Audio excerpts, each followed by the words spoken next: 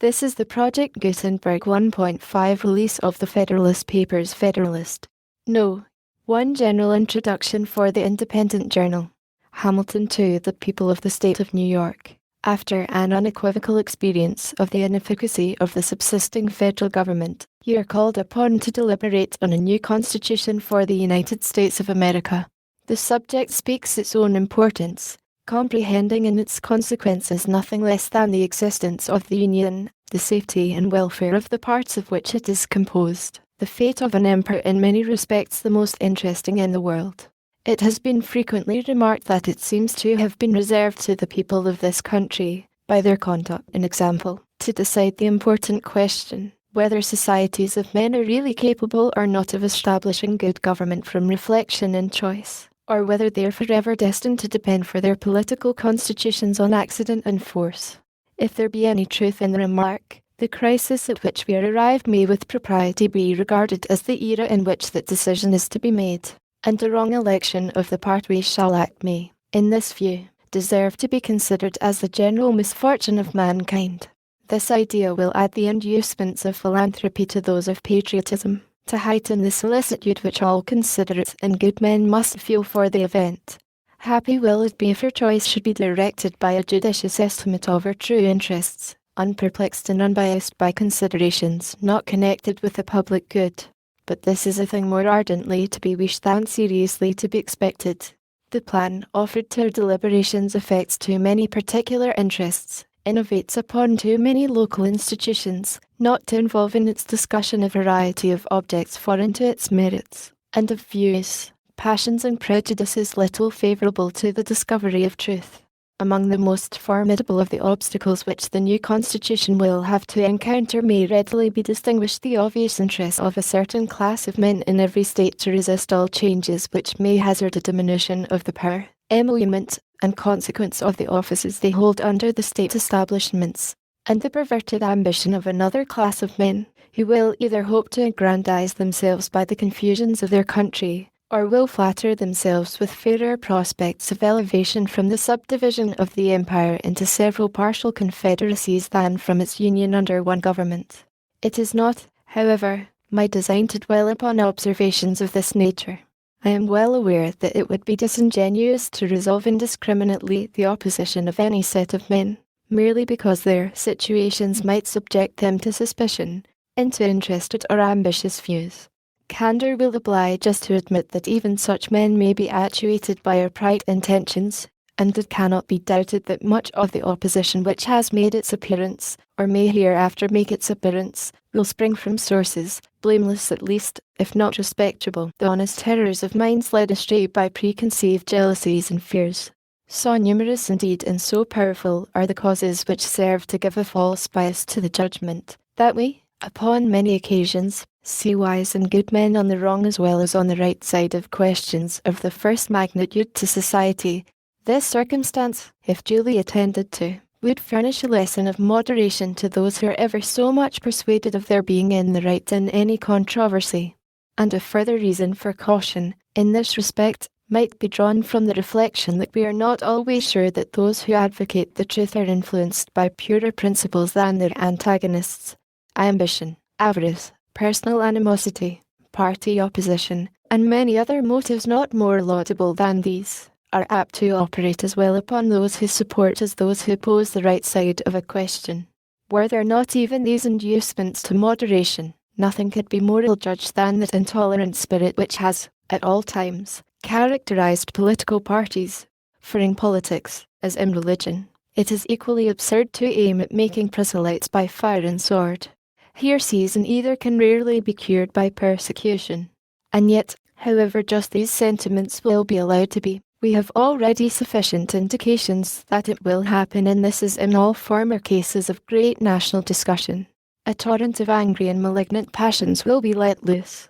To judge from the conduct of the opposite parties, we shall be led to conclude that they will mutually hope to evince the justness of their opinions, and to increase the number of their converts by the lewdness of their declamations and the bitterness of their invectives. An enlightened zeal for the energy and efficiency of government will be stigmatized as the offspring of a temper fond of despotic power and hostile to the principles of liberty. an over-scrupulous jealousy of danger to the rights of the people, which is more commonly the fault of the head than of the heart, will be represented as mere pretense and artifice, the stale bait for popularity at the expense of the public good. It will be forgotten, on the one hand, that jealousy is the usual concomitant of love, and that the noble enthusiasm of liberty is apt to be infected with a spirit of narrow and illiberal distrust. On the other hand, it will be equally forgotten that the vigour of government is essential to the security of liberty, that, in the contemplation of a sound and well-informed judgment, their interests can never be separated, and that a dangerous ambition more often lurks behind the specious mask of zeal for the rights of the people than under the forbidden appearance of zeal for the firmness and efficiency of government. History will teach us that the former has been found a much more certain road to the introduction of despotism than the latter, and that of those men who have overturned the liberties of republics, the greatest number have begun their career by paying an obsequious court to the people, commencing demagogues and ending tyrants. In the course of the preceding observations, I have had an eye, my fellow citizens, to putting you upon your guard against all attempts, from whatever quarter, to influence your decision in a matter of the utmost moment to your welfare, by any impressions other than those which may result from the evidence of truth. You will, no doubt, at the same time, have collected from the general scope of them, that they proceed from a source not unfriendly to the new constitution. Yes, my countrymen, I own to you that, after having given it an attentive consideration, I am clearly of opinion it is your interest to adopt it. I am convinced that this is the safest course for your liberty, your dignity, and your happiness. I affect not reserves which I do not feel. I will not amuse you with an appearance of deliberation when I have decided. I frankly acknowledge to you my convictions, and I will freely lay before you the reasons on which they are founded. The consciousness of good intentions disdains ambiguity. I shall not, however, multiply professions on this head. My motives must remain in the depository of my own breast. My arguments will be open to all, and may be judged of by all. They shall at least be offered in a spirit which will not disgrace the cause of truth.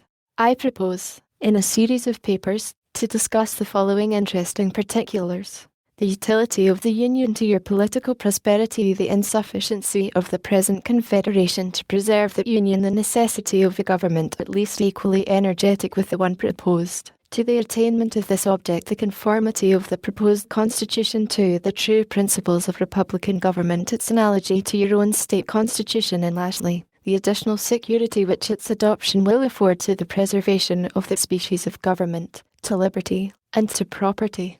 In the progress of this discussion I shall endeavour to give a satisfactory answer to all the objections which shall have made their appearance, that may seem to have any claim to your attention.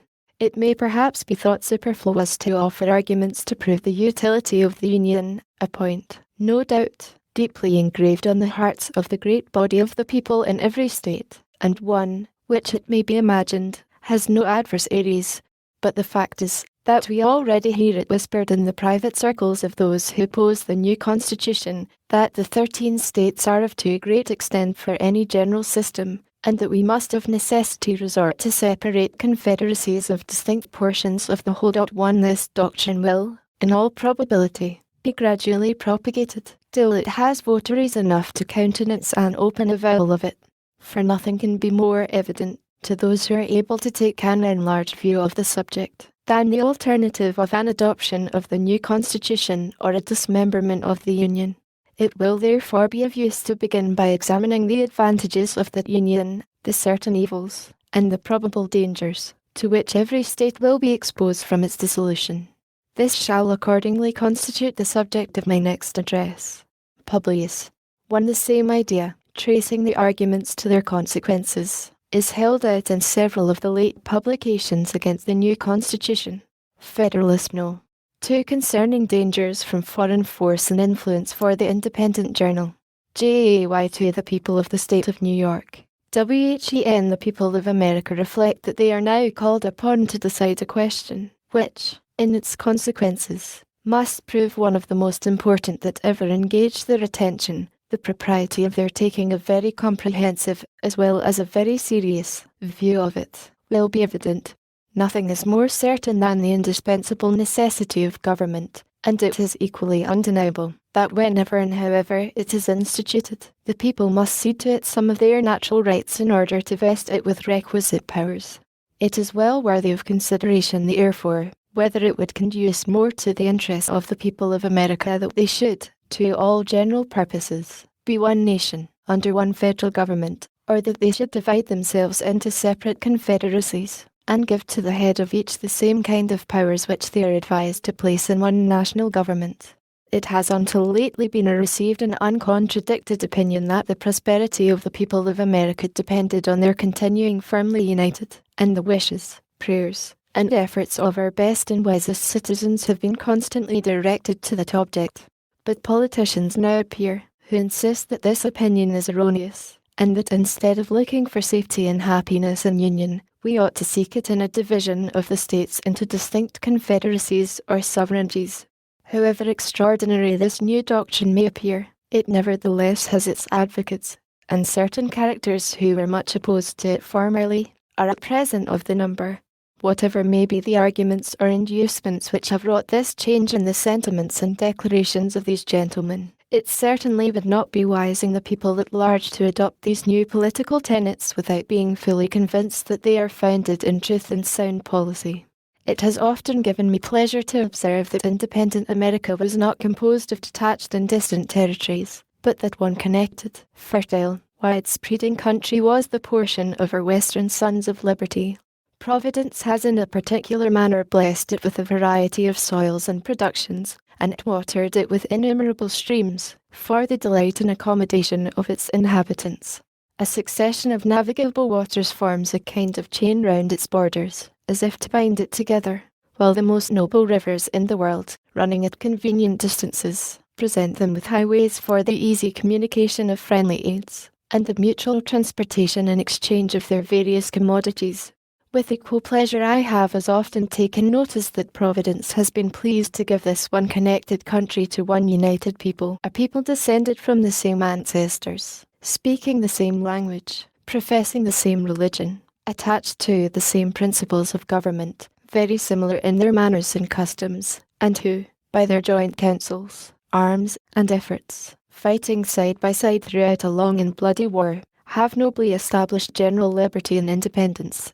This country and this people seem to have been made for each other, and it appears as if it was the design of Providence, that an inheritance so proper and convenient for a band of brethren, united to each other by the strongest ties, should never be split into a number of unsocial, jealous, and alien sovereignties.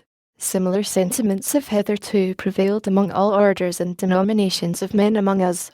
To all general purposes we have uniformly been one people, each individual citizen everywhere enjoying the same national rights, privileges, and protection. As a nation we have made peace and war. As a nation we have vanquished our common enemies. As a nation we have formed alliances, and made treaties, and entered into various compacts and conventions with foreign states.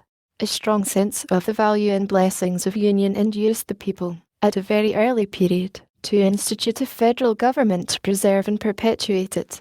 They formed it almost as soon as they had a political existence, nay, at a time when their habitations were in flames, when many of their citizens were bleeding, and when the progress of hostility and desolation left little room for those calm and mature inquiries and reflections which must ever precede the formation of a wise and well-balanced government for a free people.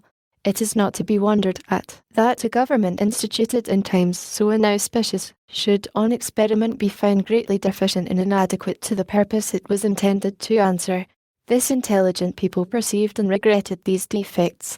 Still continuing no less attached to union than enamoured of liberty, they observed the danger which immediately threatened the former and more remotely the latter, and being persuaded that ample security for both could only be found in a national government more wisely framed, they as with one voice convened the late convention at Philadelphia to take that important subject under consideration. This convention composed of men who possessed the confidence of the people, and many of whom had become highly distinguished by their patriotism, virtue, and wisdom, in times which tried the minds and hearts of men, undertook the arduous task. In the mild season of peace, with minds unoccupied by other subjects, they passed many months in cool, uninterrupted, and daily consultation. And finally, without having been awed by power, or influenced by any passions except love for their country, they presented and recommended to the people the plan produced by their joint and very unanimous councils.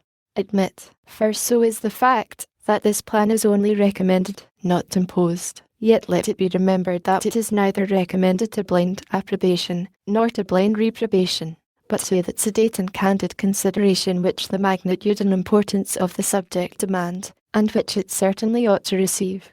But this, as was remarked in the foregoing number of this paper, is more to be wished than expected, that it may be so considered and examined. Experience on a former occasion teaches us not to be too sanguine in such hopes. It is not yet forgotten that well-grounded apprehensions of imminent danger induced the people of America to form the memorable Congress of 1774. That body recommended certain measures to their constituents, and the event proved their wisdom. Yet it is fresh in our memories how soon the press began to teem with pamphlets and weekly papers against those very measures. Not only many of the officers of government, who obeyed the dictates of personal interest, but others, from a mistaken estimate of consequences, or the undue influence of former attachments, or whose ambition aimed at objects which did not correspond with the public good, were indefatigable in their efforts to persuade the people to reject the advice of that patriotic Congress. Many, indeed, were deceived and deluded, but the great majority of the people reasoned and decided judiciously, and happy they are in reflecting that they did so. They considered that the Congress was composed of many wise and experienced men, that, being convened from different parts of the country, they brought with them and communicated to each other a variety of useful information, that, in the course of the time they passed together in inquiring into and discussing the true interests of their country, they must have acquired very accurate knowledge on that head, that they were individually interested in the public liberty and prosperity, and therefore that it was not less their inclination than their duty to recommend only such measures as, after the most mature deliberation, they really thought prudent and advisable. These and similar considerations then induced the people to rely greatly on the judgment and integrity of the Congress, and they took their advice, notwithstanding the various arts and endeavours used to deter them from it. But if the people at large had reason to confide in the men of that Congress, few of whom had been fully tried or generally known, still greater reason have they now to respect the judgment and advice of the Convention, for it is well known that some of the most distinguished members of that Congress, who have been since tried and justly approved for patriotism and abilities, and who have grown old in acquiring political information, were also members of this Convention, and carried into it their accumulated knowledge and experience. It is worthy of remark that not only the first, but every succeeding Congress, as well as the late Convention, have invariably joined with the people in thinking that the prosperity of America depended on its union. To preserve and perpetuate it was the great object of the people in forming the Convention, and it is also the great object of the plan which the Convention has advised them to adopt. With what propriety, therefore, or for what good purposes, are attempts at this particular period made by some men to depreciate the importance of the Union? Or why is it suggested that 3 or 4 confederacies would be better than one? I am persuaded in my own mind that the people have always thought right on this subject, and that their universal and uniform attachment to the cause of the Union rests on great and weighty reasons, which I shall endeavour to develop and explain in some ensuing papers. They who promote the idea of substituting a number of distinct confederacies in the room of the plan of the Convention seem clearly to foresee that the rejection of it would put the continuance of the Union in the utmost jeopardy. That certainly would be the case, and I sincerely wish that it may be as clearly foreseen by every good citizen that whenever the dissolution of the Union arrives, America will have reason to exclaim, in the words of the poet, "Farewell, a long farewell to all my greatness." Publius, Federalist No. 3. The same subject continued, concerning dangers from foreign force and influence, for the Independent Journal.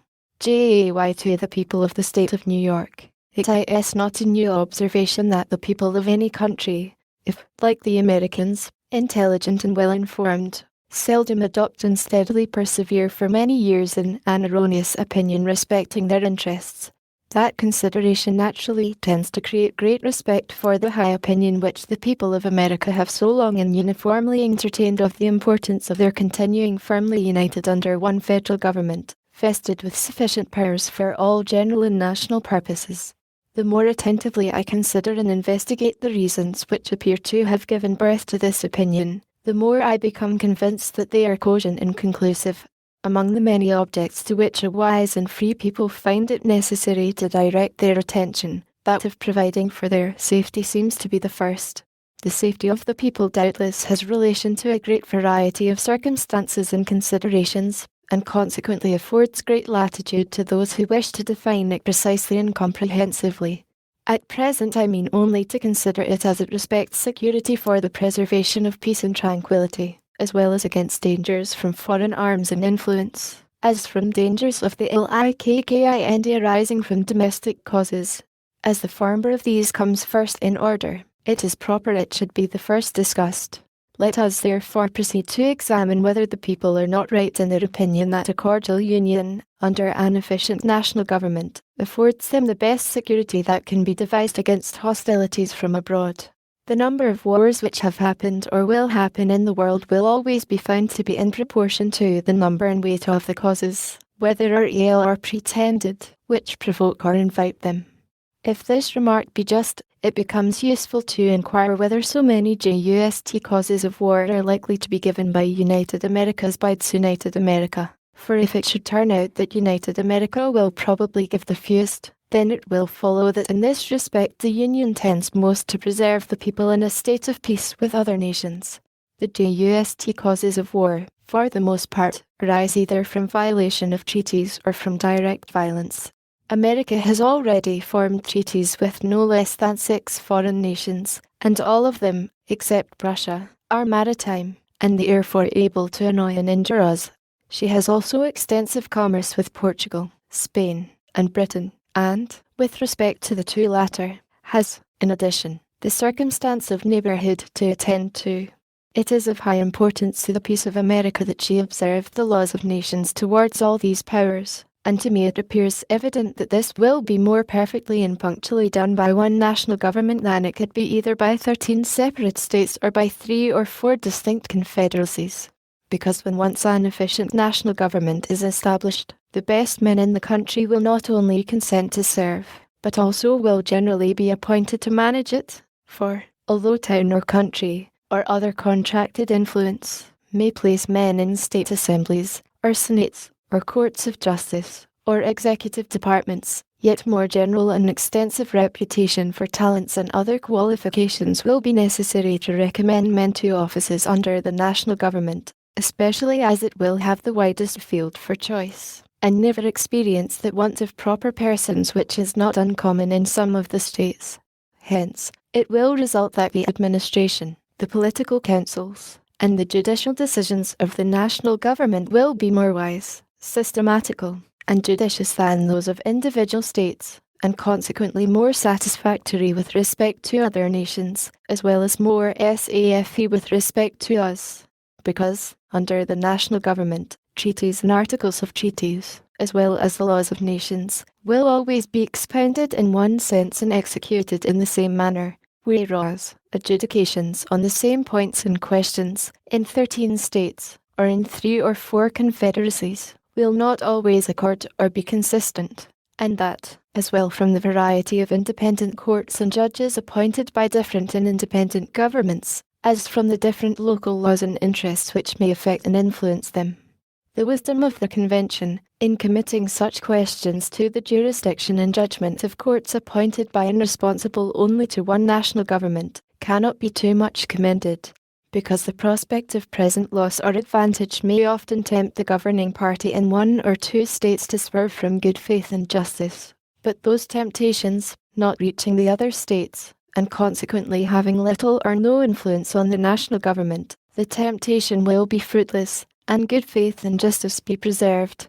The case of the Treaty of Peace with Britain adds great weight to this reasoning, because, even if the governing party in a state should be disposed to resist such temptations, yet as such temptations may, and commonly do, result from circumstances peculiar to the state, and may affect a great number of the inhabitants, the governing party may not always be able, if willing, to prevent the injustice meditated, or to punish the aggressors.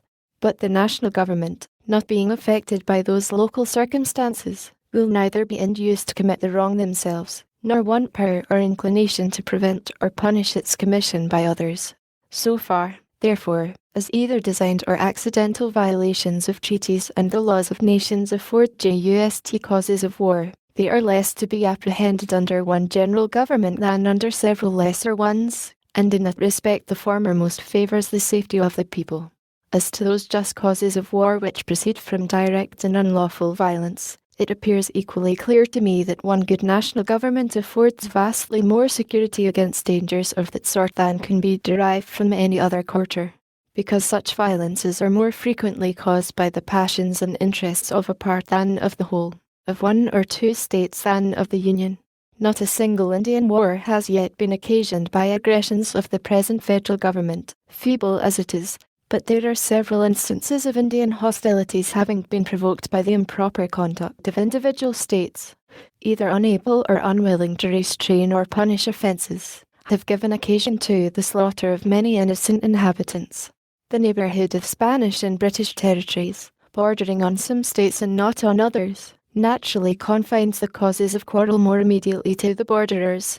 The bordering states, if any, will be those who, under the impulse of sudden irritation, and a quick sense of apparent interest or injury, will be most likely, by direct violence, to excite war with these nations, and nothing can so effectually obviate that danger as a national government, whose wisdom and prudence will not be diminished by the passions which actuate the parties immediately interested. But not only fewer just causes of war will be given by the national government, but it will also be more in their power to accommodate and settle them amicably. They will be more temperate and cool, and in that respect, as well as in others, will be more in capacity to act advisedly than the offending state. The pride of states, as well as of men, naturally disposes them to justify all their actions, and opposes their acknowledging, correcting, or repairing their errors and offences. The national government, in such cases, will not be affected by this pride, but will proceed with moderation and candour to consider and decide on the means most proper to extricate them from the difficulties which threaten them. Besides, it is well known that acknowledgments, explanations, and compensations are often accepted as satisfactory from a strong united nation, which would be rejected as unsatisfactory if offered by a state or confederacy of little consideration or power. In the year 1685, the state of Genoa having offended Louis XIV, endeavoured to appease him. He demanded that they should send their doge, or chief magistrate, accompanied by 4 of their senators, to France, to ask his pardon and receive his terms. They were obliged to submit to it for the sake of peace. Would he on any occasion either have demanded or have received the like humiliation from Spain, or Britain, or any other powerful nation? Publius, Federalist No. For the same subject continued, concerning dangers from foreign force and influence, for the Independent Journal, J.A.Y. to the people of the State of New York. MYLAST paper assigns several reasons why the safety of the people would be best secured by union against the danger it may be exposed to by just causes of war given to other nations, and those reasons show that such causes would not only be more rarely given, but would also be more easily accommodated by a national government than either by the state governments or the proposed little confederacies. But the safety of the people of America against dangers from foreign force depends not only on their forbearing to give just causes of war to other nations, but also on their placing and continuing themselves in such a situation as not to invite hostility or insult. For it need not be observed that there are pretended as well as just causes of war. It is too true, however disgraceful it may be to human nature, that nations in general will make war whenever they have a prospect of getting anything by it. Nay, absolute monarchs will often make war when their nations are to get nothing by it, but for the purposes and objects merely personal, such as thirst for military glory, revenge for personal affronts, ambition, or private compacts to aggrandize or support their particular families or partisans. These and a variety of other motives, which affect only the mind of the sovereign, often lead him to engage in wars not sanctified by justice or the voice and interests of his people. But, independent of these inducements to war, which are more prevalent in absolute monarchies, but which well deserve our attention, there are others which affect nations as often as kings, and some of them will on examination be found to grow out of our relative situation and circumstances. With France and with Britain we are rivals in the fisheries, and can supply their markets cheaper than they can themselves, notwithstanding any efforts to prevent it by bounties on their own or duties on foreign fish. With them and with most other European nations we are rivals in navigation and the carrying trade, and we shall deceive ourselves if we suppose that any of them will rejoice to see it flourish, for, as our carrying trade cannot increase without in some degree diminishing theirs, it is more their interest, and will be more their policy, to restrain and to promote it. In the trade to China and India, we interfere with more than one nation, inasmuch as it enables us to partake in advantages which they had in a manner monopolized, and as we thereby supply ourselves with commodities which we used to purchase from them. The extension of our own commerce in our own vessels cannot give pleasure to any nations who possess territories on or near this continent, because the cheapness and excellence of our productions, added to the circumstance of vicinity, and the enterprise and address of our merchants and navigators, will give us a greater share in the advantages which those territories afford, than consists with the wishes or policy of their respective sovereigns. Spain thinks it convenient to shut the Mississippi against us on the one side, and Britain excludes us from the St. Lawrence on the other, nor will either of them permit the other waters which are between them and us to become the means of mutual intercourse and traffic. From these and such like considerations, which might, if consistent with prudence, be more amplified and detailed, it is easy to see that jealousies and uneasinesses may gradually slide into the minds and cabinets of other nations, and that we are not to expect that they should regard our advancement in union, in power and consequence by land and by sea, with an eye of indifference and composure.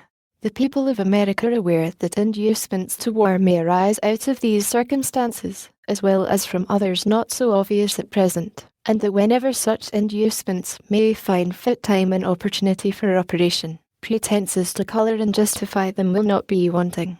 Wisely, therefore, do they consider union and a good national government as necessary to put and keep them in such a situation as, instead of inviting war, will tend to repress and discourage it.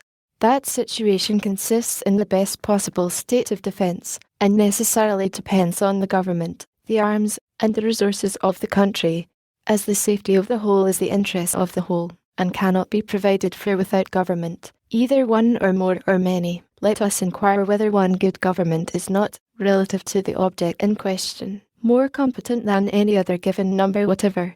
One government can collect and avail itself of the talents and experience of the ablest men, in whatever part of the Union they may be found.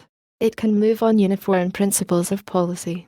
It can harmonize, assimilate, and protect the several parts and members, and extend the benefit of its foresight and precautions to each. In the formation of treaties, it will regard the interests of the whole, and the particular interests of the parts as connected with it of the whole. It can apply the resources and power of the whole to the defence of any particular part, and that more easily and expeditiously than state governments or separate confederacies can possibly do, for want of concert and unity of system. It can place the militia under one plan of discipline, and, by putting their officers in a proper line of subordination to the chief magistrate, will, as it were, consolidate them into one corps, and thereby render them more efficient than if divided into 13 or into 3 or 4 distinct independent companies. What would the militia of Britain be if the English militia obeyed the government of England, if the Scotch militia obeyed the government of Scotland, and if the Welsh militia obeyed the government of Wales? Suppose an invasion, would those 3 governments, if they agreed at all, be able, with all their respective forces, to operate against the enemy so effectually as the single government of Great Britain would? We have heard much of the fleets of Britain, and the time may come, if we are wise, when the fleets of America may engage attention.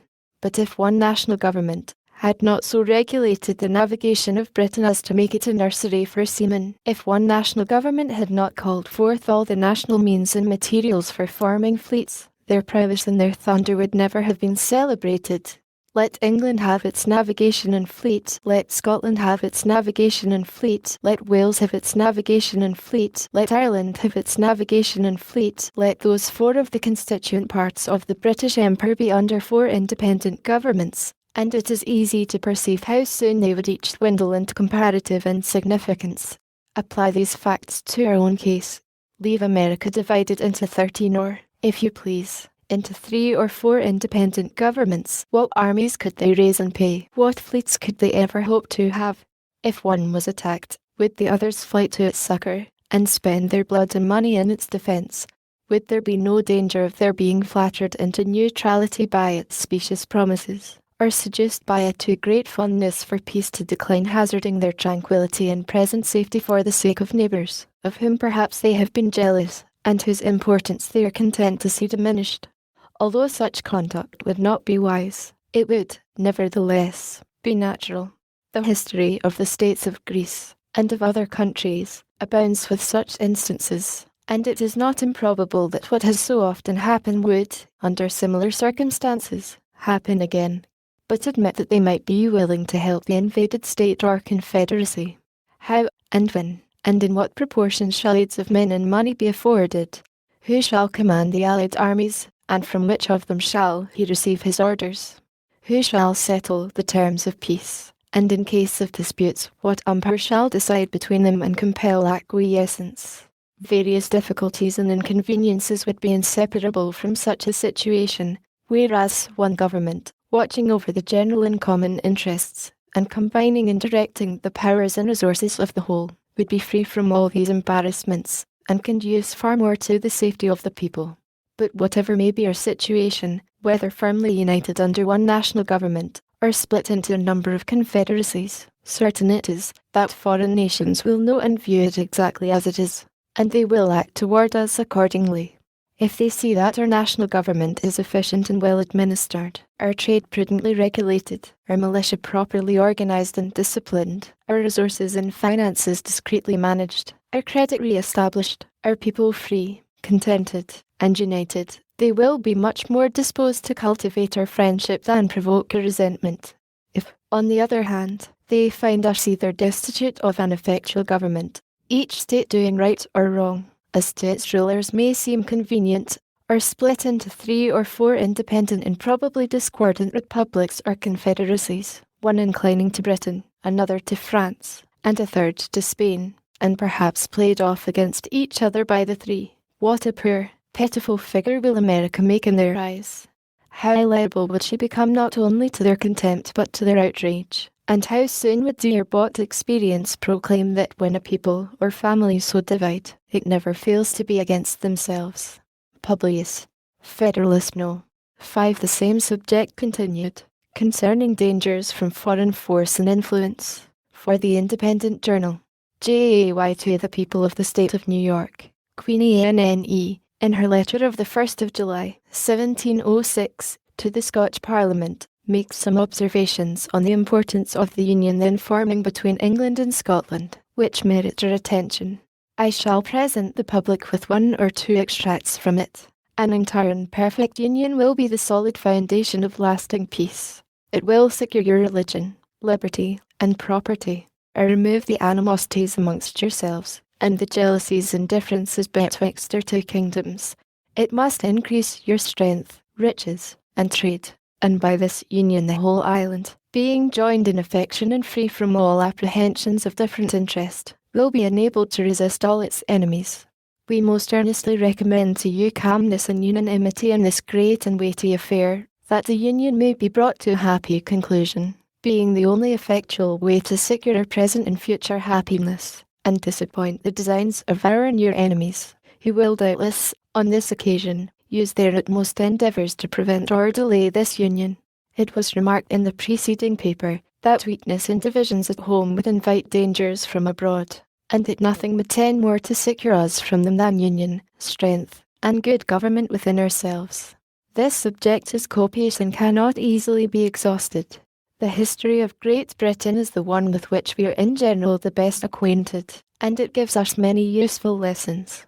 We may profit by their experience without paying the price which it cost them. Although it seems obvious to common sense that the people of such an island should be but one nation, yet we find that they were for ages divided into three, and that those three were almost constantly embroiled in quarrels and wars with one another.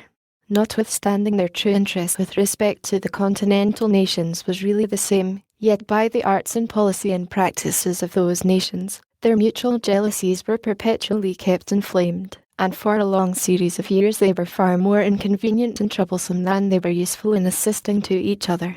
Should the people of America divide themselves into 3 or 4 nations, would not the same thing happen? Would not similar jealousies arise, and be in like manner cherished?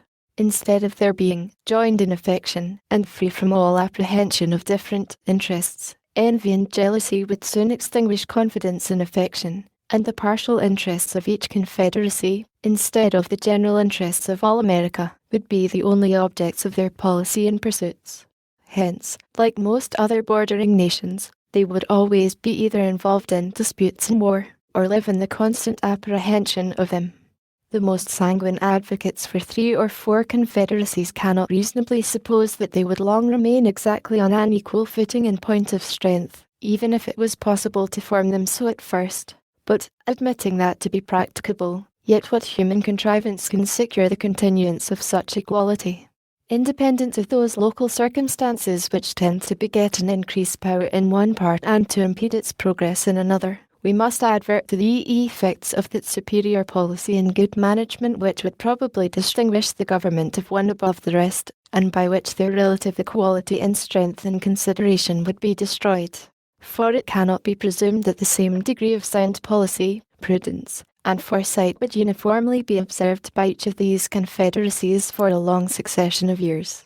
Whenever, and from whatever causes, it might happen, and happen it would, that any one of these nations or confederacies should rise on the scale of political importance much above the degree of her neighbours, that moment would those neighbours behold her with envy and with fear.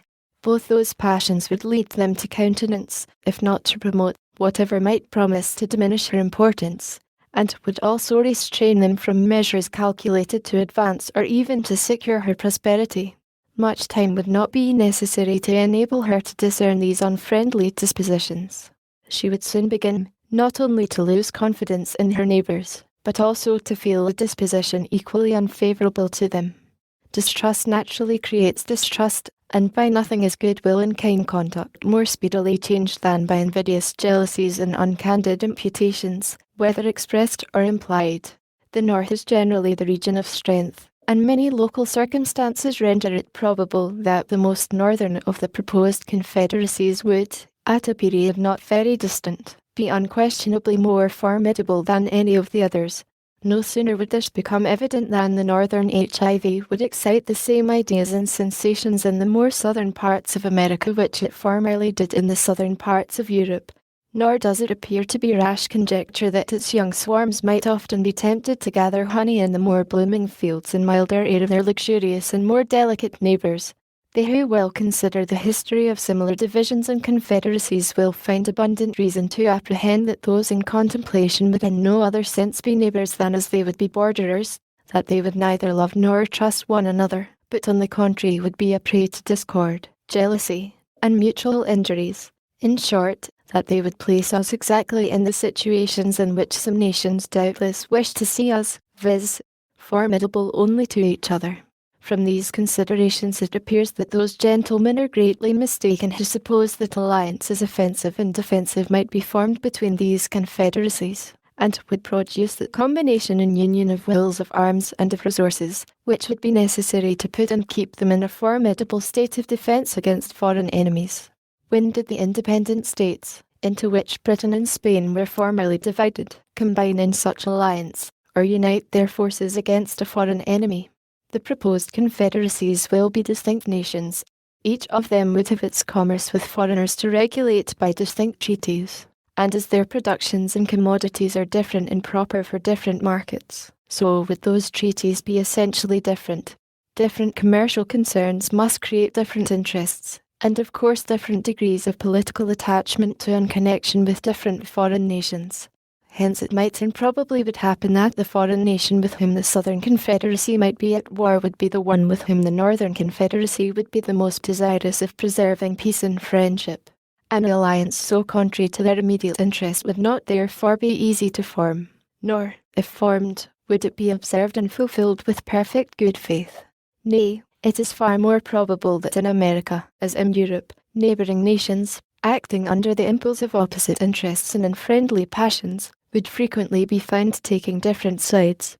Considering our distance from Europe, it would be more natural for these confederacies to apprehend danger from one another than from distant nations, and therefore that each of them should be more desirous to guard against the others by the aid of foreign alliances, than to guard against foreign dangers by alliances between themselves.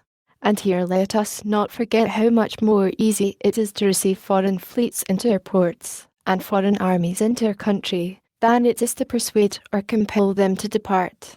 How many conquests did the Romans and others make in the characters of allies, and what innovations did they under the same character introduce into the governments of those whom they pretended to protect?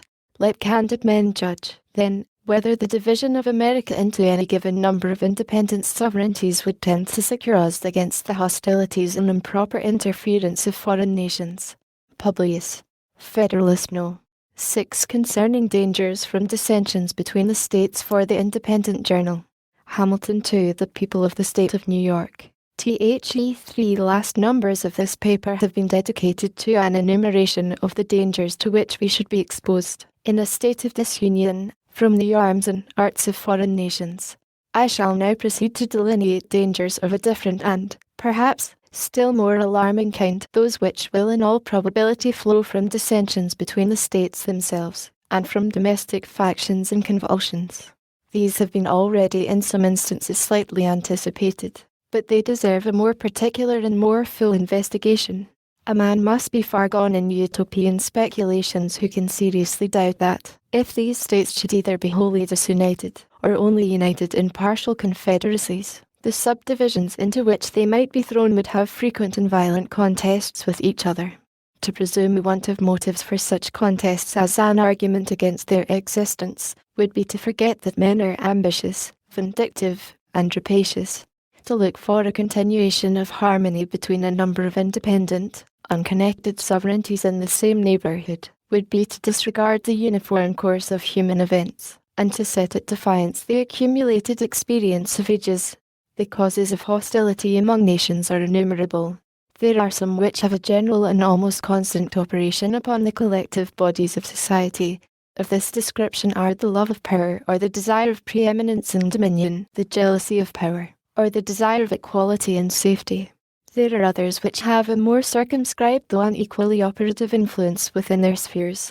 Such are the rivalships and competitions of commerce between commercial nations, and there are others, not less numerous than either of the former, which take their origin entirely in private passions, in the attachments, enmities, interests, hopes, and fears of leading individuals in the communities of which they are members. Men of this class, whether the favourites of a king or of a people, have in too many instances abused the confidence they possessed, and assuming the pretext of some public motive, have not scrupled to sacrifice the national tranquillity to personal advantage or personal gratification.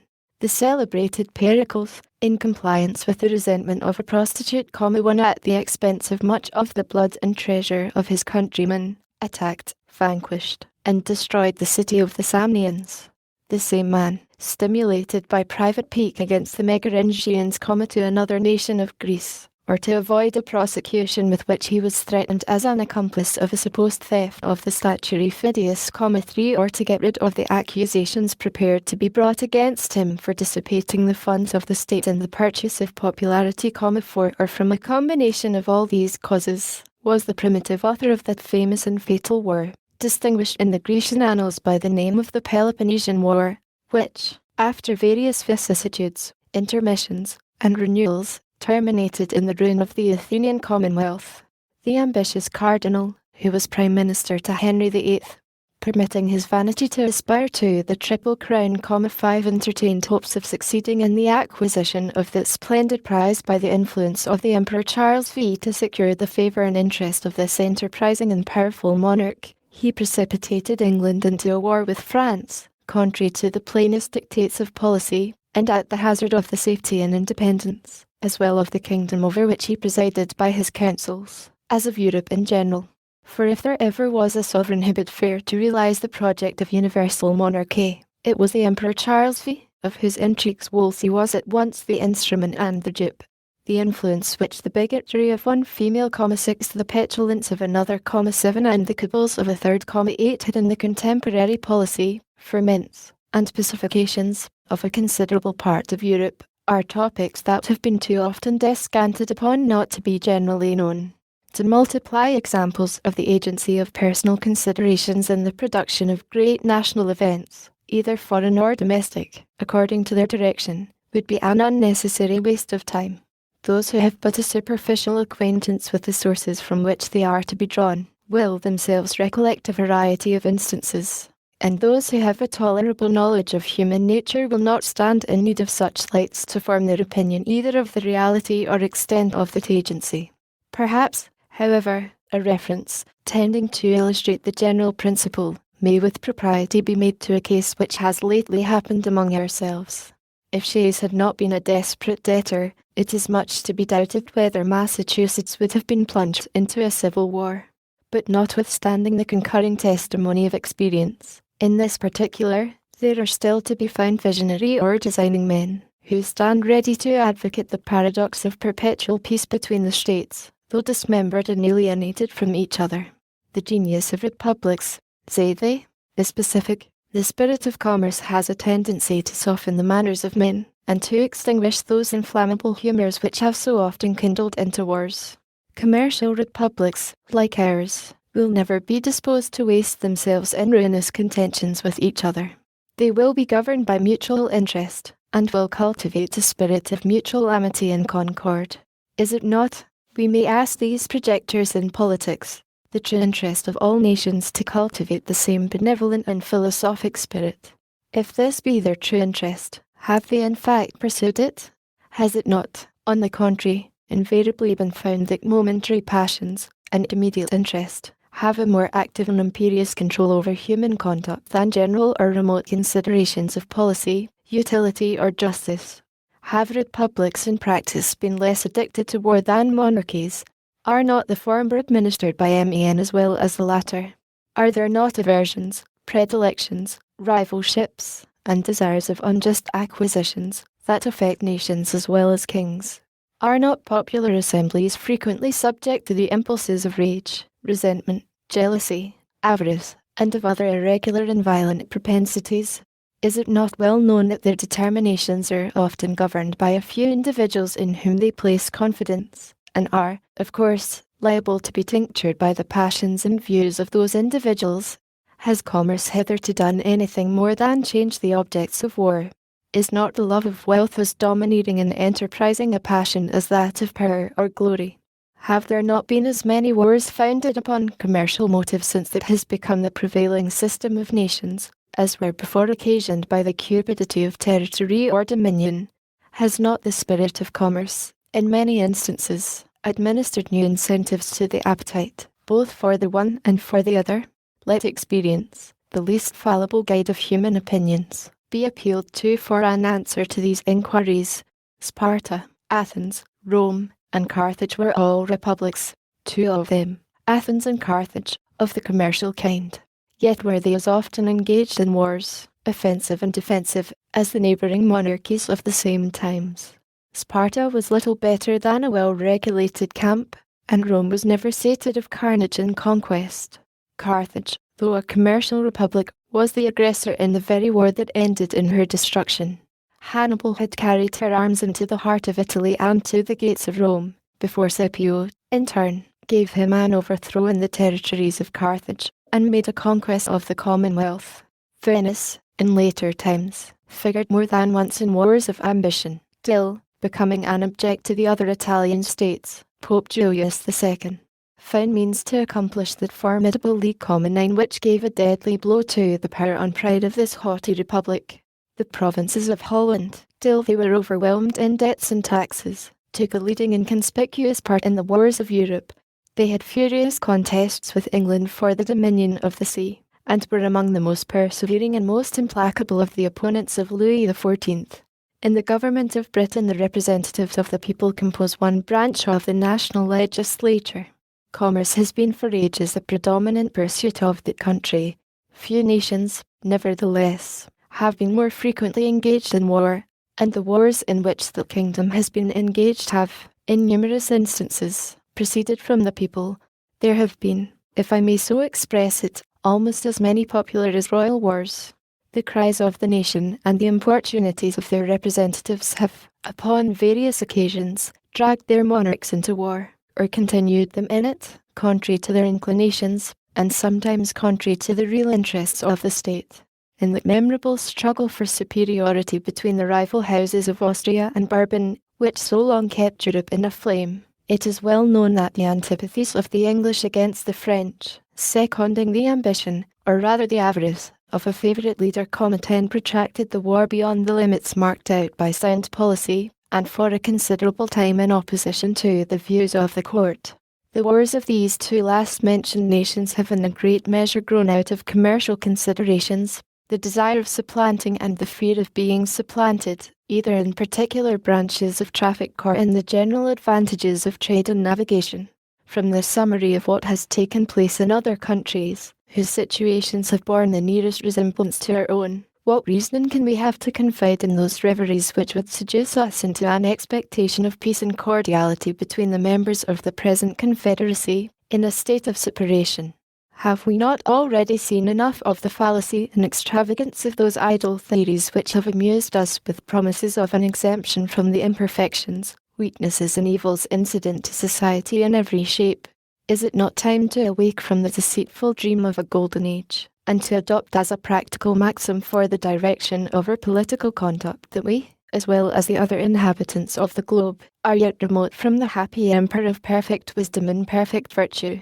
Let the point of extreme depression to which our national dignity and credit have sunk, let the inconveniences felt everywhere from a lax and ill administration of government, let the revolt of a part of the state of North Carolina, the late menacing disturbances in Pennsylvania, and the actual insurrections and rebellions in Massachusetts, declare, so far as the general sense of mankind from corresponding with the tenets of those who endeavour to lull asleep our apprehensions of discord and hostility between the states, in the event of disunion, that it has from long observation of the progress of society become a sort of axiom in politics, that vicinity or nearness of situation constitutes nations' natural enemies. An intelligent writer expresses himself on this subject to this effect: neighbouring nations, says he, are naturally enemies of each other unless their common weakness forces them to league in a confederate republic, and their constitution prevents the differences that neighbourhood occasions, extinguishing that secret jealousy which disposes all states to aggrandize themselves at the expense of their neighbours. 11 This passage, at the same time, points out the evil and suggests the remedy. Publius 1 Aspasia, vid. Plutarch's Life of Pericles. 2 Ibid. 3 Ibid. 4 Ibid. Phidias was supposed to have stolen some public gold, with the connivance of Pericles, for the embellishment of the statue of Minerva. 5 P. worn by the popes. 6 Madame de Maintenon. 7 Duchess of Marlborough. 8 Madame de Pompadour. 9 The League of Cambrai, comprehending the Emperor, the King of France, the King of Aragon, and most of the Italian princes and states. 10 The Duke of Marlborough. 11 Vid. Principes des Negotiations, par l'Abbé Mably. Federalist. No. 7 The same subject continued, concerning dangers from dissensions between the states, for the Independent Journal. Hamilton to the people of the state of New York. It is sometimes asked, with an air of seeming triumph, what inducements could the states have, if disunited, to make war upon each other? It would be a full answer to this question to say precisely the same inducements which have, at different times, deluged in blood all the nations in the world. But, unfortunately for us, the question admits of a more particular answer. There are causes of differences within our immediate contemplation, of the tendency of which, even under the restraints of a federal constitution, we have had sufficient experience to enable us to form a judgment of what might be expected if those restraints were removed. Territorial disputes have at all times been found one of the most fertile sources of hostility among nations. Perhaps the greatest proportion of wars that have desolated the earth have sprung from this origin. This cause would exist among us in full force. We have a vast tract of unsettled territory within the boundaries of the United States. There still are discordant and undecided claims between several of them, and the dissolution of the Union would lay a foundation for similar claims between them all. It is well known that they have heretofore had serious and animated discussion concerning the rights to the lands which were ungranted at the time of the Revolution, and which usually went under the name of Crown lands. The states within the limits of whose colonial governments they were comprised have claimed them as their property. The others have contended that the rights of the Crown in this article devolved upon the Union, especially as to all that part of the Western Territory which, either by actual possession, or through the submission of the Indian proprietors, was subjected to the jurisdiction of the King of Great Britain, till it was relinquished in the Treaty of Peace. This, it has been said, was at all events an acquisition to the Confederacy by compact with a foreign power. It has been the prudent policy of Congress to appease this controversy, by prevailing upon the states to make cessions to the United States for the benefit of the whole. This has been so far accomplished as, under a continuation of the Union, to afford the decided prospect of an amicable termination of the dispute. A dismemberment of the Confederacy, however, would revive this dispute, and would create others on the same subject. At present, a large part of the vacant Western Territory is, by cession at least, if not by any anterior right, the common property of the Union. If that were at an end, the states which made the cession, on a principle of federal compromise, would be apt, when the motive of the grant had ceased, to reclaim the lands as a reversion. The other states would no doubt insist on a proportion, by rights of representation. Their argument would be, that a grant, once made, could not be revoked, and that the justice of participating in territory acquired or secured by the joint efforts of the Confederacy remained undiminished. If, contrary to probability, it should be admitted by all the states that each had a right to a share of this common stock, there would still be a difficulty to be surmounted, as to a proper rule of apportionment. Different principles would be set up by different states for this purpose, and as they would affect the opposite interests of the parties, they might not easily be susceptible of a pacific adjustment. In the wide field of Western Territory, therefore, we perceive an ample theatre for hostile pretensions, without any umpire or common judge to interpose between the contending parties. To reason from the past to the future, we shall have good ground to apprehend that the sword would sometimes be appealed to as the arbiter of their differences. The circumstances of the dispute between Connecticut and Pennsylvania respecting the land at Wyoming admonish us not to be sanguine in expecting an easy accommodation of such differences. The Articles of Confederation oblige the parties to submit the matter to the decision of a federal court. The submission was made, and the court decided in favor of Pennsylvania, but Connecticut gave strong indications of dissatisfaction with its determination, nor did she appear to be entirely resigned to it, till, by negotiation and management, something like an equivalent was found for the loss she supposed herself to have sustained. Nothing here said is intended to convey the slightest censure in the conduct of that state. She no doubt sincerely believed herself to have been injured by the decision, and states, like individuals, acquiesce with great reluctance in determinations to their disadvantage. Those who had an opportunity of seeing the inside of the transactions which attended the progress of the controversy between this state and the District of Vermont, can vouch the opposition we experienced, as well from states not interested as from those which were interested in the claim, and can attest the danger to which the peace of the Confederacy might have been exposed, had this state attempted to assert its rights by force. Two motives preponderated in that opposition: one, a jealousy entertained over future power, and the other, the interest of certain individuals of influence in the neighbouring states, who had obtained grants of lands under the actual government of that district. Even the states which brought forward claims, in contradiction to ours, seemed more solicitous to dismember the state than to establish their own pretensions. These were New Hampshire, Massachusetts, and Connecticut. New Jersey and Rhode Island, upon all occasions, discovered a warm zeal for the independence of Vermont. and Maryland, till alarmed by the appearance of a connection between Canada and that state, entered deeply into the same views. These being small states, saw with an unfriendly eye the perspective of our growing greatness. In a review of these transactions we may trace some of the causes which would be likely to embroil the states with each other, if it should be their impropitious destiny to become disunited. The competitions of commerce would be another fruitful source of contention. The states less favourably circumstanced would be desirous of escaping from the disadvantages of local situation, and of sharing in the advantages of their more fortunate neighbours. Each state, or separate confederacy, would pursue a system of commercial policy peculiar to itself. This would occasion distinctions, preferences, and exclusions, which would beget discontent. The habits of intercourse, on the basis of equal privileges, to which we have been accustomed since the earliest settlement of the country, would give a keener edge to those causes of discontent than they would naturally have independent of this circumstance. We should be ready to denominate injuries those things which were in reality the justifiable acts of independent sovereignties consulting a distinct interest. The spirit of enterprise, which characterizes the commercial part of America, has left no occasion of displaying itself unimproved.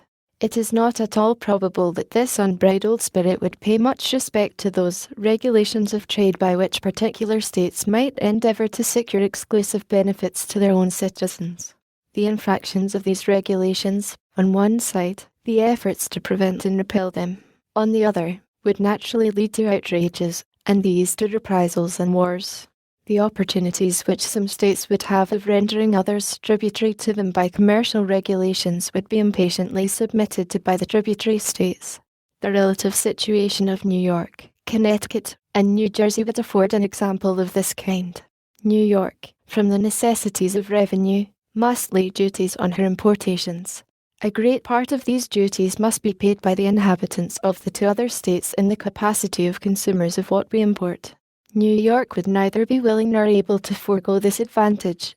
Her citizens would not consent that the duty paid by them should be remitted in favour of the citizens of her neighbours, nor would it be practicable, if there were not this impediment in the way, to distinguish the customers in our own markets. Would Connecticut and New Jersey long submit to be taxed by New York for her exclusive benefit? Should we be long permitted to remain in the quiet and undisturbed enjoyment of a metropolis, from the possession of which we derived an advantage so odious to our neighbours, and, in their opinion, so oppressive? Should we be able to preserve it against the incumbent weight of Connecticut on the one side, and the co-operating pressure of New Jersey on the other? These are questions that temerity alone will answer in the affirmative. The public debt of the Union would be a further cause of collision between the separate states or confederacies. The apportionment, in the first instance, and the progressive extinguishment afterward, would be alike productive of ill humour and animosity.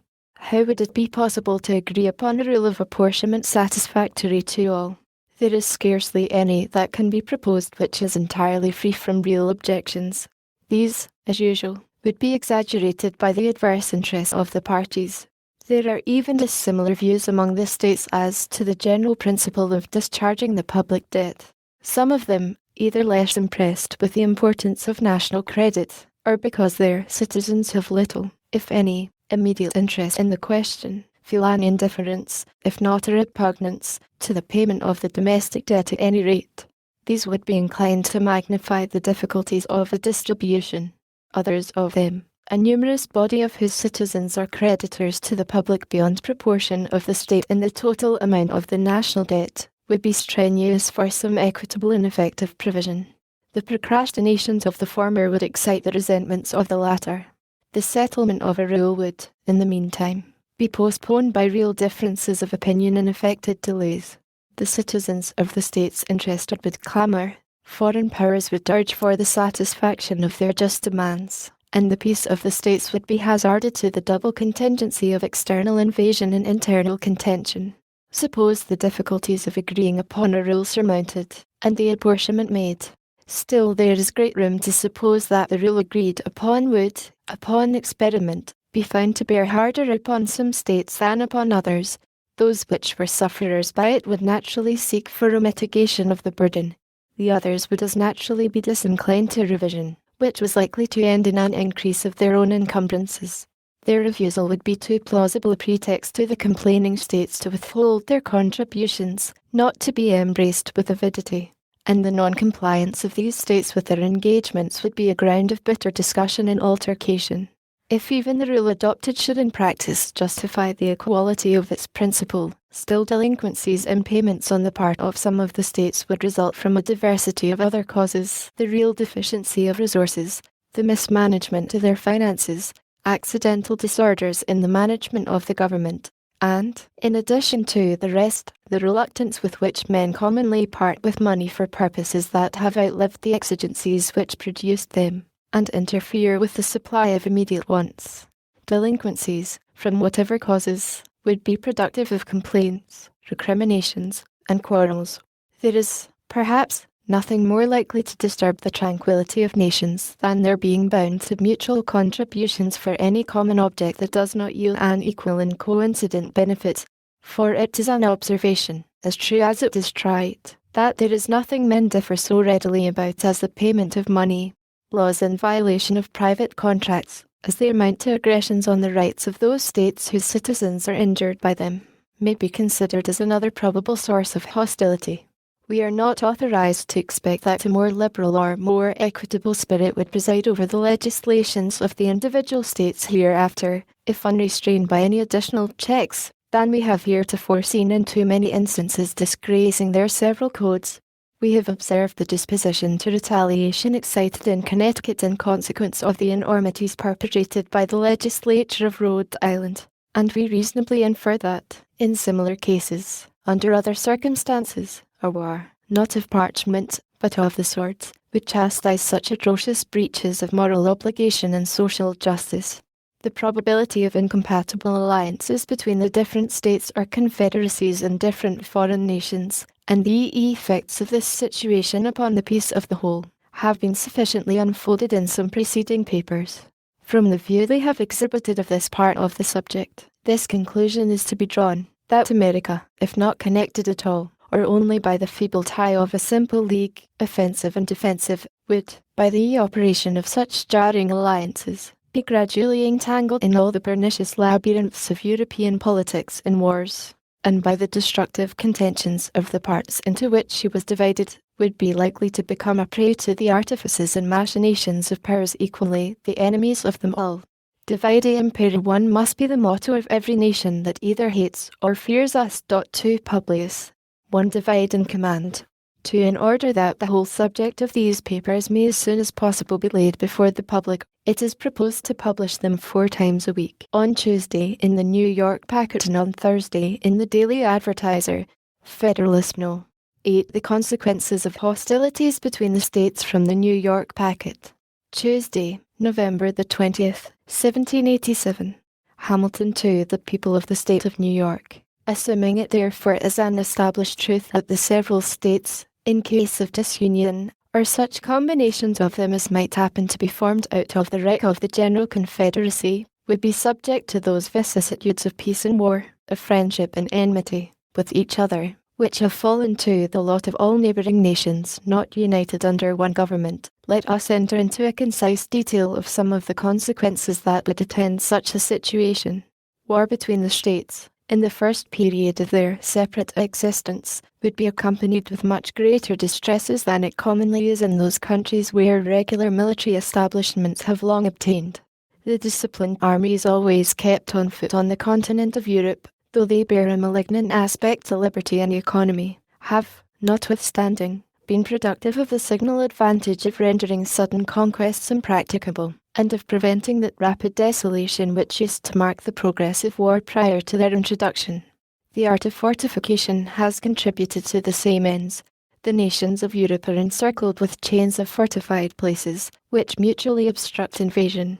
Campaigns are wasted in reducing 2 or 3 frontier garrisons, to gain admittance into an enemy's country. Similar impediments occur at every step, to exhaust the strength and delay the progress of an invader. Formerly, an invading army would penetrate into the heart of a neighbouring country almost as soon as intelligence of its approach could be received, but now a comparatively small force of disciplined troops, acting on the defensive, with the aid of posts, is able to impede, and finally to frustrate, the enterprises of one much more considerable. The history of war, in the quarter of the globe, is no longer a history of nations subdued and empires overturned, but of towns taken and retaken, of battles that decide nothing, of retreats more beneficial than victories, of much effort and little acquisition. In this country, the scene would be altogether reversed.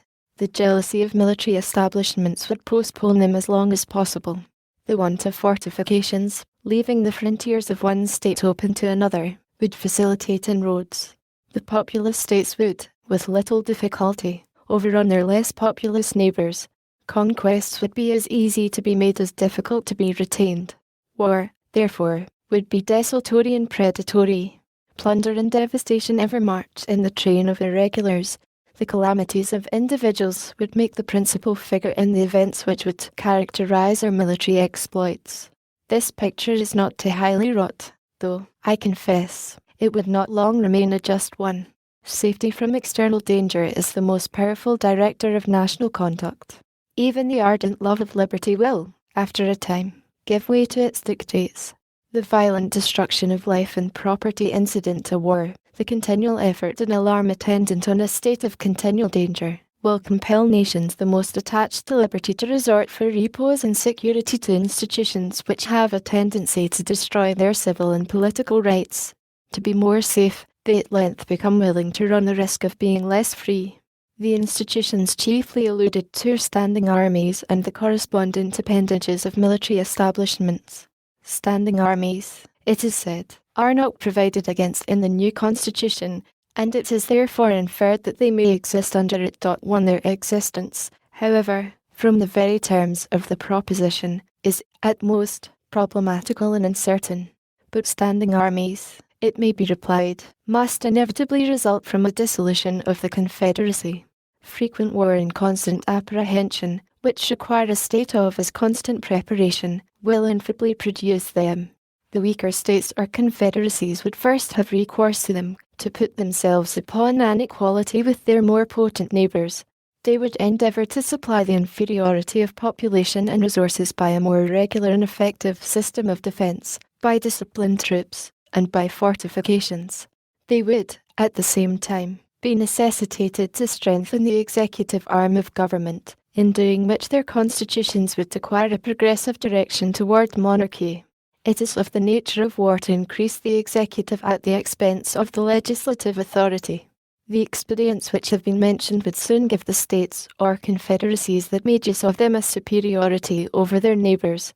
Small states, or states of less natural strength, under vigorous governments, and with the assistance of disciplined armies, have often triumphed over large states, or states of greater natural strength, which have been destitute of these advantages. Neither the pride nor the safety of the more important states or confederacies would permit them long to submit to this mortifying and adventitious superiority. They would quickly resort to means similar to those by which it had been effected, to reinstate themselves in their lost preeminence.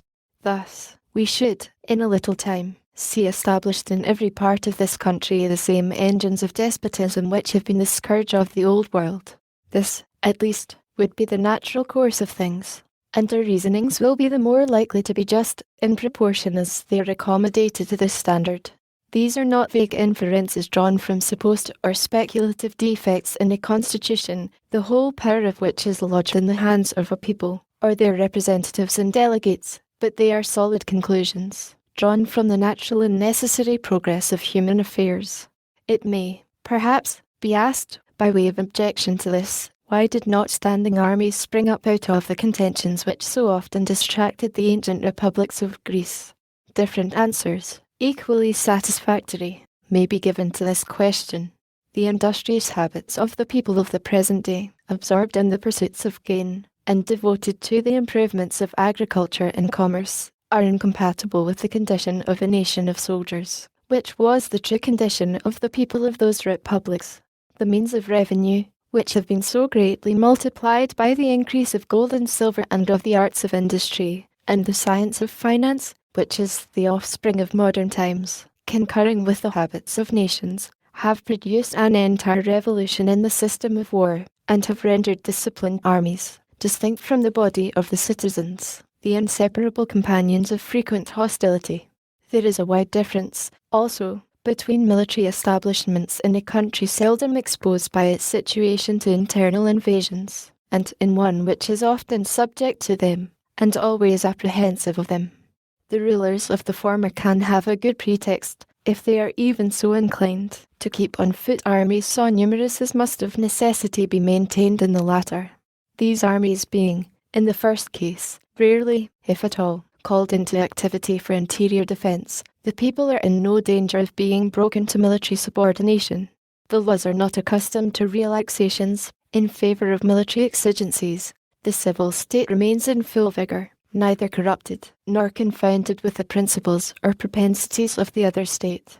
The smallness of the army renders the natural strength of the community an overmatch for it, and the citizens, not habituated to look up to the military power for protection, or to submit to its oppressions, neither love nor fear the soldiery. They view them with a spirit of jealous acquiescence in a necessary evil, and stand ready to resist a power which they suppose may be exerted to the prejudice of their rights. The army under such circumstances may usefully aid the magistrate to suppress a small faction, or an occasional mob, or insurrection, but it will be unable to enforce encroachments against the united efforts of the great body of the people. In a country in the predicament last described, the contrary of all this happens. The perpetual menacings of danger oblige the government to be always prepared to repel it. Its armies must be numerous enough for instant defence. The continual necessity for their services enhances the importance of the soldier, and proportionately degrades the condition of the citizen. The military state becomes elevated above the civil. The inhabitants of territories, often the theatre of war, are unavoidably subjected to frequent infringements on their rights, which serve to weaken their sense of those rights, and by degrees the people are brought to consider the soldiery not only as their protectors, but as their superiors. The transition from this disposition to that of considering them masters is neither remote nor difficult, but it is very difficult to prevail upon a people under such impressions to make a bold or effectual resistance to usurpations supported by the military power. The kingdom of Great Britain falls within the first description. An insular situation, and a powerful marine, guarding it in a great measure against the possibility of foreign invasion, supersede the necessity of a numerous army within the kingdom. A sufficient force to make head against a sudden descent, till the militia could have time to rally and embody, is all that has been deemed requisite.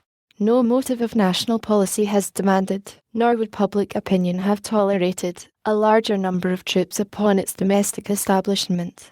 There has been, for a long time past, little room for the operation of the other causes, which have been enumerated as the consequences of internal war. This peculiar felicity of situation has, in a great degree, contributed to preserve the liberty which that country to this day enjoys, in spite of the prevalent venality and corruption. If, on the contrary, Britain had been situated on the continent, and had been compelled, as she would have been, by that situation, to make her military establishments at home coextensive with those of the other great powers of Europe, she, like them, would in all probability be, at this day, a victim to the absolute power of a single man. It is possible, though not easy, that the people of that island may be enslaved from other causes, but it cannot be by the prowess of an army so inconsiderable as that which has been usually kept up within the kingdom. If we are wise enough to preserve the Union, we may for ages enjoy an advantage similar to that of an insulated situation. Europe is at a great distance from us. Her colonies in her vicinity will be likely to continue too much disproportioned in strength to be able to give us any dangerous annoyance. Extensive military establishments cannot, in this position, be necessary to our security, but if we should be disunited, and the integral parts should either remain separated, or, which is most probable, should be thrown together into 2 or 3 confederacies, we should be, in a short course of time, in the predicament of the continental powers of Europe. Our liberties would be a prey to the means of defending ourselves against the ambition and jealousy of each other. This is an idea not superficial or futile, but solid and weighty. It deserves the most serious and mature consideration of every prudent and honest man of whatever party. If such men will make a firm and solemn pause, and meditate dispassionately on the importance of this interesting idea, If they will contemplate it in all its attitudes, and trace it to all its consequences, they will not hesitate to part with trivial objections to a constitution, the rejection of which would in all probability put a final period to the Union. The airy phantoms that flit before the distempered imaginations of some of its adversaries would quickly give place to the more substantial forms of dangers, real, certain, and formidable. Publius. 1. This objection will be fully examined in its proper place, and it will be shown that the only natural precaution which could have been taken on this subject has been taken, and a much better one than is to be found in any constitution that has been heretofore framed in America, most of which contain no guard at all on this subject. Federalist No. 9. The Union as a safeguard against domestic faction and insurrection for the Independent Journal. Hamilton 2. The people of the state of New York. FIRM Union will be of the utmost moment to the peace and liberty of the states, as a barrier against domestic faction and insurrection. It is impossible to read the history of the petty republics of Greece and Italy without feeling sensations of horror and disgust at the distractions with which they were continually agitated, and at the rapid succession of revolutions by which they were kept in a state of perpetual vibration between the extremes of tyranny and anarchy. If they exhibit occasional calms, these only serve as short-lived contrast to the furious storms that are to succeed. If now and then intervals of felicity open to view, we behold them with a mixture of regret, arising from the reflection that the pleasing scenes before us are soon to be overwhelmed by the tempestuous waves of sedition and party rage. If momentary rays of glory break forth from the gloom, while they dazzle us with a transient and fleeting brilliancy, they at the same time admonish us to lament that the vices of government should pervert the direction and tarnish the lustre of those bright talents and exalted endowments for which the favoured soils that produced them have been so justly celebrated. From the disorders that disfigure the annals of those republics, the advocates of despotism have drawn arguments, not only against the forms of republican government, but against the very principles of civil liberty. They have decried all free government as inconsistent with the order of society, and have indulged themselves in malicious exultation over its friends and partisans.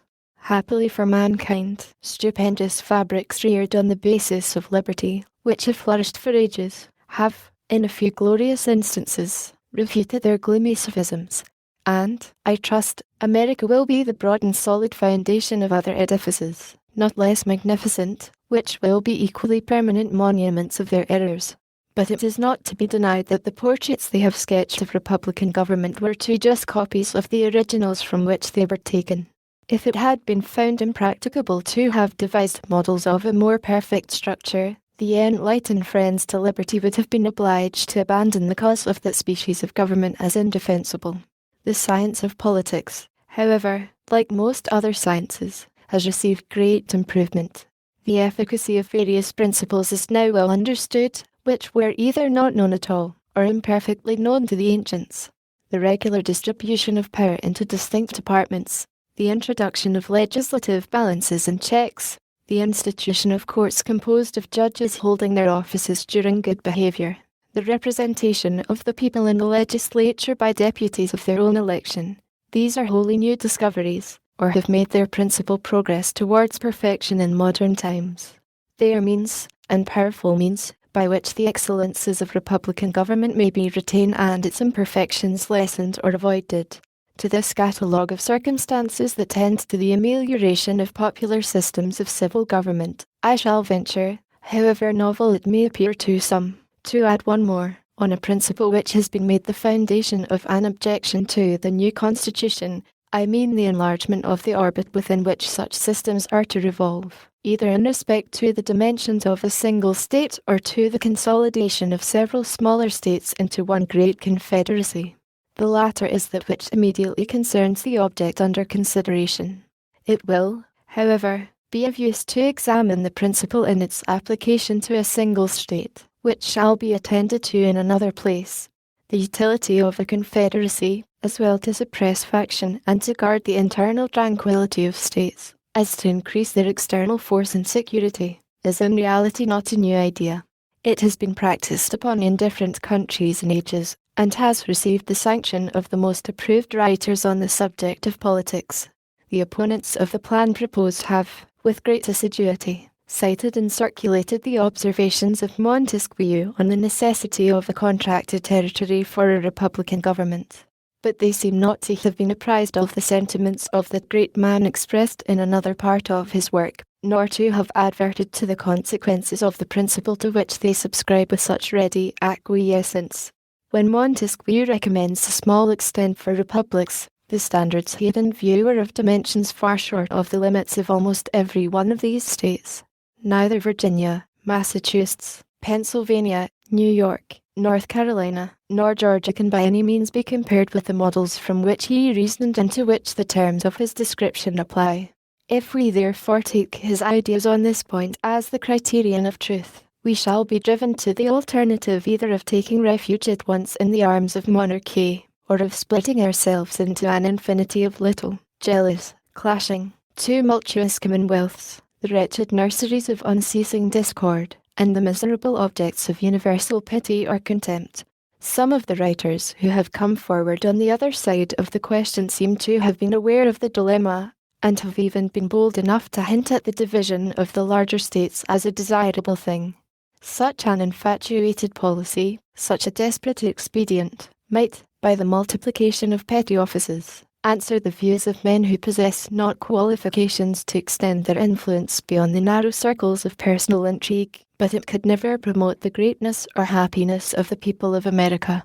Referring the examination of the principle itself to another place, as has been already mentioned, it will be sufficient to remark here that, in the sense of the author who has been most emphatically quoted upon the occasion, it would only dictate a reduction of the size of the more considerable members of the Union, but would not militate against their being all comprehended in one confederate government. And this is the true question, in the discussion of which we are at present interested. So far are the suggestions of Montesquieu from standing in opposition to a general union of the states, that he explicitly treats of a confederate republic as the expedient for extending the sphere of popular government, and reconciling the advantages of monarchy with those of republicanism. It is very probable, says he, that mankind would have been obliged at length to live constantly under the government of a single person, had they not contrived a kind of constitution that has all the internal advantages of a republican, together with the external force of a monarchical government. I mean a confederate republic.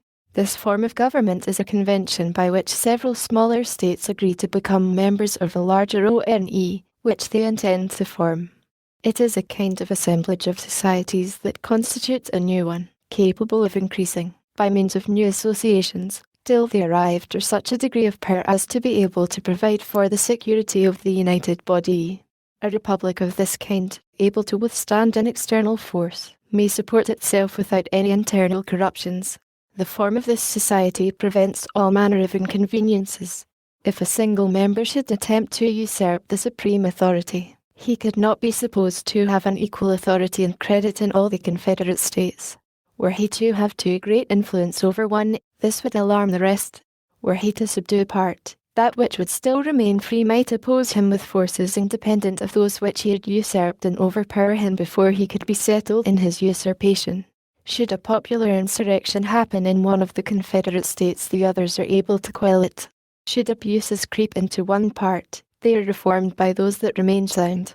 The state may be destroyed on one side, and not on the other. The Confederacy may be dissolved, and the Confederates preserve their sovereignty. As this government is composed of small republics, it enjoys the internal happiness of each, and with respect to its external situation, it is possessed, by means of the association, of all the advantages of large monarchies.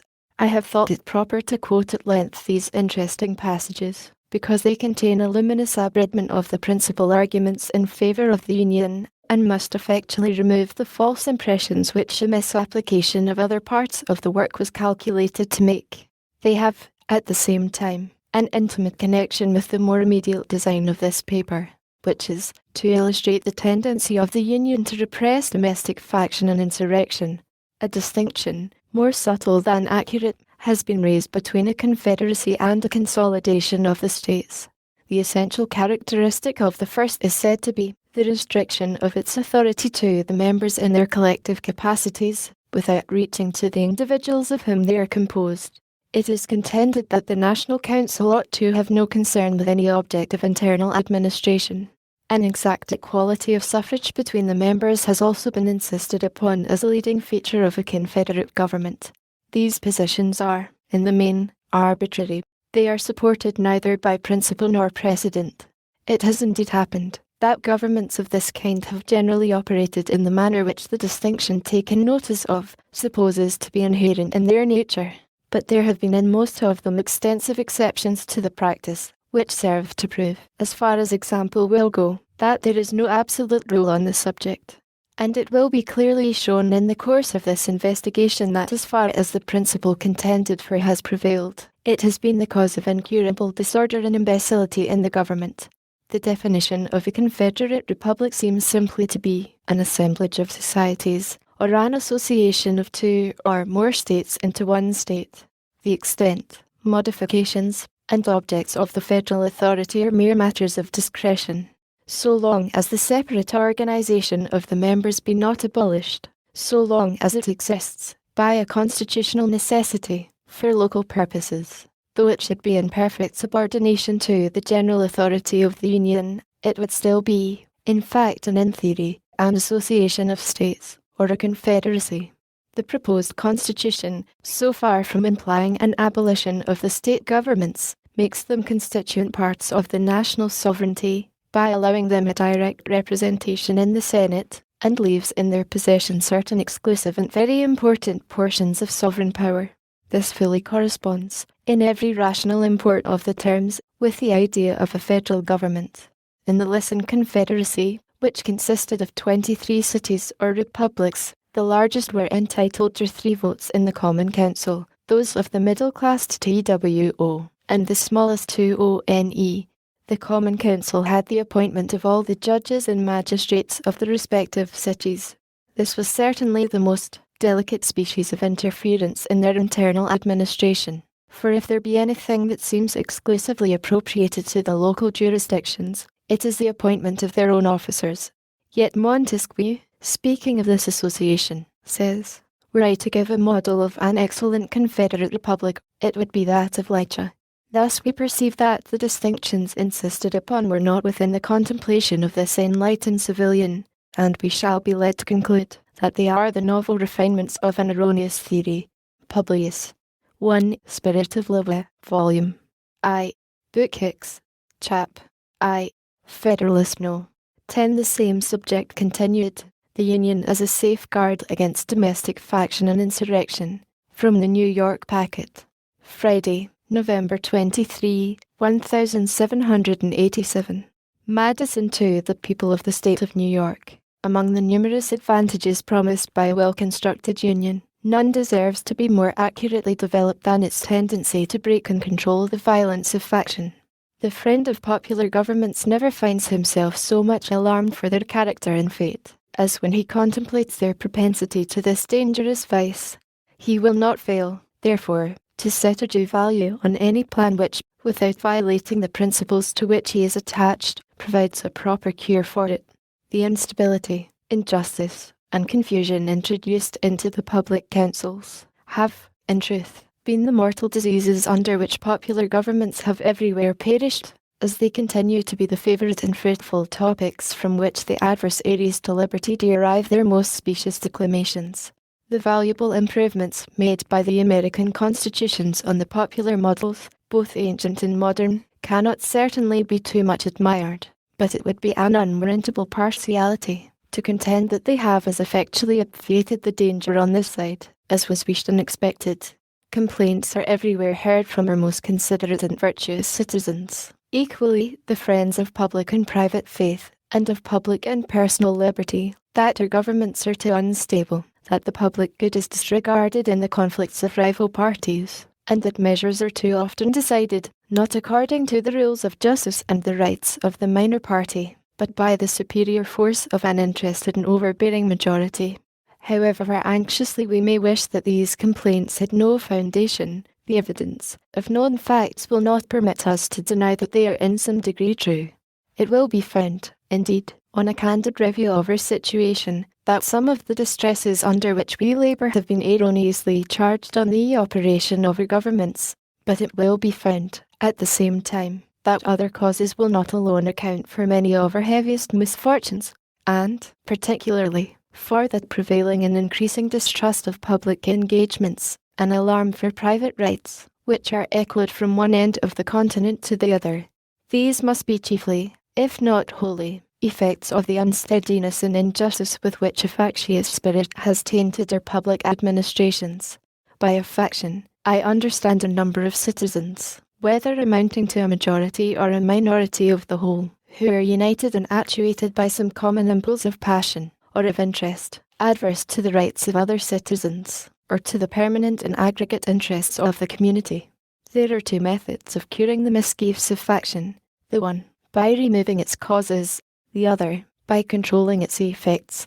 There are again two methods of removing the causes of faction, the one, by destroying the liberty which is essential to its existence, the other, by giving to every citizen the same opinions, the same passions, and the same interests.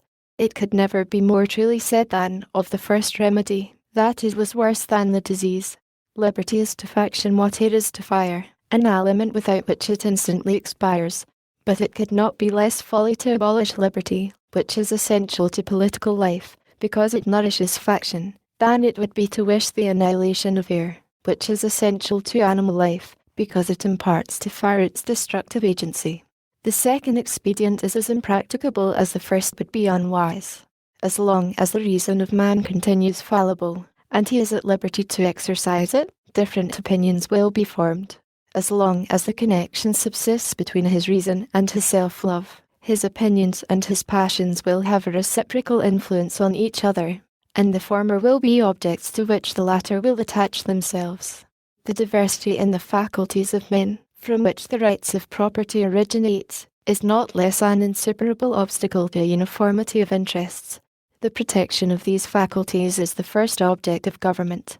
From the protection of different and unequal faculties of acquiring property, the possession of different degrees and kinds of property immediately results, and from the influence of these on the sentiments and views of the respective proprietors, ensues the division of the society into different interests and parties. The latent causes of faction are thus sown in the nature of man, and we see them everywhere brought into different degrees of activity, according to the different circumstances of civil society. A zeal for different opinions concerning religion, concerning government, and many other points, as well of speculation as of practice, an attachment to different leaders ambitiously contending for preeminence and power, or to persons of other descriptions whose fortunes have been interesting to the human passions, have, in turn, divided mankind into parties, inflamed them with mutual animosity, and rendered them much more disposed to vex and oppress each other than to co-operate for their common good. So strong is this propensity of mankind to fall into mutual animosities, that where no substantial occasion presents itself, the most frivolous and fanciful distinctions have been sufficient to kindle their unfriendly passions and excite their most violent conflicts. But the most common and durable source of factions has been the various and unequal distribution of property. Those who hold and those who are without property have ever formed distinct interests in society. Those who are creditors, and those who are debtors, fall under a like discrimination. A landed interest, a manufacturing interest, a mercantile interest, a moneyed interest, with many lesser interests, grow up of necessity in civilized nations, and divide them into different classes, actuated by different sentiments and views. The regulation of these various and interfering interests forms the principal task of modern legislation, and involves the spirit of party and faction in the necessary and ordinary operations of the government. No man is allowed to be a judge in his own cause, because his interest would certainly bias his judgment, and, not improbably, corrupt his integrity. With equal, nay with greater reason, a body of men are unfit to be both judges and parties at the same time. Yet what are many of the most important acts of legislation, but so many judicial determinations, not indeed concerning the rights of single persons, but concerning the rights of large bodies of citizens? And what are the different classes of legislators but advocates and parties to the causes which they determine? Is a law proposed concerning private debts, It is a question to which the creditors are parties on one side and the debtors on the other. Justice sought to hold the balance between them. Yet the parties are, and must be, themselves the judges, and the most numerous party, or, in other words, the most powerful faction must be expected to prevail. Shall domestic manufactures be encouraged, and in what degree, by restrictions on foreign manufactures? Are questions which would be differently decided by the landed and the manufacturing classes, and probably by neither with the sole regard to justice and the public good. The apportionment of taxes on the various descriptions of property is an act which seems to require the most exact impartiality. Yet there is, perhaps, no legislative act in which greater opportunity and temptation are given to a predominant party to trample on the rules of justice. Every shilling with which they overburden the inferior number is a shilling saved to their own pockets. It is in vain to say that enlightened statesmen will be able to adjust these clashing interests, and render them all subservient to the public good. Enlightened statesmen will not always be at the helm, nor, in many cases, can such an adjustment be made at all without taking into view indirect and remote considerations, which will rarely prevail over the immediate interest which one party may find in disregarding the rights of another or the good of the whole. The inference to which we are brought is, that the causes of faction cannot be removed, and that relief is only to be sought in the means of controlling its effects. If a faction consists of less than a majority, relief is supplied by the republican principle, which enables the majority to defeat its sinister views by regular vote. It may clog the administration, it may convulse the society, but it will be unable to execute and mask its violence under the forms of the Constitution. When a majority is included in a faction, the form of popular government, on the other hand, enables it to sacrifice to its ruling passion or interest both the public good and the rights of other citizens. To secure the public good and private rights against the danger of such a faction, and at the same time to preserve the spirit and the form of popular government, is then the great object to which our inquiries are directed. Let me add that it is the great desideratum by which this form of government can be rescued from the opprobrium under which it has so long laboured, and be recommended to the esteem and adoption of mankind. By what means is this object attainable? Evidently by one of two only. Either the existence of the same passion or interest in a majority at the same time must be prevented, or the majority, having such coexistent passion or interest, must be rendered, by their number and local situation, unable to concert and carry into effect schemes of oppression. If the impulse and the opportunity be suffered to coincide, we well know that neither moral nor religious motives can be relied on as an adequate control. They are not found to be such on the injustice and violence of individuals, and lose their efficacy in proportion to the number combined together, that is, in proportion as their efficacy becomes needful. From this view of the subject it may be concluded that a pure democracy, by which I mean a society consisting of a small number of citizens, who assemble and administer the government in person, can admit of no cure for the mischiefs of faction. A common passion or interest will, in almost every case, be felt by a majority of the whole. A communication and concert result from the form of government itself, and there is nothing to check the inducements to sacrifice the weaker party or an obnoxious individual. Hence it is that such democracies have ever been spectacles of turbulence and contention, have ever been found incompatible with personal security or the rights of property, and have in general been as short in their lives as they have been violent in their deaths. Theoretic politicians, who have patronized this species of government, have erroneously supposed that by reducing mankind to perfect equality in their political rights, they would, at the same time, be perfectly equalized and assimilated in their possessions, their opinions, and their passions. A republic, by which I mean a government in which the scheme of representation takes place, opens a different prospect, and promises the cure for which we are seeking. Let us examine the points in which it varies from pure democracy, and we shall comprehend both the nature of the cure and the efficacy which it must derive from the union. The two great points of difference between a democracy and a republic are, first, the delegation of the government, in the latter, to a small number of citizens elected by the rest. Secondly, the greater number of citizens, and greater sphere of country, over which the latter may be extended. The effect of the first difference is, on the one hand, to refine and enlarge the public views by passing them through the medium of a chosen body of citizens, whose wisdom may best discern the true interest of their country, and whose patriotism and love of justice will be least likely to sacrifice it to temporary or partial considerations. Under such a regulation, it may well happen that the public voice, pronounced by the representatives of the people, will be more consonant to the public good than if pronounced by the people themselves, convened for the purpose. On the other hand, the effect may be inverted. Men of factious tempers, of local prejudices, or of sinister designs, may, by intrigue, by corruption, or by other means, first obtain the suffrages, and then betray the interests of the people. The question resulting is whether small or extensive republics are more favourable to the election of proper guardians of the public weal, and it is clearly decided in favour of the latter by two obvious considerations. In the first place, it is to be remarked that, however small the republic may be, the representatives must be raised to a certain number, in order to guard against the cabals of a few, and that, however large it may be, they must be limited to a certain number, in order to guard against the confusion of a multitude. Hence, the number of representatives in the two cases not being in proportion to that of the two constituents, and being proportionally greater in the small republic, it follows that, if the proportion of fit characters be not less in the large than in the small republic, the former will present a greater option, and consequently a greater probability of a fit choice.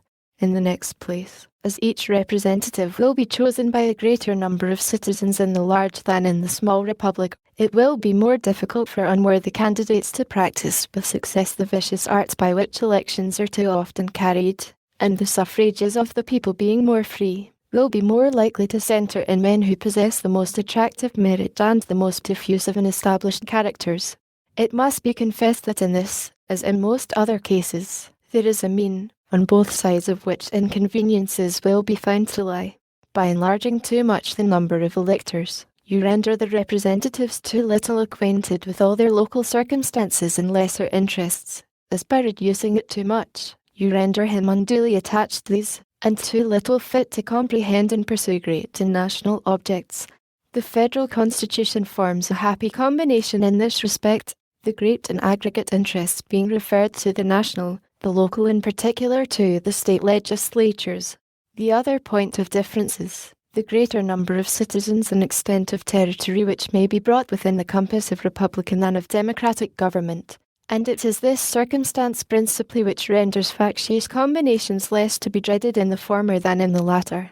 The smaller the society, the fewer probably will be the distinct parties and interests composing it. The fewer the distinct parties and interests, the more frequently will a majority be found of the same party, and the smaller the number of individuals composing a majority, and the smaller the compass within which they are placed, the more easily will they concert and execute their plans of oppression. Extend the sphere, and you take in a greater variety of parties and interests. You make it less probable that a majority of the whole will have a common motive to invade the rights of other citizens, or if such a common motive exists, it will be more difficult for all who feel it to discover their own strength, and to act in unison with each other. Besides other impediments, it may be remarked that, where there is a consciousness of unjust or dishonourable purposes, communication is always checked by distrust in proportion to the number whose concurrence is necessary. Hence, it clearly appears that the same advantage which a republic has over a democracy, in controlling the effects of faction, is enjoyed by a large over a small republic, is enjoyed by the Union over the states composing it.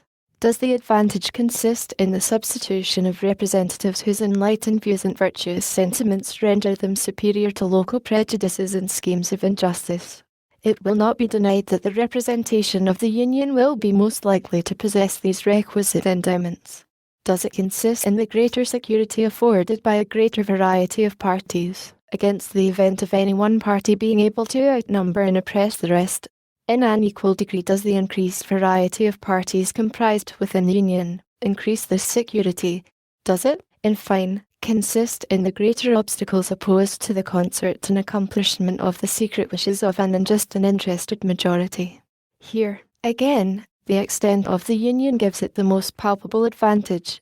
The influence of factious leaders may kindle a flame within their particular states, but will be unable to spread a general conflagration through the other states. A religious sect may degenerate into a political faction in a part of the Confederacy, but the variety of sects dispersed over the entire face of it must secure the national councils against any danger from its source, or reach for paper money, for an abolition of debts, for an equal division of property, or for any other improper or wicked project, will be less apt to pervade the whole body of the Union than a particular member of it, in the same proportion as such a malady is more likely to taint a particular county or district than an entire state. In the extent and proper structure of the Union, therefore, we behold a Republican remedy for the diseases most incident to Republican government. And according to the degree of pleasure and pride we feel in being Republicans, ought to be our zeal in cherishing the spirit in supporting the character of Federalists.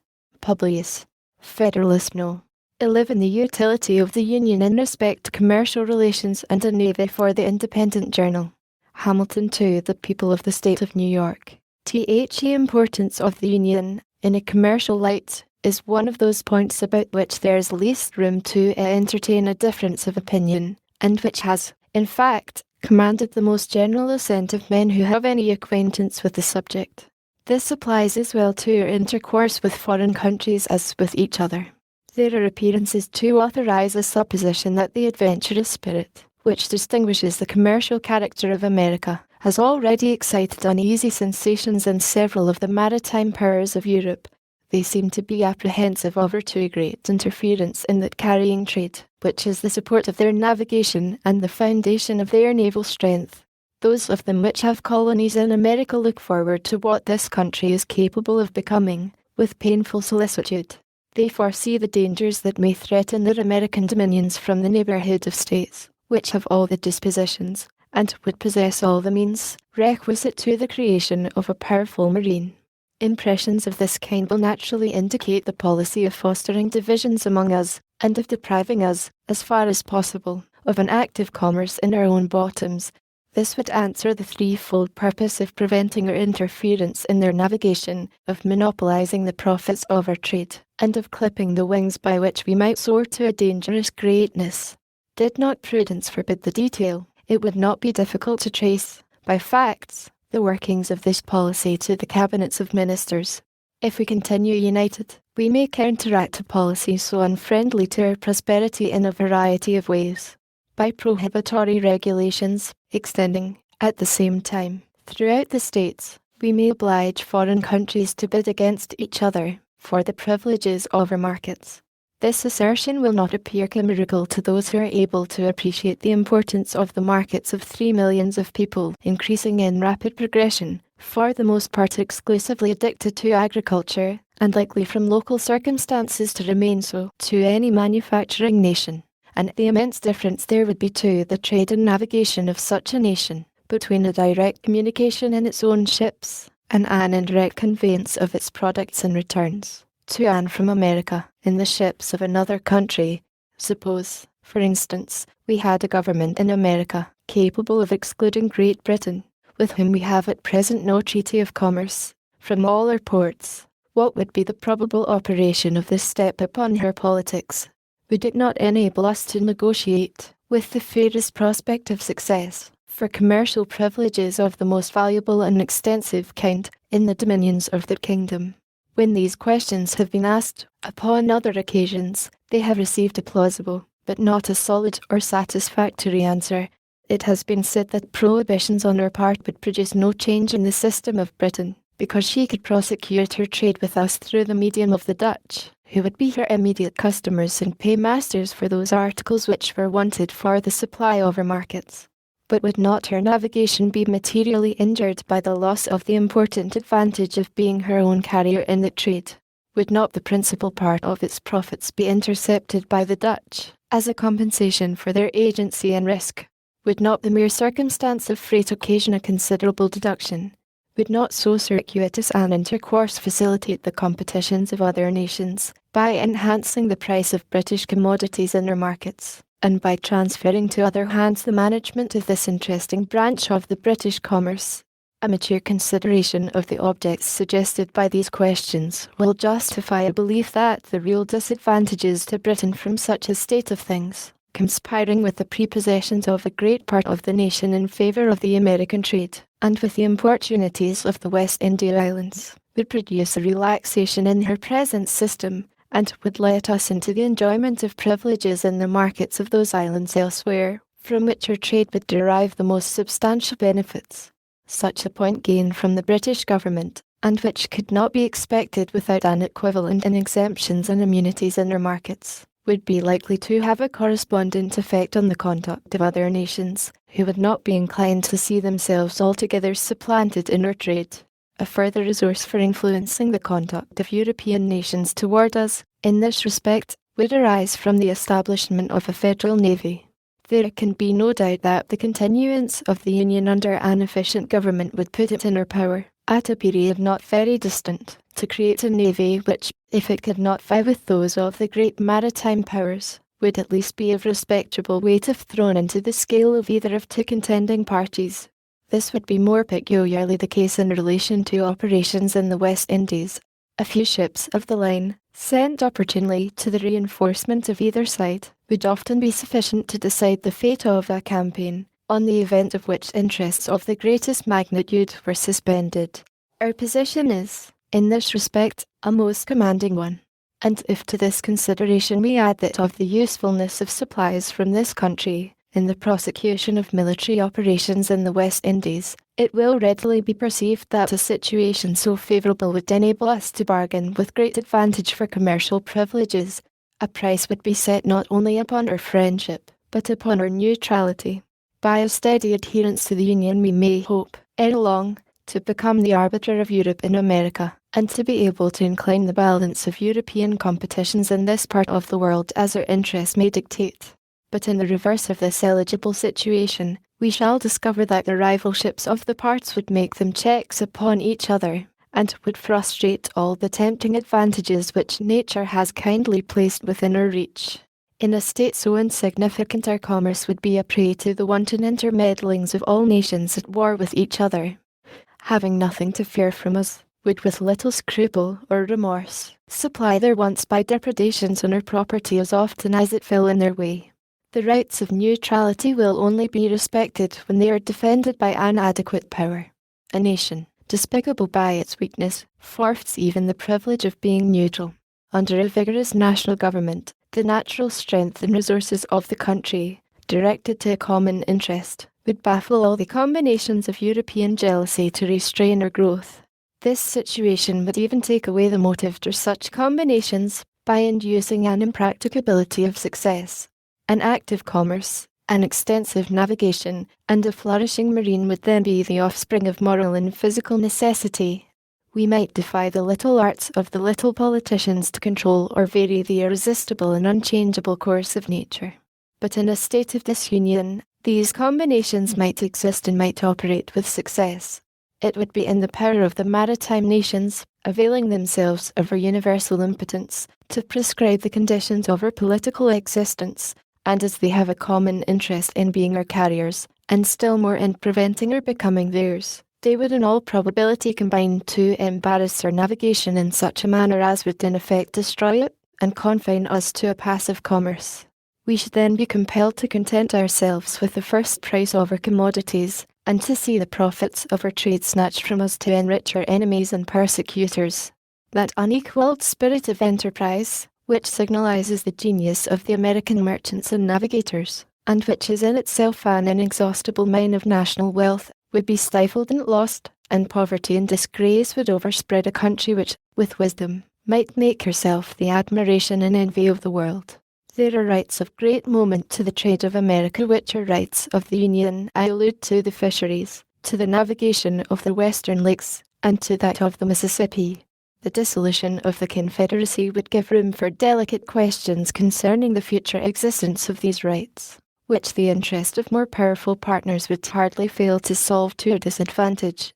The disposition of Spain with regard to the Mississippi needs no comment. France and Britain are concerned with us in the fisheries, and view them as of the utmost moment to their navigation. They, of course, would hardly remain long indifferent to that decided mastery, of which experience has shown us to be possessed in this valuable branch of traffic, and by which we are able to undersell those nations in their own markets. What more natural than that they should be disposed to exclude from the list such dangerous competitors? This branch of trade ought not to be considered as a partial benefit. All the navigating states may, in different degrees, advantageously participate in it, and under circumstances of a greater extension of mercantile capital, would not be unlikely to do it. As the nursery of seamen, it now is, or when time shall have more nearly assimilated the principles of navigation in the several states, will become a universal resource. To the establishment of a navy, it must be indispensable. To this great national object, the NAVY, union will contribute in various ways.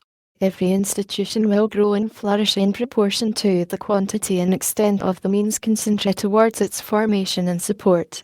A navy of the United States, as it would embrace the resources of all, is an object far less remote than a navy of any single state or partial confederacy, which would only embrace the resources of a single part. It happens, indeed, that different portions of Confederated America possess each some peculiar advantage for this essential establishment. The more southern states furnish in greater abundance certain kinds of naval stores, tar, pitch, and turpentine. Their wood for the construction of ships is also of a more solid and lasting texture. The difference in the duration of the ships of which the navy might be composed, if chiefly constructed of southern wood, would be of signal importance, either in the view of naval strength or of national economy. Some of the southern and of the middle states yield a greater plenty of iron, and of better quality. Seamen must chiefly be drawn from the northern hive. The necessity of naval protection to external or maritime commerce does not require a particular elucidation, no more than the conduciveness of that species of commerce to the prosperity of a navy. An unrestrained intercourse between the states themselves will advance the trade of each by an interchange of their respective productions, not only for the supply of reciprocal wants at home, but for exportation to foreign markets. The veins of commerce in every part will be replenished, and will acquire additional motion and vigour from a free circulation of the commodities of every part. Commercial enterprise will have much greater scope, from the diversity in the productions of different states. When the staple of one fails from a bad harvest or unproductive crop, it can call to its aid the staple of another. The variety, not less than the value, of products for exportation contributes to the activity of foreign commerce. It can be conducted upon much better terms with a large number of materials of a given value than with a small number of materials of the same value, arising from the competitions of trade and from the fluctuations of markets. Particular articles may be in great demand at certain periods, and unsaleable at others. But if there be a variety of articles, it can scarcely happen that they should all be at one time in the latter predicament, and on this account the operations of the merchant would be less liable to any considerable obstruction or stagnation. The speculative trader will at once perceive the force of these observations, and will acknowledge that the aggregate balance of the commerce of the United States would bid fair to be much more favourable than that of the 13 states without union or with partial unions. It may perhaps be replied this, that whether the states are united or disunited, there would still be an intimate intercourse between them which would answer the same ends. This intercourse would be fettered, interrupted, and narrowed by a multiplicity of causes, which in the course of these papers have been amply detailed. A unity of commercial, as well as political, interests can only result from a unity of government. There are other points of view in which this subject might be placed, of a striking and animating kind, but they would lead us too far into the regions of futurity, and would involve topics not proper for a newspaper discussion. I shall briefly observe that our situation invites and our interests prompt us to aim at an ascendant in the system of American affairs. The world may politically, as well as geographically, be divided into 4 parts, each having a distinct set of interests. Unhappily for the other 3, Europe, by her arms and by her negotiations, by force and by fraud, has, in different degrees, extended her dominion over them all. Africa, Asia, and America have successively felt her domination. The superiority she has long maintained has tempted her to plume herself as the mistress of the world, and to consider the rest of mankind as created for her benefit. Men admired as profound philosophers have, in direct terms, attributed to her inhabitants a physical superiority, and have gravely asserted that all animals, and with them the human species, degenerate in America, that even dogs cease to bark after having breathed a while in our atmosphere. One facts have too long supported these arrogant pretensions of the Europeans. It belongs to us to vindicate the honor of the human race, and to teach that assuming brother, moderation. Union will enable us to do it. Disunion will add another victim to his triumphs. Let Americans disdain to be the instruments of European greatness. Let the 13 states, bound together in a strict and indissoluble union, concur in erecting one great American system, superior to the control of all transatlantic force or influence, and able to dictate the terms of the connection between the Old and the New World. Publius Recherches philosophiques sur les Américains. Federalist No. 12. The utility of the Union in respect to revenue from the New York Packet. Tuesday, November the 27th, 1787. Hamilton to the people of the state of New York. The effects of union upon the commercial prosperity of the states have been sufficiently delineated. Its tendency to promote the interests of revenue will be the subject of our present inquiry. The prosperity of commerce is now perceived and acknowledged by all enlightened statesmen to be the most useful as well as the most productive source of national wealth, and has accordingly become a primary object of their political cares. By multiplying the means of gratification, by promoting the introduction and circulation of the precious metals, those darling objects of human avarice and enterprise, it serves to vivify and invigorate the channels of industry, and to make them flow with greater activity and copiousness.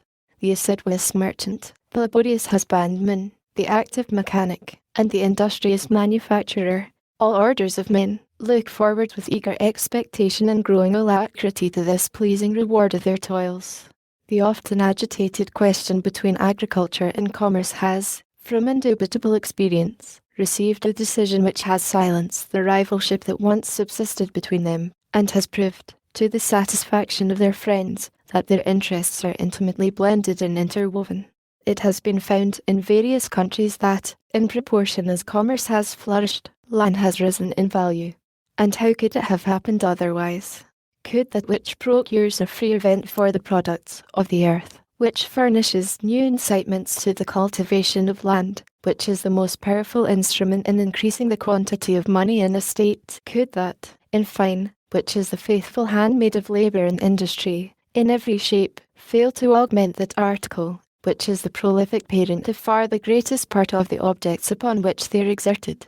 It is astonishing that so simple a truth should ever have had an adversary, and it is one, among a multitude of proofs, how apt a spirit of ill-informed jealousy, or of too great abstraction and refinement, is to lead men astray from the plainest truths of reason and conviction. The ability of a country to pay taxes must always be proportioned, in a great degree, to the quantity of money in circulation, and to the celerity with which it circulates. Commerce, contributing to both these objects, must of necessity render the payment of taxes easier, and facilitate the requisite supplies to the treasury. The hereditary dominions of the Emperor of Germany contain a great extent of fertile, cultivated, and populous territory, a large proportion of which is situated in mild and luxuriant climates. In some parts of this territory are to be found the best gold and silver mines in Europe, and yet, from the want of the fostering influence of commerce, that monarch can boast but slender revenues. He has several times been compelled to owe obligations to the pecuniary sires of other nations for the preservation of his essential interests, and is unable, upon the strength of his own resources, to sustain a long or continued war. But it is not in this aspect of the subject alone that union will be seen to conduce to the purpose of revenue.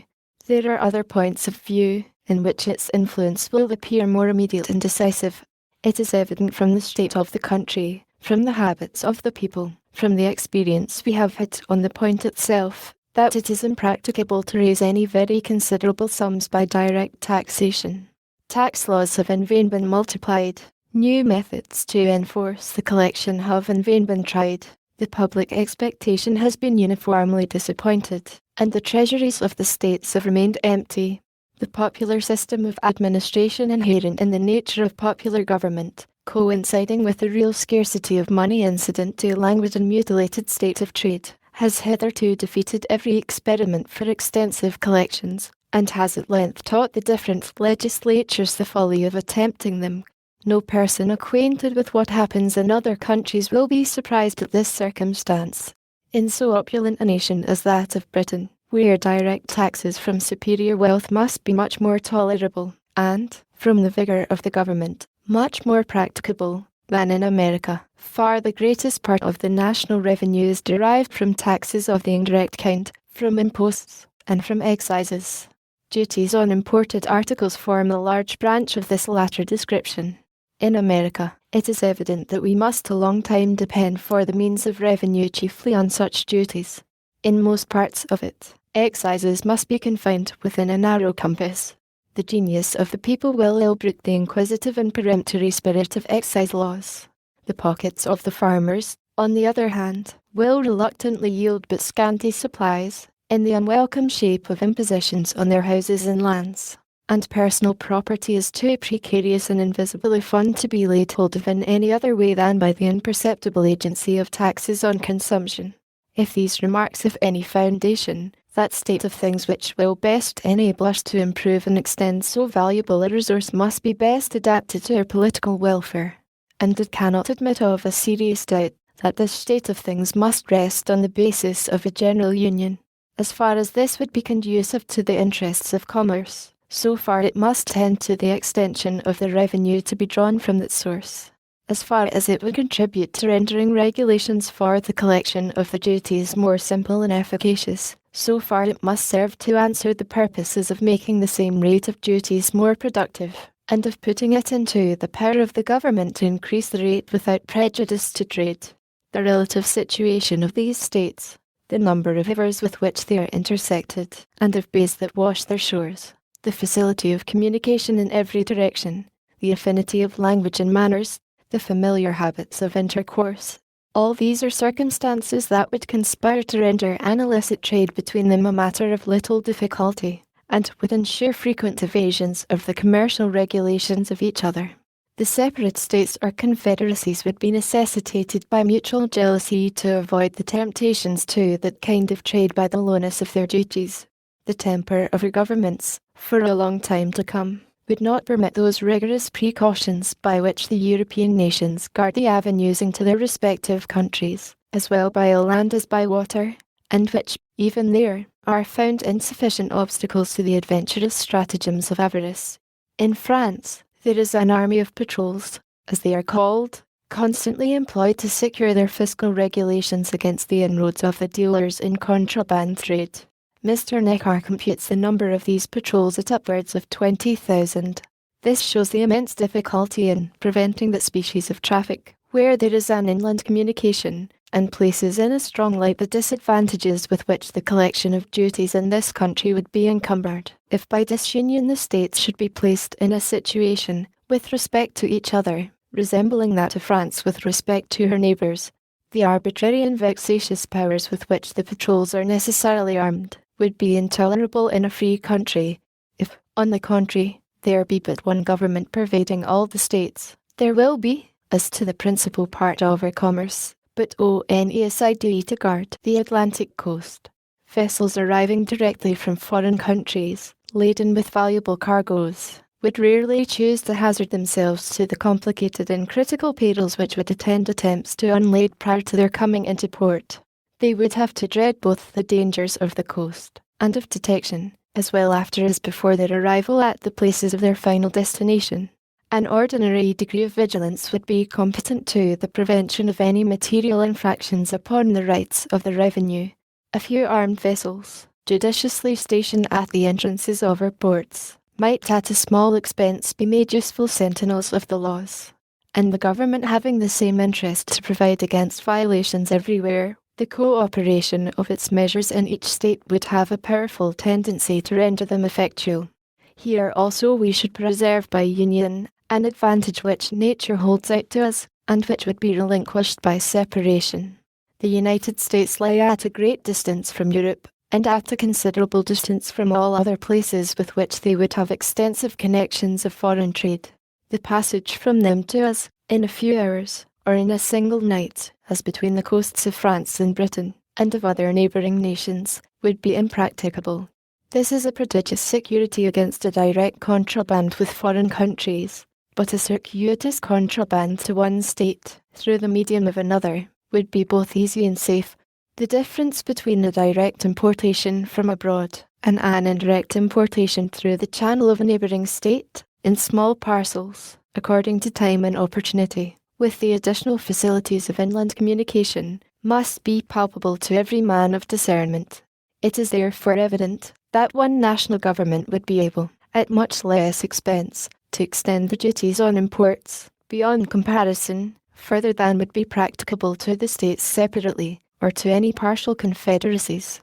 Hitherto, I believe, it may safely be asserted that these duties have not upon an average exceeded in any state 3%. In France they are estimated to be about 15%. And in Britain they exceed this proportion. There seems to be nothing to hinder their being increased in this country to at least treble their present amount.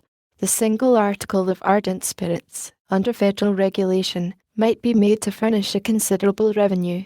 Upon a ratio to the importation into the state, the whole quantity imported into the United States may be estimated at 4 millions of gallons, which, at a shilling per gallon, would produce £200,000. That article would well bear this rate of duty, and if it should tend to diminish the consumption of it, such an effect would be equally favourable to the agriculture, to the economy, to the morals, and to the health of the society. There is, perhaps, nothing so much a subject of national extravagance as these spirits. What will be the consequence, if we are not able to avail ourselves of the resource in question in its full extent? A nation cannot long exist without revenues. Destitute of this essential support, it must resign its independence, and sink into the degraded condition of a province. This is an extremity to which no government will of choice accede. Revenue, therefore, must be had at all events. In this country, if the principal part be not drawn from commerce, it must fall with oppressive weight upon land. It has been already intimated that excises, in their true signification, are too little in unison with the feelings of the people, to admit of great use being made of that mode of taxation, nor, indeed, in the states where almost the sole employment is agriculture, are the objects proper for excise sufficiently numerous to permit very ample collections in that way. Personal estate, as has been before remarked, from the difficulty in tracing it, cannot be subjected to large contributions by any other means than by taxes on consumption. In populous cities, it may be enough the subject of conjecture to occasion the oppression of individuals without much aggregate benefit to the state, but beyond these circles, it must, in a great measure, escape the eye and the hand of the tax-gatherer, as the necessities of the state, nevertheless, must be satisfied in some mode or other. The defect of other resources must throw the principal weight of public burdens on the possessors of land, and as, on the other hand, the wants of the government can never obtain an adequate supply, unless all the sources of revenue are open to its demands, the finances of the community, under such embarrassments, cannot be put into a situation consistent with its respectability or its security. Thus we shall not even have the consolations of a full treasury, to atone for the oppression of that valuable class of the citizens who are employed in the cultivation of the soil.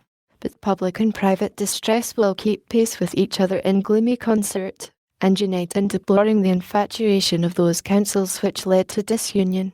Publius 1. If my memory be right, they amount to 20%. Federalist No. 13. Advantage of the Union in respect to economy and government for the Independent Journal. Hamilton 2. The people of the state of New York. As connected with the subject of revenue, we may with propriety consider that of economy. The money saved from one object may be usefully applied to another, and there will be so much the less to be drawn from the pockets of the people. If the states are united under one government, there will be but one national civil list to support. If they are divided into several confederacies, there will be as many different national civil lists to be provided for, and each of them, as to the principal departments, coextensive with it which would be necessary for a government of the whole. The entire separation of the states into 13 unconnected sovereignties is a project too extravagant and too replete with danger to have many advocates.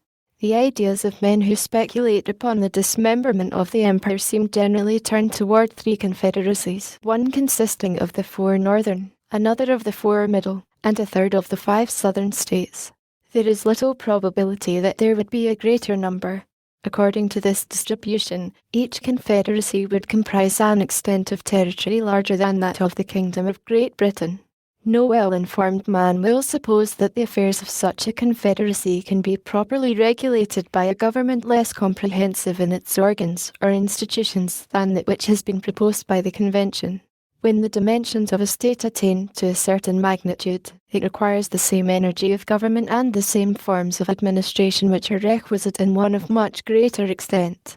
This idea admits not of precise demonstration, because there is no rule by which we can measure the momentum of civil power necessary to the government of any given number of individuals, but when we consider that the island of Britain, nearly commensurate with each of the supposed confederacies, contains about 8 millions of people, and when we reflect upon the degree of authority required to direct the passions of so large a society to the public good, we shall see no reason to doubt that the like portion of power would be sufficient to perform the same task in a society far more numerous.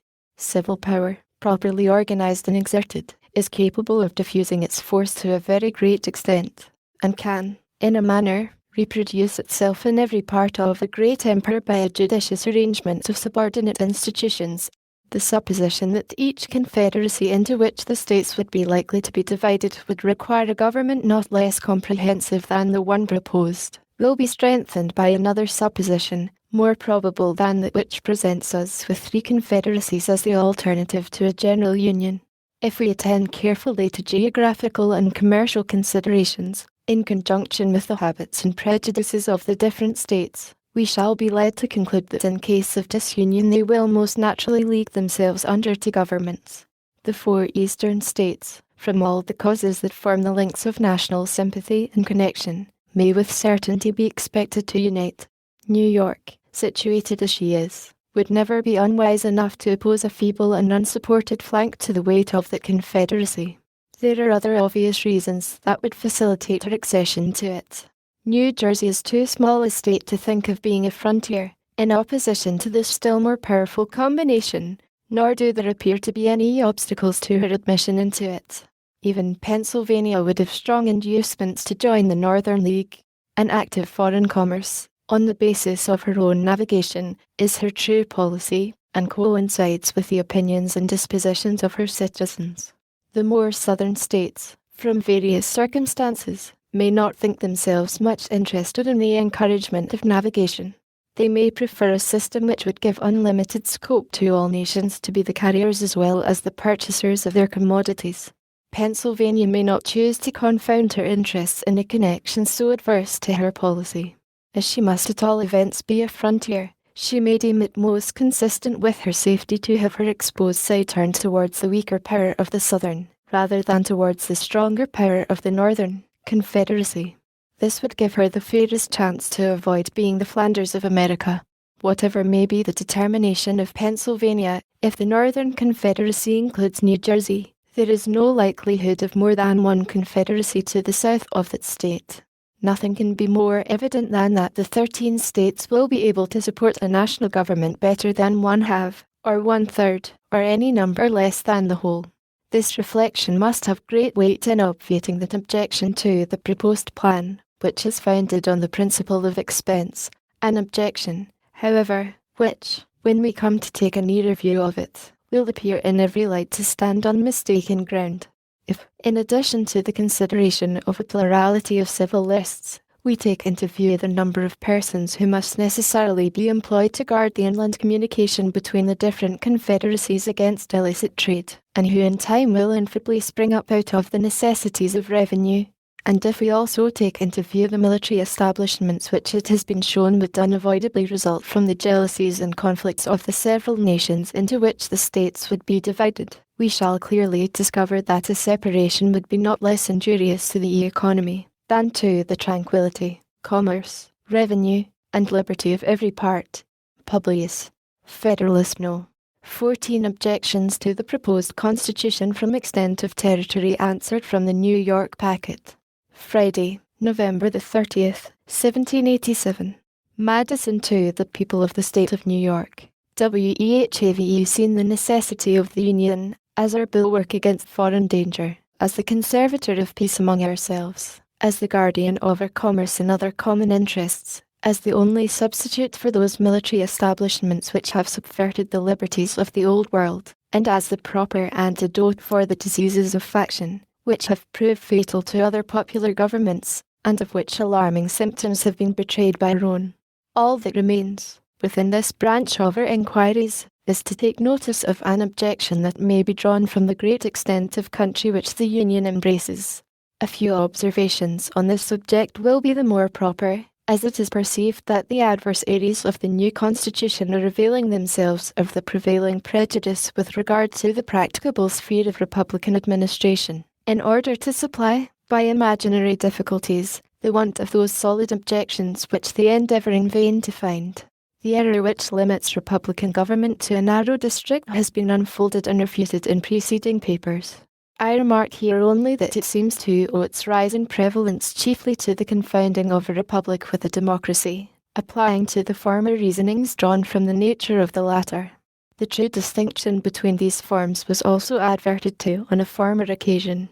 It is that in a democracy, the people meet and exercise the government in person. In a republic, they assemble and administer it by their representatives and agents. A democracy, consequently, will be confined to a small spot. A republic may be extended over a large region. To this accidental source of the error may be added the artifice of some celebrated authors, whose writings have had a great share in forming the modern standard of political opinions. Being subjects either of an absolute or limited monarchy, they have endeavoured to heighten the advantages, or palliate the evils of those forms, by placing in comparison the vices and defects of the republican, and by citing as specimens of the latter the turbulent democracies of ancient Greece and modern Italy. Under the confusion of names, it has been an easy task to transfer to a republic observations applicable to a democracy only, and among others, the observation that it can never be established but among a small number of people, living within a small compass of territory. Such a fallacy may have been the less perceived, as most of the popular governments of antiquity were of the democratic species. And even in modern Europe, to which we owe the great principle of representation, no example is seen of a government wholly popular, and founded, at the same time, wholly on the principle. If Europe has the merit of discovering this great mechanical power in government, by the simple agency of which the will of the largest political body may be concentrated, and its force directed to any object which the public good requires, America can claim the merit of making the discovery the basis of unmixed and extensive republics. It is only to be lamented that any of her citizens should wish to deprive her of the additional merit of displaying its full efficacy in the establishment of the comprehensive system now under her consideration. As the natural limit of a democracy is that distance from the central point which will just permit the most remote citizens to assemble as often as their public functions demand, and will include no greater number than can join in those functions, so the natural limit of a republic is that distance from the centre which will barely allow the representatives to meet as often as may be necessary for the administration of public affairs. Can it be said that the limits of the United States exceed this distance? It will not be said by those who recollect that the Atlantic coast is the longest side of the Union, that during the term of 13 years, the representatives of the states have been almost continually assembled, and that the members from the most distant states are not chargeable with greater intermissions of attendance than those from the states in the neighbourhood of Congress. That we may form a juster estimate with regard to this interesting subject, let us resort to the actual dimensions of the Union. The limits, as fixed by the Treaty of Peace, are, on the east the Atlantic, on the south the latitude of 31 degrees, on the west the Mississippi, and on the north an irregular line running in some instances beyond the 45th degree, in others falling as low as the 42nd. The southern shore of Lake Erie lies below that latitude. Computing the distance between the 31st and 45th degrees, it amounts to 973 common miles, computing it from 31 to 42 degrees, to 764 miles and a half. Taking the mean for the distance, the amount will be 868 miles and 3/4. The mean distance from the Atlantic to the Mississippi does not probably exceed 750 miles. On a comparison of this extent with that of several countries in Europe, the practicability of rendering our system commensurate to it appears to be demonstrable. It is not a great deal larger than Germany, where a diet representing the whole empire is continually assembled, or than Poland before the late dismemberment, where another national diet was the depository of the supreme power. Passing by France and Spain, we find that in Great Britain, inferior as it may be in size, the representatives of the northern extremity of the island have as far to travel to the National Council as will be required of those of the most remote parts of the Union. Favourable as this view of the subject may be, some observations remain which will place it in a light still more satisfactory. In the first place, it is to be remembered that the general government is not to be charged with the whole power of making and administering laws. Its jurisdiction is limited to certain enumerated objects, which concern all the members of the Republic, but which are not to be attained by the separate provisions of any. The subordinate governments, which can extend their care to all those other subjects which can be separately provided for, will retain their due authority and activity. Were it proposed by the plan of the Convention to abolish the governments of the particular states, its adversaries would have some ground for their objection, though it would not be difficult to show that if they were abolished the general government would be compelled, by the principle of self-preservation, to reinstate them in their proper jurisdiction. A second observation to be made is that the immediate object of the federal constitution is to secure the union of the 13 primitive states, which we know to be practicable, and to add to them such other states as may arise in their own bosoms, or in their neighbourhoods, which we cannot doubt to be equally practicable. The arrangements that may be necessary for those angles and fractions of our territory which lie on our northwestern frontier must be left to those whom further discoveries and experience will render more equal to the task. Let it be remarked, in the third place, that the intercourse throughout the Union will be facilitated by new improvements. Roads will everywhere be shortened and kept in better order. Accommodations for travellers will be multiplied and ameliorated, and interior navigation on our eastern side will be open throughout, or nearly throughout, the whole extent of the 13 states. The communication between the western and Atlantic districts, and between different parts of each, will be rendered more and more easy by those numerous canals with which the beneficence of nature has intersected our country, and which art finds it so little difficult to connect and complete. The fourth and still more important consideration is, that as almost every state will, on one side or other, be a frontier, and will thus find, in regard to its safety, an inducement to make some sacrifices for the sake of the general protection, so the states which lie at the greatest distance from the heart of the Union, and which, of course, may partake least of the ordinary circulation of its benefits, will be at the same time immediately contiguous to foreign nations, and will consequently stand, on particular occasions, in greatest need of its strength and resources. It may be inconvenient for Georgia, or the states forming our western or northeastern borders, to send their representatives to the seat of government, but they would find it more so to struggle alone against an invading enemy, or even to support alone the whole expense of those precautions which may be dictated by the neighbourhood of continual danger. If they should derive less benefit, therefore, from the Union in some respects than the less distant states, they will derive greater benefit from it in other respects, and thus the proper equilibrium will be maintained throughout. I submit to you, my fellow citizens, these considerations, in full confidence that the good sense which has so often marked your decisions will allow them their due weight and effect, and that you will never suffer difficulties, however formidable in appearance, or however fashionable the error on which they may be founded, to drive you into the gloomy and perilous scene into which the advocates for disunion would conduct you.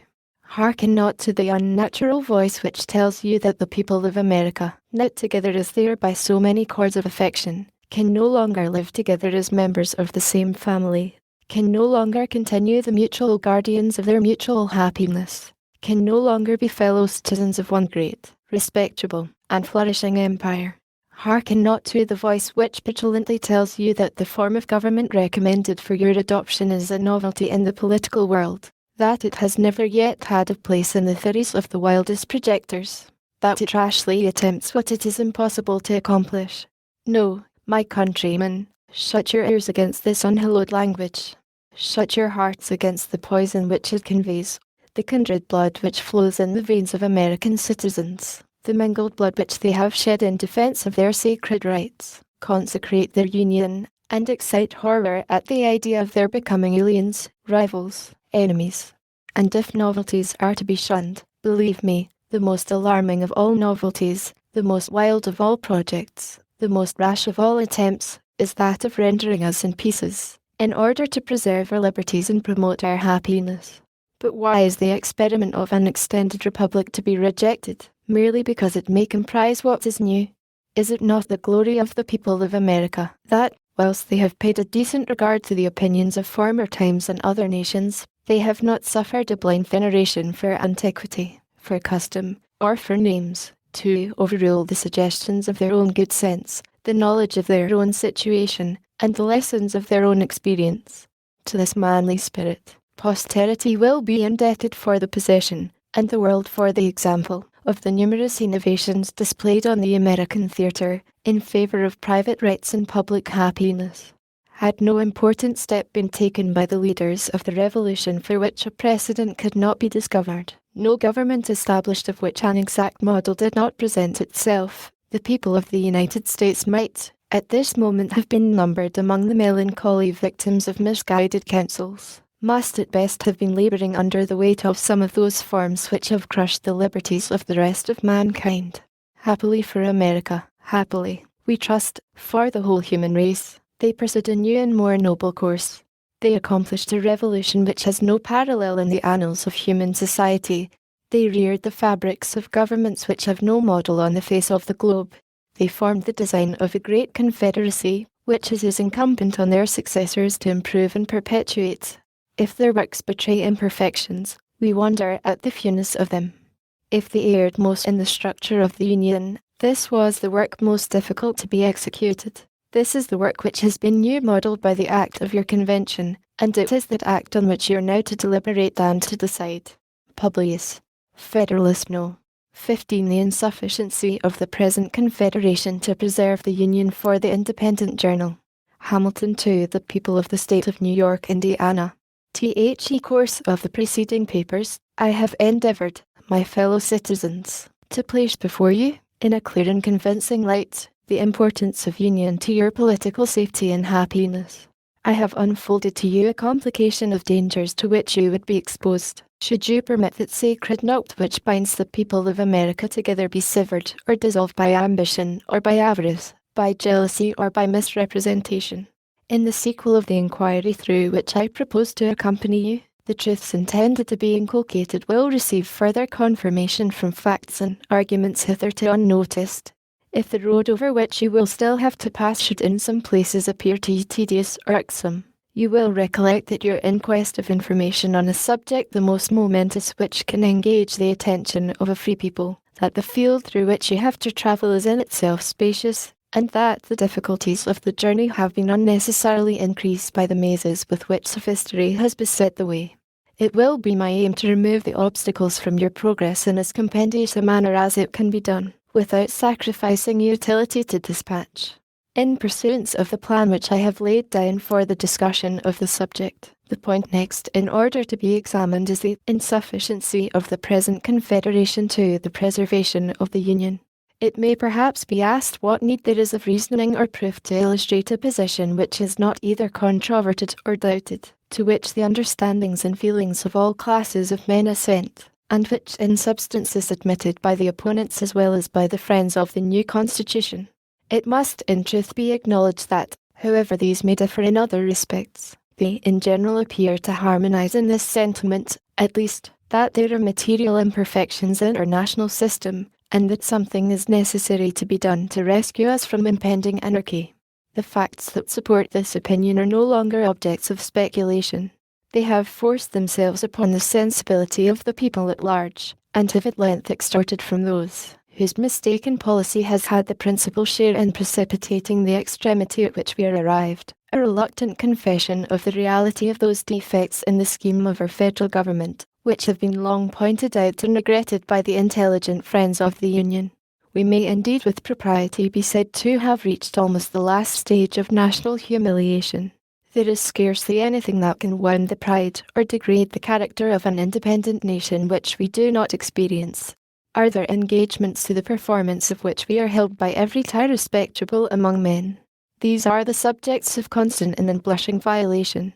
Do we owe debts to foreigners and to our own citizens contracted in a time of imminent peril for the preservation of our political existence? These remain without any proper or satisfactory provision for their discharge. Have we valuable territories and important posts in the possession of a foreign power which, by express stipulations, ought long since to have been surrendered? These are still retained, to the prejudice of our interests, not less than of our rights. Are we in a condition to resent or to repel the aggression? We have neither troops, nor treasury, nor government. One, are we even in a condition to remonstrate with dignity? The just imputations on our own faith, in respect to the same treaty, ought first to be removed. Are we entitled by nature and compact to a free participation in the navigation of the Mississippi? Spain excludes us from it. Is public credit an indispensable resource in time of public danger? We seem to have abandoned its causes desperate and irretrievable. Is commerce of importance to national wealth? Ours is at the lowest point of declension. Is respectability in the eyes of foreign powers a safeguard against foreign encroachments? The imbecility of our government even forbids them to treat with us. Our ambassadors abroad are the mere pageants of mimic sovereignty. Is a violent and unnatural decrease in the value of land a symptom of national distress? The price of improved land in most parts of the country is much lower than can be accounted for by the quantity of waste land at market, and can only be fully explained by the want of private and public confidence, which are so alarmingly prevalent among all ranks, and which have a direct tendency to depreciate property of every kind. Is private credit the friend and patron of industry? That most useful kind which relates to borrowing and lending is reduced within the narrowest limits, and this still more from an opinion of insecurity than from the scarcity of money. To shorten an enumeration of particulars which can afford neither pleasure nor instruction, it may in general be demanded, what indication is there of national disorder, poverty, and insignificance that could befall a community so peculiarly blessed with natural advantages as we are, which does not form a part of the dark catalogue of our public misfortunes? This is the melancholy situation to which we have been brought by those very maxims and counsels which would now deter us from adopting the proposed constitution, and which, not content with having conducted us to the brink of a precipice, seem resolved to plunge us into the abyss that awaits us below.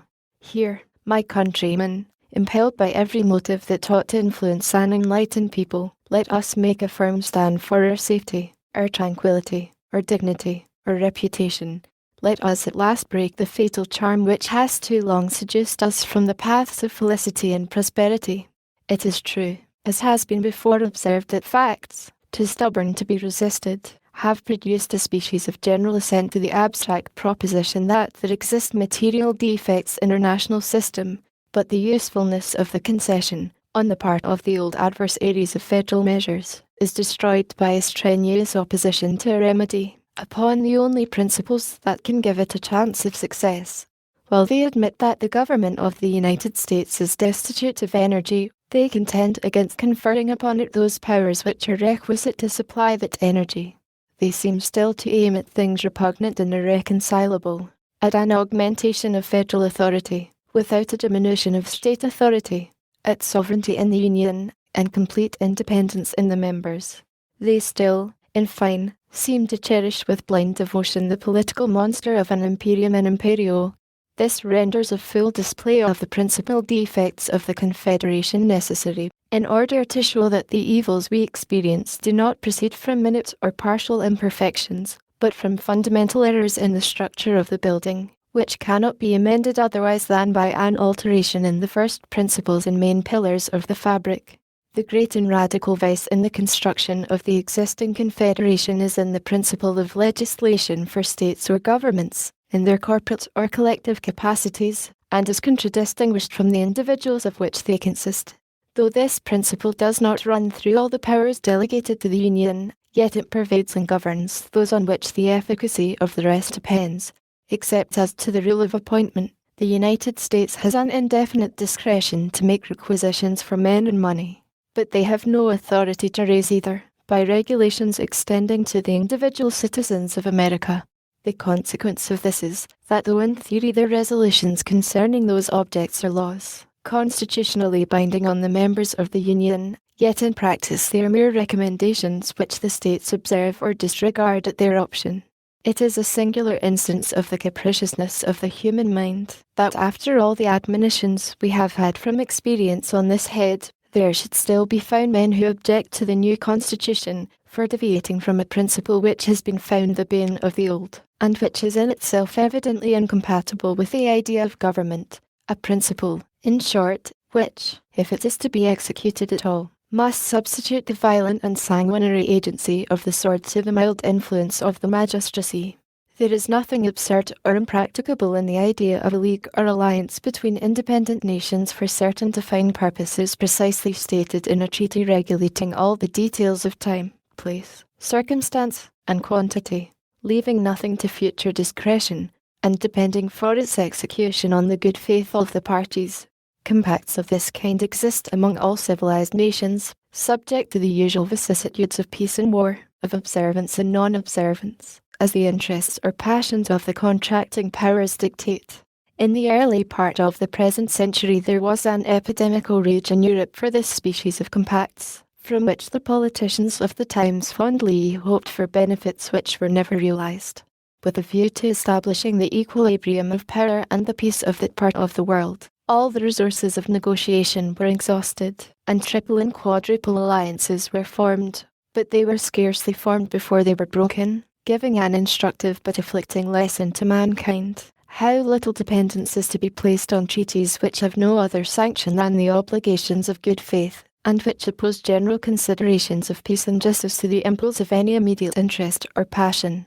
If the particular states in this country are disposed to stand in a similar relation to each other, and to drop the project of a general discretionary superintendence, the scheme would indeed be pernicious, and would entail upon us all the misgifts which have been enumerated under the first head, but it would have the merit of being, at least, consistent and practicable, abandoning all views towards a confederate government. This would bring us to a simple alliance, offensive and defensive, and would place us in a situation to be alternate friends and enemies of each other, as our mutual jealousies and rivalships, nourished by the intrigues of foreign nations, should prescribe to us.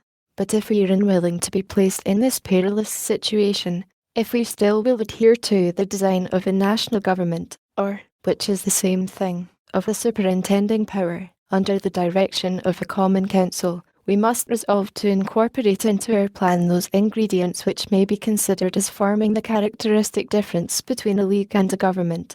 We must extend the authority of the Union to the persons of the citizens, the only proper objects of government. Government implies the power of making laws. It is essential to the idea of a law that it be attended with a sanction, or, in other words, a penalty or punishment for disobedience. If there be no penalty annexed to disobedience, the resolutions or commands which pretend to be laws will, in fact, amount to nothing more than advice or recommendation. This penalty, whatever it may be, can only be inflicted in two ways: by the agency of the courts and ministers of justice, or by military force, by the coercion of the magistracy, or by the coercion of arms. The first kind can evidently apply only to men. The last kind must of necessity be employed against bodies politic, or communities, or states. It is evident that there is no process of a court by which the observance of the laws can, in the last resort, be enforced. Sentences may be denounced against them for violations of their duty, but these sentences can only be carried into execution by the sword. In an association where the general authority is confined to the collective bodies of the communities that compose it, every breach of the laws must involve a state of war, and military execution must become the only instrument of civil obedience. Such a state of things can certainly not deserve the name of government, nor would any prudent man choose to commit his happiness to it. There was a time when we were told that breaches, by the states, of the regulations of the federal authority were not to be expected, that a sense of common interest would preside over the conduct of the respective members, and would beget a full compliance with all the constitutional requisitions of the Union. This language, at the present day, would appear as wild as a great part of what we now hear from the same quarter will be thought, when we shall have received further lessons from the best oracle of wisdom, experience. It at all times betrayed an ignorance of the true springs by which human conduct is actuated, and belied the original inducements to the establishment of civil power. Why has government been instituted at all? Because the passions of men will not conform to the dictates of reason and justice, without constraint. Has it been found that bodies of men act with more rectitude or greater disinterestedness than individuals? The contrary of this has been inferred by all accurate observers of the conduct of mankind, and the inference is founded upon obvious reasons. Regard to reputation has a less active influence, when the infamy of a bad action is to be divided among a number than when it is to fall singly upon one. A spirit of faction, which is apt to mingle its poison in the deliberations of all bodies of men, will often hurry the persons of whom they are composed into improprieties and excesses, for which they would blush in a private capacity. In addition to all this, there is, in the nature of sovereign power, an impatience of control, that disposes those who are invested with the exercise of it, to look with an evil eye upon all external attempts to restrain or direct its operations. From this spirit it happens, that in every political association which is formed upon the principle of uniting in a common interest a number of lesser sovereignties, there will be found a kind of eccentric tendency in the subordinate or inferior orbs, by the operation of which there will be a perpetual effort in each to fly off from the common centre. This tendency is not difficult to be accounted for. It has its origin in the love of power. Power controlled or abridged is almost always the rival and enemy of that power by which it is controlled or abridged. This simple proposition will teach us how little reason there is to expect that the persons entrusted with the administration of the affairs of the particular members of a confederacy will at all times be ready, with perfect good humour, and an unbiased regard to the public weal, to execute the resolutions or decrees of the general authority. The reverse of this results from the constitution of human nature. If, therefore, the measures of the Confederacy cannot be executed without the intervention of the particular administrations, there will be little prospect of their being executed at all. The rulers of the respective members, whether they have a constitutional right to do it or not, will undertake to judge of the propriety of the measures themselves. They will consider the conformity of the thing proposed or required to their immediate interests or aims, the momentary conveniences or inconveniences that would attend its adoption. All this will be done, and in a spirit of interested and suspicious scrutiny, without that knowledge of national circumstances and reasons of state, which is essential to right judgment, and with its strong predilection in favour of local objects, which can hardly fail to mislead the decision. The same process must be repeated in every member of which the body is constituted, and the execution of the plans, framed by the councils of the whole, will always fluctuate on the discretion of the ill-informed and prejudiced opinion of every part. Those who have been conversant in the proceedings of popular assemblies, who have seen how difficult it often is, where there is no exterior pressure of circumstances, to bring them to harmonious resolutions on important points, will readily conceive how impossible it must be to induce a number of such assemblies, deliberating at a distance from each other, at different times, and under different impressions, long to co-operate in the same views and pursuits. In our case, the concurrence of 13 distinct sovereign wills is requisite, under the Confederation, to the complete execution of every important measure that proceeds from the Union. It has happened as was to have been foreseen. The measures of the Union have not been executed. The delinquencies of the states have, step by step, matured themselves to an extreme, which has, at length, arrested all the wheels of the national government, and brought them to an awful stand. Congress at this time scarcely possess the means of keeping up the forms of administration, till the states can have time to agree upon a more substantial substitute for the present shadow of a federal government. Things did not come to this desperate extremity at once. The causes which have been specified produced at first only unequal and disproportionate degrees of compliance with the requisitions of the Union. The greater deficiencies of some states furnished the pretext of example and the temptation of interest to the complying, or to at least delinquent states. Why should we do more in proportion than those who are embarked with us in the same political voyage? Why should we consent to bear more than our proper share of the common burden? These were suggestions which human selfishness could not withstand, and which even speculative men, who looked forward to remote consequences, could not, without hesitation, combat. Each state, yielding to the persuasive voice of immediate interest or convenience, has successively withdrawn its support, till the frail and tottering edifice seems ready to fall upon our heads, and to crush us beneath its ruins. Publius. 1. I mean for the Union. Federalist No. 16. The same subject continued. The insufficiency of the present Confederation to preserve the Union. From the New York Packet. Tuesday, December the 4th, 1787. Hamilton to the people of the State of New York. The tendency of the principle of legislation for states, or communities, in their political capacities, as it has been exemplified by the experiment we have made of it, is equally attested by the events which have befallen all other governments of the Confederate kind, of which we have any account, in exact proportion to its prevalence in those systems. The confirmations of this fact will be worthy of a distinct and particular examination. I shall content myself with barely observing here, that of all the confederacies of antiquity, which history has handed down to us, the Lycian and Achaean leagues, as far as there remain vestiges of them, appear to have been most free from the fetters of that mistaken principle, and were accordingly those which have best deserved, and have most liberally received, the applauding suffrages of political writers. This exceptionable principle may, as truly as emphatically, be styled the parent of anarchy. It has been seen that delinquencies in the members of the Union are its natural and necessary offspring, and that whenever they happen, the only constitutional remedy is force, and the immediate effect of the use of it, civil war. It remains to inquire how far so odious an engine of government, in its application to us, would even be capable of answering its end. If there should not be a large army constantly at the disposal of the national government, it would either not be able to employ force at all, or, when this could be done, it would amount to a war between parts of the Confederacy concerning the infractions of the League, in which the strongest combination would be most likely to prevail, whether it consisted of those who supported or of those who resisted the general authority. It would rarely happen that the delinquency to be redressed would be confined to a single member, and if there were more than one who had neglected their duty, similarity of situation would induce them to unite for common defence. Independent of this motive of sympathy, if a large and influential state should happen to be the aggressing member, it would commonly have weight enough with its neighbours to win over some of them as associates to its cause.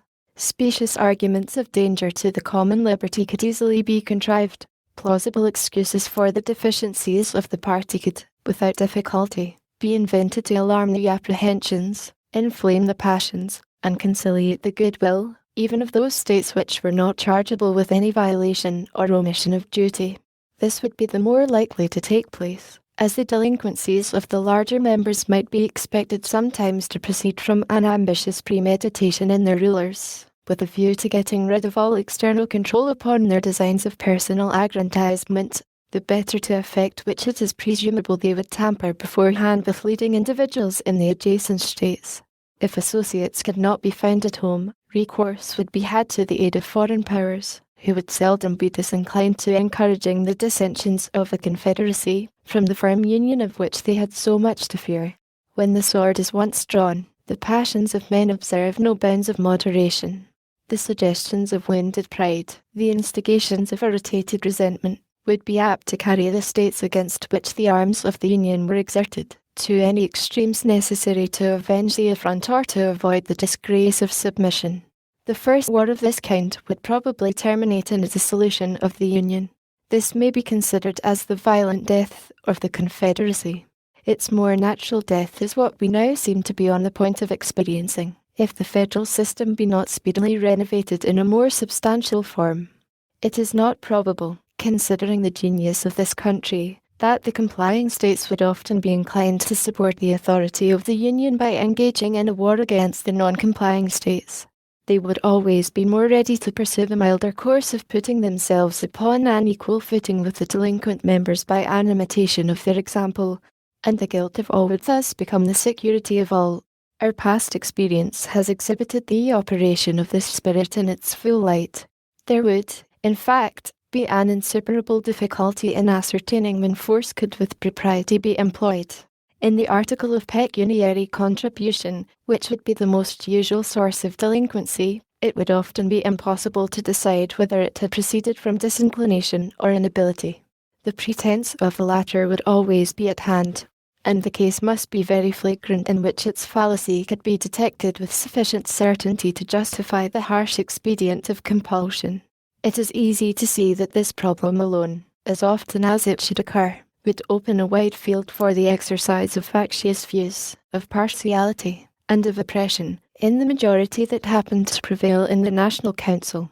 It seems to require no pains to prove that the states ought not to prefer a national constitution which could only be kept in motion by the instrumentality of a large army continually on foot to execute the ordinary requisitions or decrees of the government. And yet this is the plain alternative involved by those who wish to deny it the power of extending its operations to individuals. Such a scheme, if practicable at all, would instantly degenerate into a military despotism, but it will be found in every light impracticable. The resources of the Union would not be equal to the maintenance of an army considerable enough to confine the larger states within the limits of their duty, nor would the means ever be furnished to forming such an army in the first instance. Whoever considers the populousness and strength of several of these states singly at the present juncture, and looks forward to what they will become, even at the distance of half a century, will at once dismiss as idle and visionary any scheme which aims at regulating their movements by laws to operate upon them in their collective capacities, and to be executed by a coercion applicable to them in the same capacities. A project of this kind is little less romantic than the monster-taming spirit which is attributed to the fabulous heroes and demigods of antiquity. Even in those confederacies which have been composed of members smaller than many of our counties, the principle of legislation for sovereign states, supported by military coercion, has never been found effectual.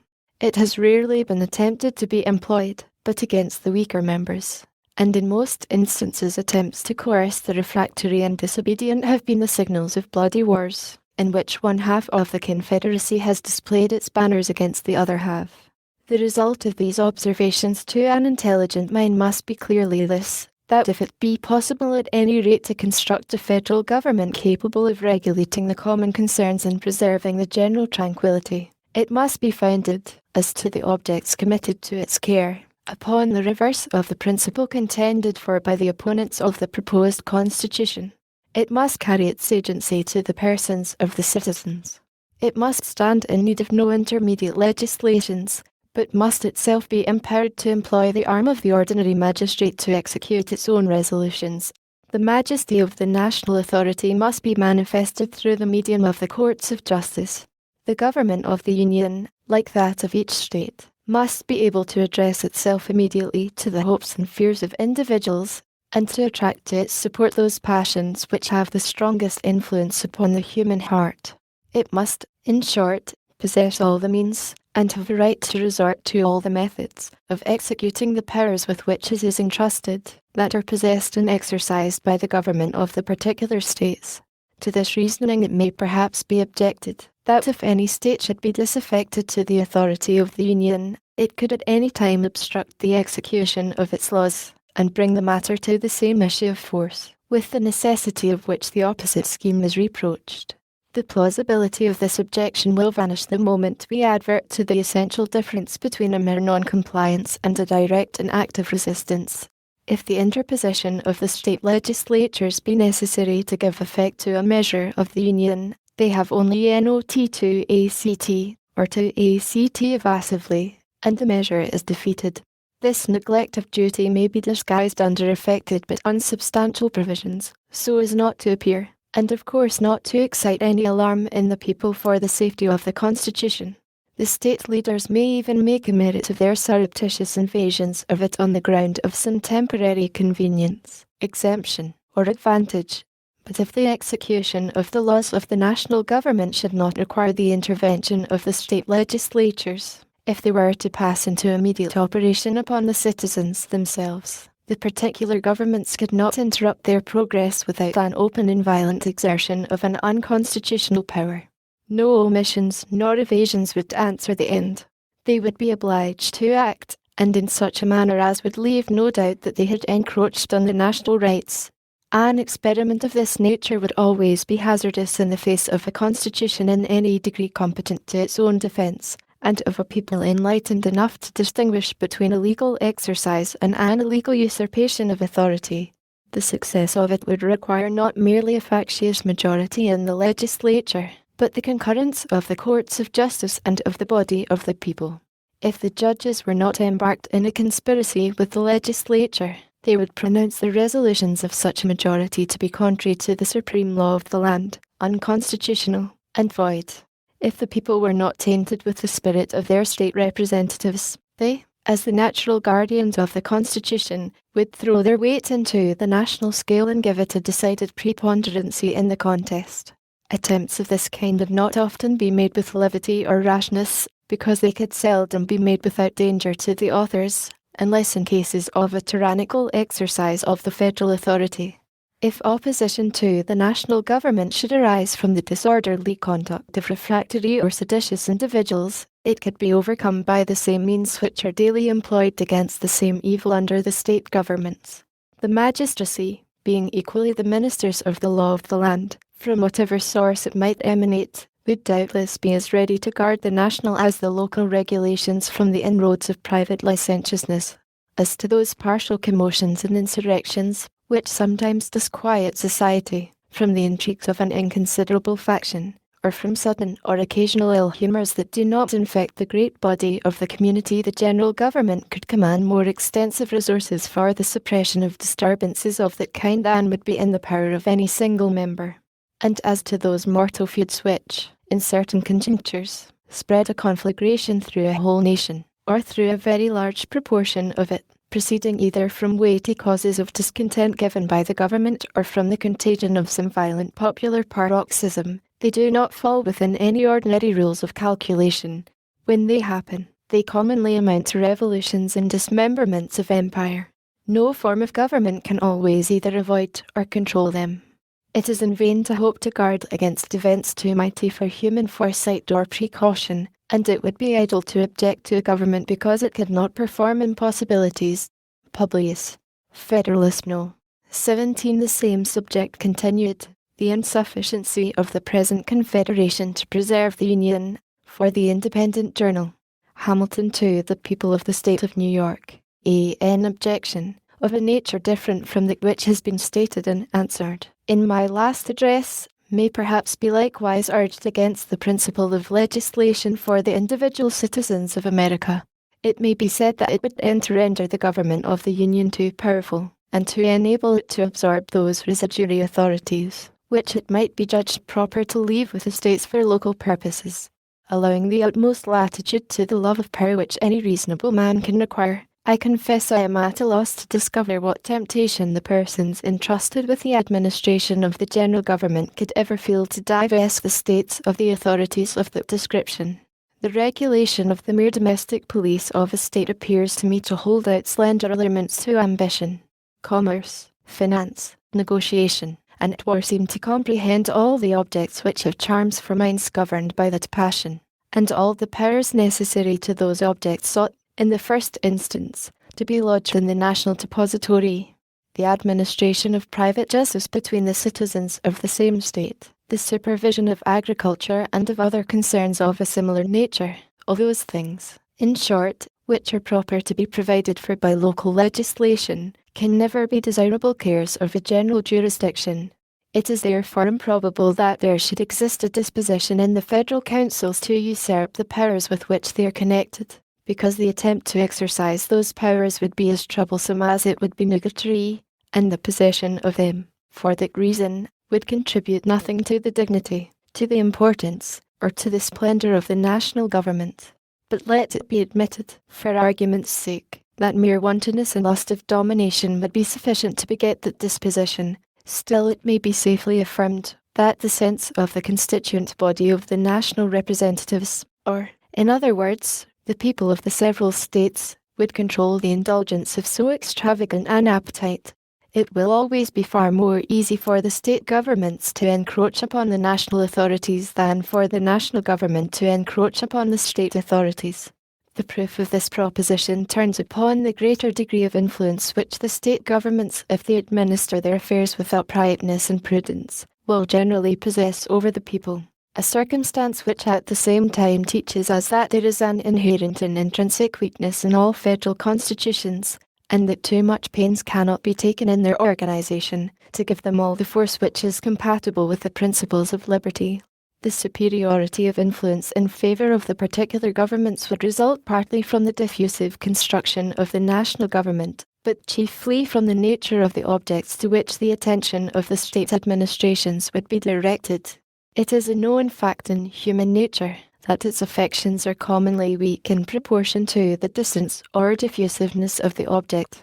Upon the same principle that a man is more attached to his family than to his neighborhood than to the community at large, the people of each state would be apt to feel a stronger bias towards their local governments than towards the government of the Union, unless the force of that principle should be destroyed by a much better administration of the latter. This strong propensity of the human heart would find powerful auxiliaries in the objects of state regulation. The variety of more minute interests, which will necessarily fall under the superintendence of the local administrations, and which will form so many rivulets of influence, running through every part of the society, cannot be particularized, without involving a detail too tedious and uninteresting to compensate for the instruction it might afford. There is one transcendent advantage belonging to the province of the state governments, which alone suffices to place the matter in a clear and satisfactory light. I mean the ordinary administration of criminal and civil justice.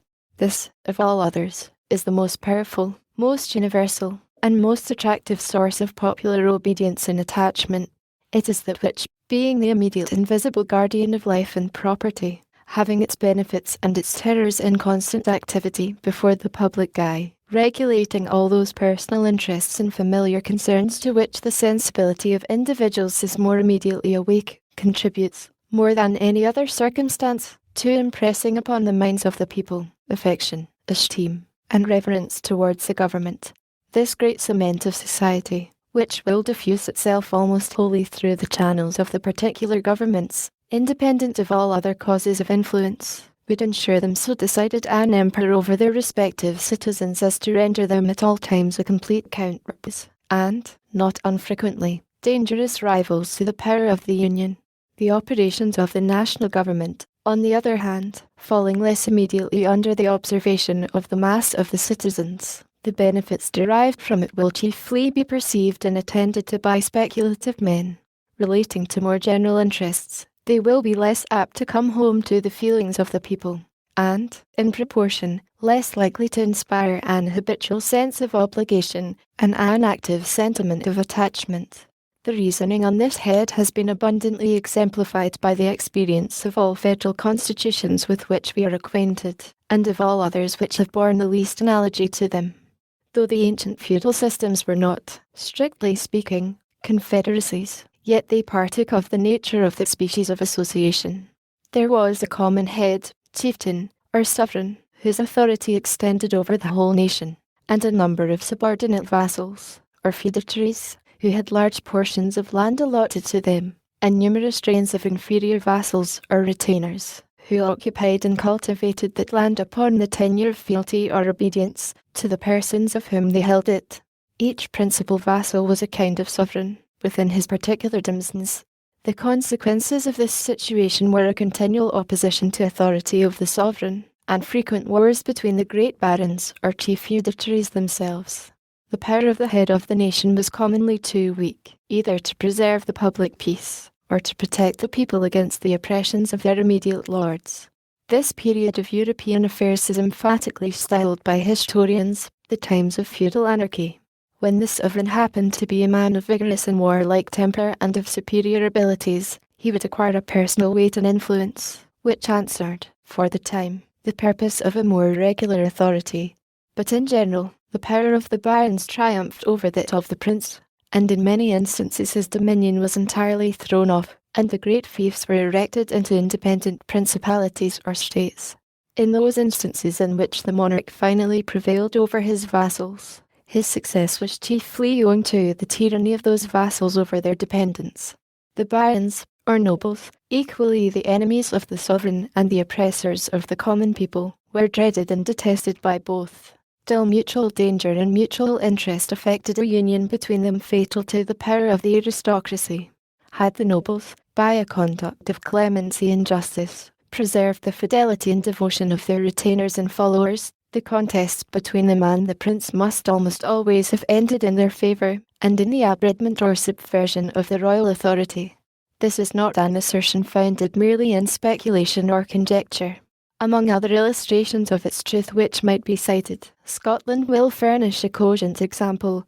The spirit of clanship which was, at an early day, introduced into that kingdom, uniting the nobles and their dependents by ties equivalent to those of kindred, rendered the aristocracy a constant overmatch for the power of the monarch, till the incorporation with England subdued its fierce and ungovernable spirit, and reduced it within those rules of subordination which a more rational and more energetic system of civil polity had previously established in the latter kingdom. The separate governments in a confederacy may aptly be compared with the feudal baronies, with this advantage in their favour, that from the reasons already explained, they will generally possess the confidence and goodwill of the people, and with so important a support, will be able effectually to oppose all encroachments of the national government. It will be well if they are not able to counteract its legitimate and necessary authority.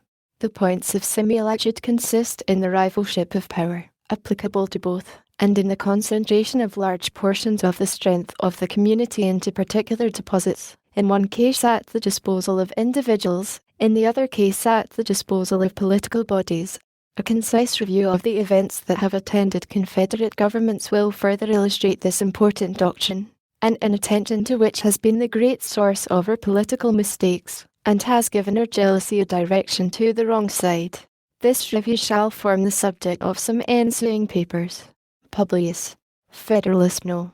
18. The same subject continued. The insufficiency of the present Confederation to preserve the Union. For the Independent Journal. Hamilton and Madison to the people of the state of New York. Among the confederacies of antiquity, the most considerable was that of the Grecian republics, associated under the Amphictyonic Council. From the best accounts transmitted of this celebrated institution, it bore a very instructive analogy to the present Confederation of the American States. The members retained the character of independent and sovereign states, and had equal votes in the Federal Council. This council had a general authority to propose and resolve whatever it judged necessary for the common welfare of Greece, to declare and carry on war, to decide, in the last resort, all controversies between the members, to fine the aggressing party, to employ the whole force of the Confederacy against the disobedient, to admit new members. The Amphictyons were the guardians of religion, and of the immense riches belonging to the Temple of Delphos, where they had the right of jurisdiction in controversies between the inhabitants and those who came to consult the oracle. As a further provision for the efficacy of the federal powers, they took an oath mutually to defend and protect the united cities, to punish the violators of this oath, and to inflict vengeance on sacrilegious despoilers of the temple. In theory, and upon paper, this apparatus of power seems amply sufficient for all general purposes. In several material instances, they exceed the powers enumerated in the Articles of Confederation. The Amphictyons had in their hands the superstition of the times, one of the principal engines by which government was then maintained. They had a declared authority to use coercion against refractory cities, and were bound by oath to exert this authority on the necessary occasions. Very different, nevertheless, was the experiment from the theory. The powers, like those of the present Congress, were administered by deputies appointed wholly by the cities in their political capacities, and exercised over them in the same capacities. Hence the weakness, the disorders, and finally the destruction of the Confederacy. The more powerful members, instead of being kept in awe and subordination, tyrannized successively over all the rest. Athens, as we learn from Demosthenes, was the arbiter of Greece 73 years. The Lacedaemonians next governed it 29 years. At a subsequent period, after the Battle of Leuctra, the Thebans had their turn of domination. It happened but too often, according to Plutarch, that the deputies of the strongest cities often corrupted those of the weaker, and that judgment went in favor of the most powerful party. Even in the midst of defensive and dangerous wars with Persia and Macedon, the members never acted in concert, and were, more or fewer of them, eternally the dupes or the hirelings of the common enemy. The intervals of foreign war were filled up by domestic vicissitudes, convulsions, and carnage. After the conclusion of the war with Xerxes, it appears that the Lacedaemonians required that a number of the cities should be turned out of the confederacy for the unfaithful part they had acted. The Athenians, finding that the Lacedaemonians would lose fewer partisans by such a measure than themselves, and would become masters of the public deliberations, vigorously opposed and defeated the attempt. This piece of history proves at once the inefficiency of the Union, the ambition and jealousy of its most powerful members, and the dependent and degraded condition of the rest. The smaller members, though entitled by the theory of their system to revolve in equal pride and majesty around the common centre, had become, in fact, satellites of the orbs of primary magnitude. Had the Greeks, says the Abbé Millet, been as wise as they were courageous, they would have been admonished by experience of the necessity of a closer union, and would have availed themselves of the peace which followed their success against the Persian arms to establish such a reformation. Instead of this obvious policy, Athens and Sparta, inflated with the victories and the glory they had acquired, became first rivals and then enemies, and did each other infinitely more mischief than they had suffered from Xerxes. Their mutual jealousies, fears, hatreds, and injuries ended in the celebrated Peloponnesian War, which itself ended in the ruin and slavery of the Athenians who had begun it. As a weak government, when not at war, is ever agitated by internal dissensions, so these never fail to bring on fresh calamities from abroad.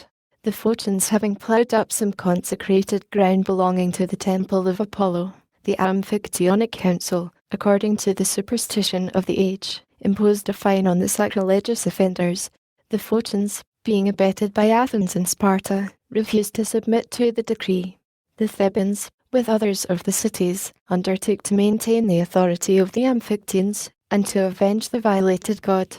The latter, being the weaker party, invited the assistance of Philip of Macedon, who had secretly fostered the contest. Philip gladly seized the opportunity of executing the designs he had long planned against the liberties of Greece. By his intrigues and bribes he won over to his interests the popular leaders of several cities, by their influence and votes, gained admission into the Amphictyonic Council, and by his arts and his arms, made himself master of the confederacy. Such were the consequences of the fallacious principle on which this interesting establishment was founded. Had Greece, says a judicious observer on her fate, been united by a stricter confederation, and persevered in her union, she would never have worn the chains of Macedon, and might have proved a barrier to the vast projects of Rome.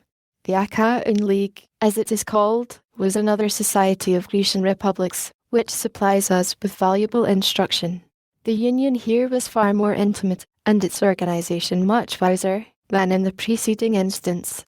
It will accordingly appear that, though not exempt from a similar catastrophe, it by no means equally deserved it. The cities composing this league retained their municipal jurisdiction, appointed their own officers, and enjoyed a perfect equality. The Senate, in which they were represented, had the sole and exclusive right of peace and war, of sending and receiving ambassadors, of entering into treaties and alliances, of appointing a chief magistrate or praetor, as he was called, who commanded their armies, and who, with the advice and consent of 10 of the senators, not only administered the government in the recess of the Senate, but had a great share in its deliberations, when assembled. According to the primitive constitution, there were 2 praetors associated in the administration, but on trial a single one was preferred. It appears that the cities had all the same laws and customs, the same weights and measures, and the same money. But how far this effect proceeded from the authority of the Federal Council is left in uncertainty. It is said only that the cities were in a manner compelled to receive the same laws and usages. When Lacedaemon was brought into the league by Philopoemen, it was attended with an abolition of the institutions and laws of Lycurgus, and an adoption of those of the Achaeans. The Amphictyonic Confederacy, of which she had been a member, left her in the full exercise of her government and her legislation.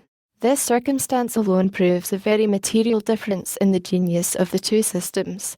It is much to be regretted that such imperfect monuments remain of this curious political fabric. Could its interior structure and regular operation be ascertained, it is probable that more light would be thrown by it on the science of federal government than by any of the like experiments with which we are acquainted. One important fact seems to be witnessed by all the historians who take notice of Achaean affairs. It is that as well after their innovation of the League by Rattus as before its dissolution by the arts of Macedon, there was infinitely more of moderation and justice in the administration of its government, and less of violence and sedition in the people, than were to be found in any of the cities exercising singly all the prerogatives of sovereignty. The Abbé Mably, in his observations on Greece, says that the popular government, which was so tempestuous elsewhere, caused no disorders in the members of the Achaean Republic, because it was there tempered by the general authority and laws of the Confederacy.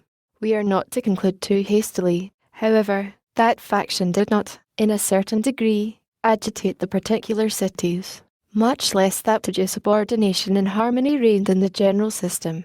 The contrary is sufficiently displayed in the vicissitudes and fate of the Republic, whilst the Amphictyonic Confederacy remained, that of the Achaeans, which comprehended the less important cities only, made little figure on the theatre of Greece. When the former became a victim to Macedon, the latter was spared by the policy of Philip and Alexander. Under the successors of these princes, however, a different policy prevailed. The arts of division were practiced among the Achaeans. Each city was seduced into a separate interest. The union was dissolved. Some of the cities fell under the tyranny of Macedonian garrisons, others under that of usurpers springing out of their own confusions. Shame and oppression ere long awakened their love of liberty. A few cities reunited. Their example was followed by others, as opportunities were found of cutting off their tyrants. The League soon embraced almost the whole Peloponnesus. Macedon saw its progress, but was hindered by internal dissensions from stopping it. All Greece caught the enthusiasm and seemed ready to unite in one confederacy, when the jealousy and envy in Sparta and Athens, of the rising glory of the Achaeans, threw a fatal damp on the enterprise. The dread of the Macedonian power induced the League to court the alliance of the kings of Egypt and Syria, as successors of Alexander, were rivals of the king of Macedon.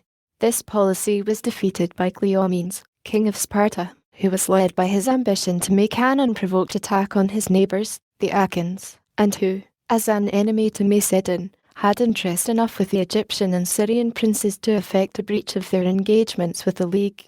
The Achaeans were now reduced to the dilemma of submitting to Cleomenes, or of supplicating the aid of Macedon, its former oppressor. The latter expedient was adopted. The contests of the Greeks always afforded a pleasing opportunity to that powerful neighbour of intermeddling in their affairs. A Macedonian army quickly appeared. Cleomenes was vanquished. The Achaeans soon experienced, as often happens, that a victorious and powerful ally is but another name for a master. All that their most abject compliances could obtain from him was a toleration of the exercise of their laws. Philip, who was now on the throne of Macedon, soon provoked by his tyrannies fresh combinations among the Greeks. The Achaeans, though weakened by internal dissensions and by the revolt of Messene, one of its members, being joined by the Aetolians and Athenians, erected the standard of opposition. Finding themselves, though thus supported, unequal to the undertaking, they once more had recourse to the dangerous expedient of introducing the succour of foreign arms. The Romans, to whom the invitation was made, eagerly embraced it. Philip was conquered, Macedon subdued. A new crisis ensued to the League. Dissensions broke out among its members. These the Romans fostered. Callicrates and other popular leaders became mercenary instruments for inveigling their countrymen. The more effectually to nourish discord and disorder the Romans had, to the astonishment of those who confided in their sincerity, already proclaimed universal liberty won throughout Greece. With the same insidious views, they now seduced the members from the League, by representing to their pride the violation it committed on their sovereignty. By these arts this union, the last hope of Greece, the last hope of ancient liberty, was torn into pieces, and such imbecility and distraction introduced that the arms of Rome found little difficulty in completing the ruin which their arts had commenced. The Achans were cut to pieces, and Achaia loaded with chains, under which it is groaning at this hour. I have thought it not superfluous to give the outlines of this important portion of history, both because it teaches more than one lesson, and because, as a supplement to the outlines of the Achaean constitution, it emphatically illustrates the tendency of federal bodies rather to anarchy among the members than to tyranny in the head. Publius. 1. This was but another name more specious for the independence of the members on the federal head. Federalist No. 19. The same subject continued. The insufficiency of the present confederation to preserve the Union. For the Independent Journal. Hamilton and Madison to the people of the state of New York. The examples of ancient confederacies, cited in my last paper, have not exhausted the source of experimental instruction on this subject. There are existing institutions, founded on a similar principle, which merit particular consideration. The first which presents itself is the Germanic body. In the early ages of Christianity, Germany was occupied by 7 distinct nations, who had no common chief.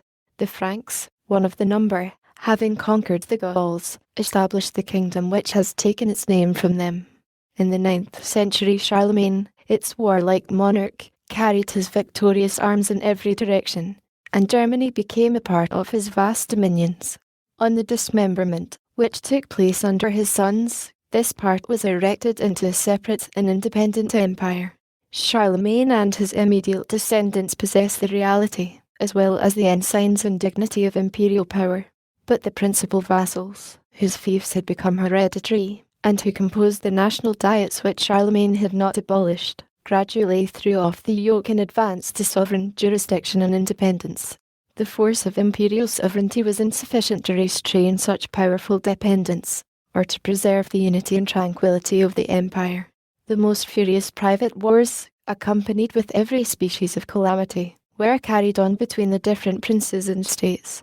The imperial authority, unable to maintain the public order, declined by degrees till it was almost extinct in the anarchy, which agitated the long interval between the death of the last emperor of the Suebian and the accession of the first emperor of the Austrian lines. In the 11th century the emperors enjoyed full sovereignty. In the 15th they had little more than the symbols and decorations of power. Out of this feudal system, which has itself many of the important features of a confederacy, has grown a federal system which constitutes the Germanic Empire. Its powers are vested in a diet representing the component members of the confederacy, in the emperor, who is the executive magistrate, with a negative on the decrees of the diet, and in the imperial chamber and the Aulic Council, 2 judiciary tribunals having supreme jurisdiction in controversies which concern the empire, or which happen among its members. The Diet possesses the general power of legislating for the empire, of making war and peace, contracting alliances, assessing quotas of troops and money, constructing fortresses, regulating coin, admitting new members, and subjecting disobedient members to the ban of the empire, by which the party is degraded from his sovereign rights and his possessions forfeited. The members of the Confederacy are expressly restricted from entering into compacts prejudicial to the empire, from imposing tolls and duties on their mutual intercourse, without the consent of the emperor and diet, from altering the value of money, from doing injustice to one another, or from affording assistance or retreat to disturbers of the public peace.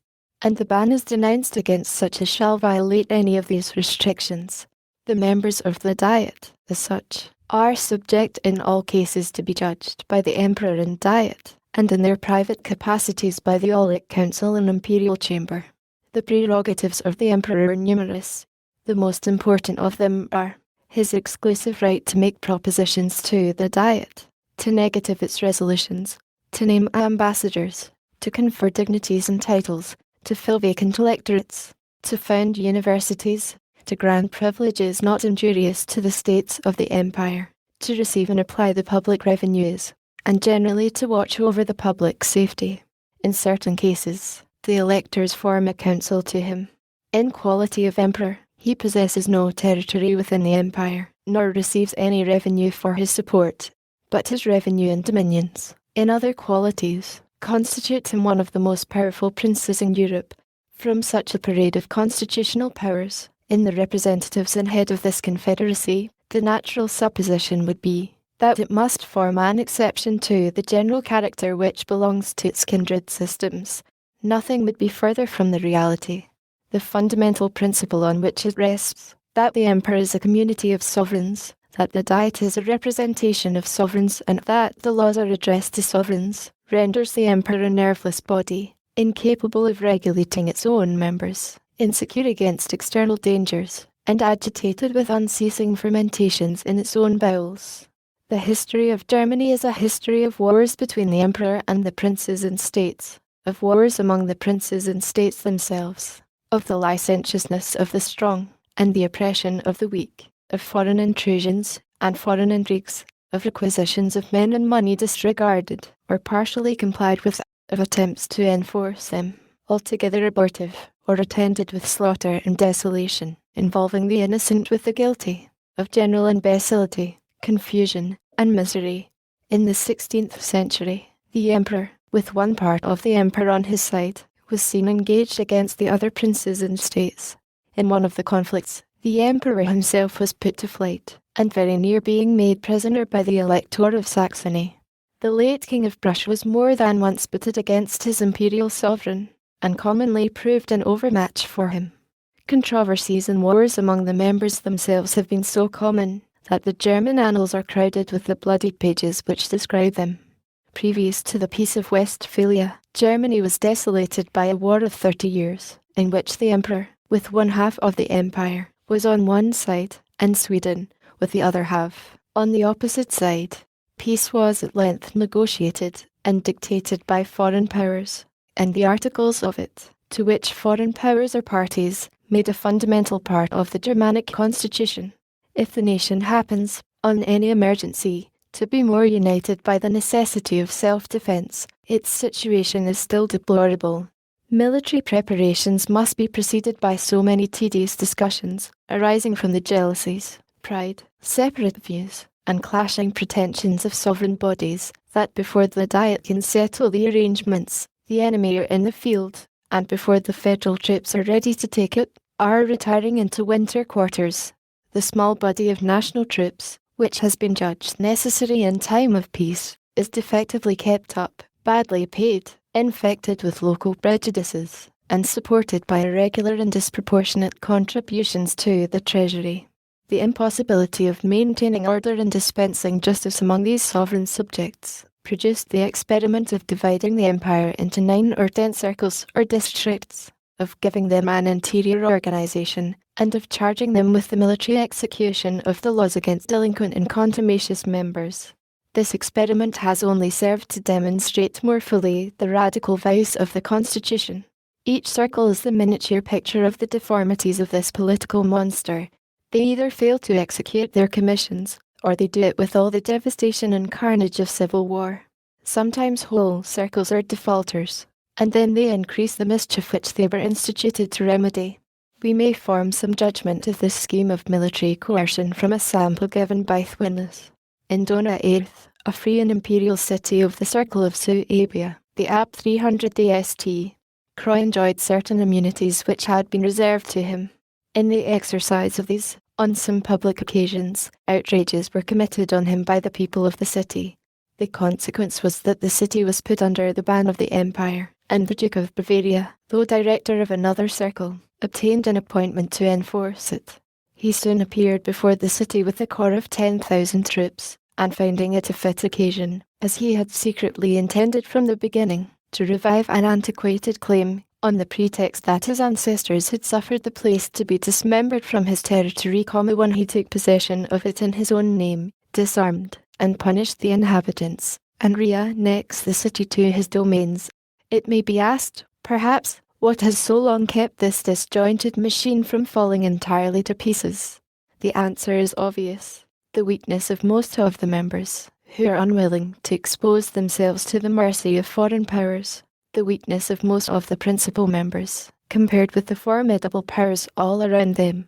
The vast weight and influence which the emperor derives from his separate and hereditary dominions, and the interest he feels in preserving a system with which his family pride is connected, and which constitutes him the first prince in Europe.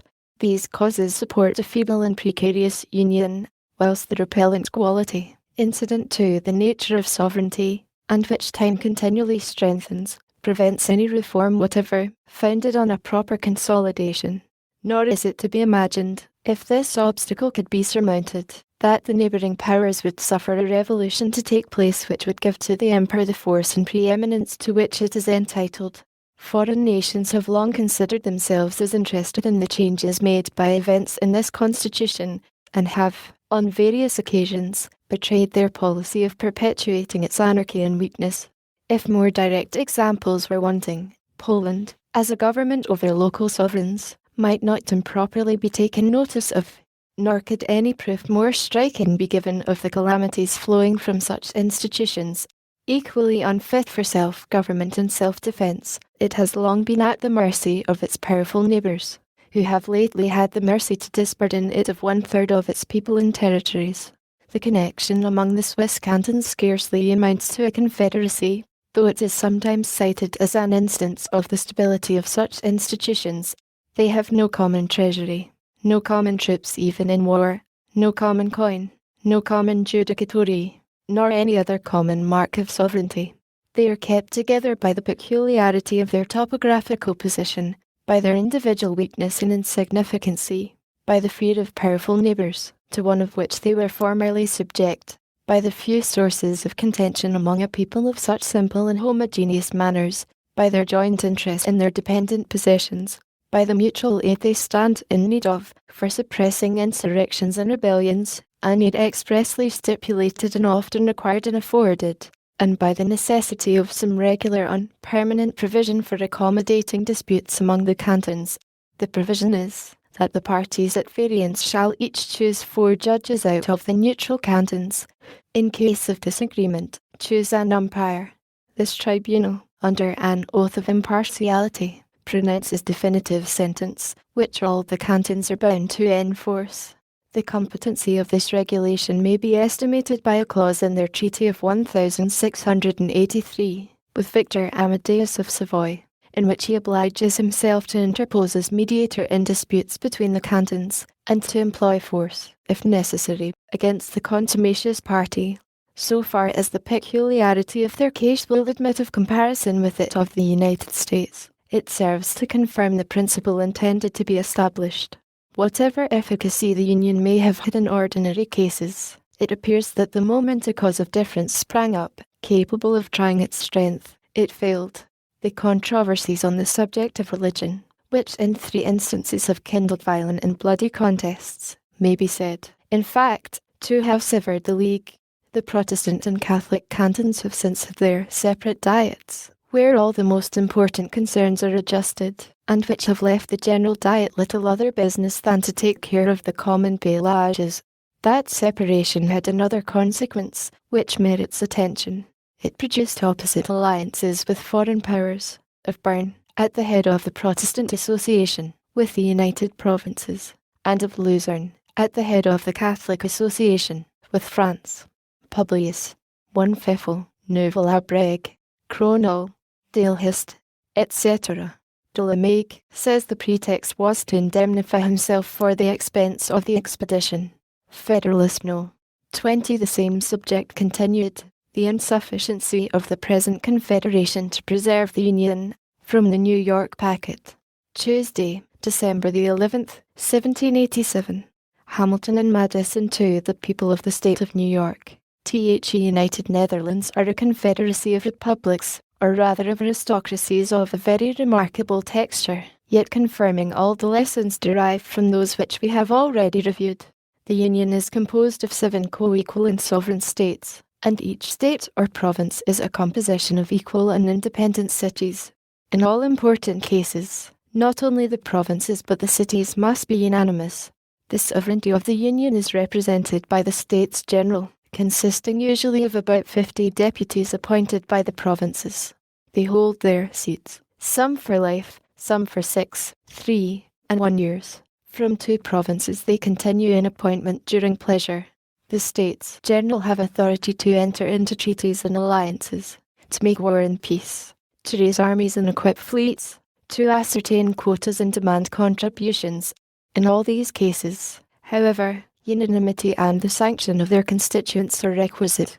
They have authority to appoint and receive ambassadors, to execute treaties and alliances already formed, to provide for the collection of duties on imports and exports, to regulate them and, with a saving to the provincial rights, to govern as sovereigns the dependent territories. The provinces are restrained, unless with the general consent, from entering into foreign treaties, from establishing imposts injurious to others, or charging their neighbours with higher duties than their own subjects. A Council of State, a Chamber of Accounts, with 5 colleges of Admiralty, aid and fortify the federal administration. The executive magistrate of the Union is the stadtholder, who is now an hereditary prince. His principal weight and influence in the Republic are derived from this independent title, from his great patrimonial estates, from his family connections with some of the chief potentates of Europe, and, more than all, perhaps, from his being stadtholder in the several provinces, as well as for the Union, in which provincial quality he has the appointment of town magistrates under certain regulations, executes provincial decrees, presides when he pleases in the provincial tribunals, and has throughout the power of pardon. As stadtholder of the Union, he has, however, considerable prerogatives. In his political capacity he has authority to settle disputes between the provinces, when other methods fail, to assist at the deliberations of the States General, and at their particular conferences, to give audiences to foreign ambassadors, and to keep agents for his particular affairs at foreign courts. In his military capacity he commands the federal troops, provides for garrisons, and in general regulates military affairs, disposes of all appointments, from colonels to ensigns, and of the governments and posts of fortified towns. In his marine capacity he is Admiral General, and superintends and directs everything relative to naval forces and other naval affairs, presides in the Admiralties in person or by proxy, appoints lieutenant admirals and other officers, and establishes councils of war, whose sentences are not executed till he approves them. His revenue, exclusive of his private income, amounts to 300,000 florins. The standing army which he commands consists of about 40,000 men. Such is the nature of the celebrated Belgic Confederacy, as delineated on parchment. What are the characters which practice has stamped upon it? Imbecility in the government, discord among the provinces, foreign influence and indignities, a precarious existence in peace, and peculiar calamities from war. It was long ago remarked by Grotius, that nothing but the hatred of his countrymen to the House of Austria kept them from being ruined by the vices of their constitution. The Union of Utrecht, says another respectable writer, reposes an authority in the States General, seemingly sufficient to secure harmony, but the jealousy in each province renders the practice very different from the theory. The same instrument, says another, obliges each province to levy certain contributions, but this article never could, and probably never will, be executed, because the inland provinces, who have little commerce, cannot pay an equal quota. In matters of contribution, it is the practice to waive the articles of the Constitution. The danger of delay obliges the consenting provinces to furnish their quotas, without waiting for the others, and then to obtain reimbursement from the others, by deputations, which are frequent, or otherwise, as they can. The great wealth and influence of the province of Holland enable her to effect both these purposes. It has more than once happened that the deficiencies had to be ultimately collected at the point of the bayonet, a thing practicable, though dreadful, in a confederacy where one of the members exceeds in force all the rest, and where several of them are too small to meditate resistance, but utterly impracticable in one composed of members, several of which are equal to each other in strength and resources, and equal singly to a vigorous and persevering defence. Foreign ministers, says Sir William Temple, who was himself a foreign minister, elude matters taken ad referendum, by tampering with the provinces and cities. In 1726, the Treaty of Hanover was delayed by these means a whole year. Instances of a like nature are numerous and notorious. In critical emergencies, the States General are often compelled to overleap their constitutional bounds.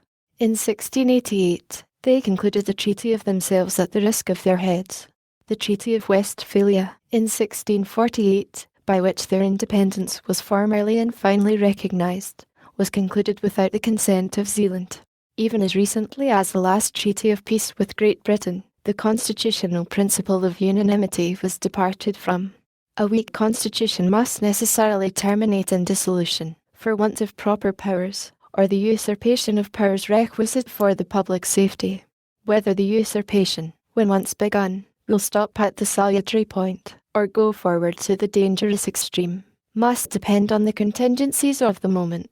Tyranny has perhaps oftener grown out of the assumptions of power, called for, on pressing exigencies, by a defective constitution, than out of the full exercise of the largest constitutional authorities. Notwithstanding the calamities produced by the stadtholdership, it has been supposed that without his influence in the individual provinces, the causes of anarchy manifest in the Confederacy would long ago have dissolved it. Under such a government, says the Abbé Mably, the Union could never have subsisted, if the provinces had not a spring within themselves, capable of quickening their tardiness, and compelling them to the same way of thinking. This spring is the stadtholder. It is remarked by Sir William Temple, that in the intermissions of the stadtholdership, Holland, by her riches and her authority, which drew the others into a sort of dependence, supplied the place. These are not the only circumstances which have controlled the tendency to anarchy and dissolution. The surrounding powers impose an absolute necessity of union to a certain degree, at the same time that they nourish by their intrigues the constitutional vices which keep the Republic in some degree always at their mercy. The true patriots have long bewailed the fatal tendency of these vices, and have made no less than 4 regular experiments by extraordinary assemblies, convened for the special purpose, to apply a remedy. As many times has their laudable zeal found it impossible to unite the public councils in reforming the known, the acknowledged, the fatal evils of the existing constitution. Let us pause, my fellow citizens, for one moment, over this melancholy and monitory lesson of history, and with the tear that drops for the calamities brought on mankind by their adverse opinions and selfish passions, let our gratitude mingle an ejaculation to heaven, for the propitious concord which has distinguished the consultations for our political happiness. A design was also conceived of establishing a general tax to be administered by the federal authority. This also had its adversaries and failed. This unhappy people seem to be now suffering from popular convulsions, from dissensions among the states, and from the actual invasion of foreign arms, the crisis of their destiny. All nations have their eyes fixed on the awful spectacle. The first wish prompted by humanity is, that this severe trial may issue in such a revolution of their government as will establish their union, and render it the parent of tranquility, freedom and happiness. The next, that the asylum under which, we trust, the enjoyment of these blessings will speedily be secured in this country, may receive and console them for the catastrophe of their own. I make no apology for having dwelt so long on the contemplation of these federal precedents. Experience is the oracle of truth, and where its responses are unequivocal, they ought to be conclusive and sacred. The important truth, which it unequivocally pronounces in the present case, is that a sovereignty over sovereigns, a government over governments, a legislation for communities, as contradistinguished from individuals, as it is a solecism in theory, so in practice it is subversive of the order and ends of civil polity, by substituting violence in place of law, or the destructive coercion of the sword in place of the mild and salutary coercion of the magistracy. Publius. Federalist No. 21 Other defects of the present Confederation for the Independent Journal. Hamilton to the people of the State of New York. Having in the 3 last numbers taken a summary review of the principal circumstances and events which have depicted the genius and fate of other Confederate governments, I shall now proceed in the enumeration of the most important of those defects which have hitherto disappointed our hopes from the system established among ourselves. To form a safe and satisfactory judgment of the proper remedy, it is absolutely necessary that we should be well acquainted with the extent and malignity of the disease. The next most palpable defect of the subsisting Confederation is the total want of a sanction to its laws. The United States, as now composed, have no powers to exact obedience or punish disobedience to their resolutions, either by pecuniary mulcts, by a suspension or divestiture of privileges, or by any other constitutional mode. There is no express delegation of authority to them to use force against delinquent members, and if such a right should be ascribed to the federal head, as resulting from the nature of the social compact between the states, it must be by inference and construction, in the face of that part of the second article, by which it is declared, that each state shall retain every power, jurisdiction, and right, not expressly delegated to the United States in Congress assembled. There is, doubtless, a striking absurdity in supposing that a right of this kind does not exist, but we are reduced to the dilemma either of embracing that supposition, preposterous as it may seem, or of contravening or explaining away a provision, which has been of late a repeated theme of the eulogies of those who oppose the new Constitution, and the want of which, in that plan, has been the subject of much plausible animadversion and severe criticism. If we are unwilling to impair the force of this applauded provision, we shall be obliged to conclude that the United States afford the extraordinary spectacle of a government destitute even of the shadow of constitutional power to enforce the execution of its own laws. It will appear, from the specimens which have been cited, that the American Confederacy, in this particular, stands discriminated from every other institution of a similar kind, and exhibits a new and unexampled phenomenon in the political world. The want of a mutual guarantee of the state governments is another capital imperfection in the federal plan. There is nothing of this kind declared in the articles that compose it, and to imply a tacit guarantee from considerations of utility would be a still more flagrant departure from the clause which has been mentioned, than to imply a tacit power of coercion from the like considerations. The want of a guarantee, though it might in its consequences endanger the Union, does not so immediately attack its existence as the want of a constitutional sanction to its laws. Without a guarantee, the assistance to be derived from the Union in repelling those domestic dangers which may sometimes threaten the existence of the state constitutions must be renounced. Usurpation may rear its crest in each state, and trample upon the liberties of the people, while the national government could legally do nothing more than behold its encroachments with indignation and regret. A successful faction may erect a tyranny on the ruins of order and law, while no succor could constitutionally be afforded by the Union to the friends and supporters of the government. The tempestuous situation from which Massachusetts has scarcely emerged evinces that dangers of this kind are not merely speculative. Who can determine what might have been the issue of her late convulsions, if the malcontents had been headed by a Caesar or by a Cromwell? Who can predict what effect a despotism, established in Massachusetts, would have upon the liberties of New Hampshire or Rhode Island, of Connecticut or New York? The inordinate pride of state importance has suggested to some minds an objection to the principle of a guarantee in the federal government, as involving an officious interference in the domestic concerns of the members. A scruple of this kind would deprive us of one of the principal advantages to be expected from union, and can only flow from a misapprehension of the nature of the provision itself. It could be no impediment to reforms of the state constitution by a majority of the people in a legal and peaceable mode. This right would remain undiminished. The guarantee could only operate against changes to be effected by violence. Towards the preventions of calamities of this kind, too many checks cannot be provided. The peace of society and the stability of government depend absolutely on the efficacy of the precautions adopted on this head. Where the whole power of the government is in the hands of the people, there is the less pretence for the use of violent remedies and partial or occasional distempers of the state. The natural cure for an ill administration, in a popular or representative constitution, is a change of men. A guarantee by the national authority would be as much levelled against the usurpations of rulers as against the ferments and outrages of faction and sedition in the community. The principle of regulating the contributions of the states to the common treasury by quotas is another fundamental error in the Confederation. Its repugnancy to an adequate supply of the national exigencies has been already pointed out, and has sufficiently appeared from the trial which has been made of it. I speak of it now solely with a view to equality among the states. Those who have been accustomed to contemplate the circumstances which produce and constitute national wealth must be satisfied that there is no common standard or barometer by which the degrees of it can be ascertained. Neither the value of lands, nor the numbers of the people, which have been successively proposed as the rule of state contributions, has any pretension to being a just representative.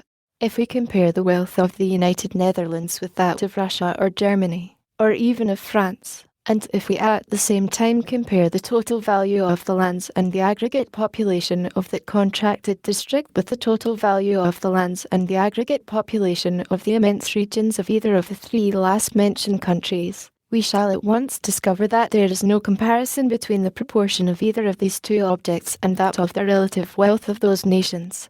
If the like parallel were to be run between several of the American states, it would furnish a like result.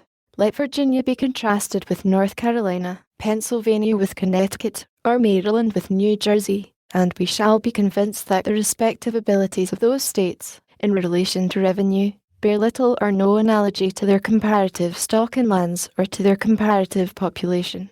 The position may be equally illustrated by a similar process between the counties of the same state. No man who is acquainted with the state of New York will doubt that the active wealth of Kings County bears a much greater proportion to that of Montgomery than it would appear to be if we should take either the total value of the lands or the total number of the people as a criterion. The wealth of nations depends upon an infinite variety of causes: situation, soil, climate, the nature of the productions, the nature of the government, the genius of the citizens, the degree of information they possess, the state of commerce, of arts, of industry. These circumstances and many more, too complex, minute, or adventitious to admit of a particular specification, occasion differences hardly conceivable in the relative opulence and riches of different countries. The consequence clearly is that there can be no common measure of national wealth, and, of course, no general or stationary rule by which the ability of a state to pay taxes can be determined. The attempt, therefore, to regulate the contributions of the members of a confederacy by any such rule cannot fail to be productive of glaring inequality and extreme oppression. This inequality would of itself be sufficient in America to work the eventual destruction of the Union, if any mode of enforcing a compliance with its requisitions could be devised.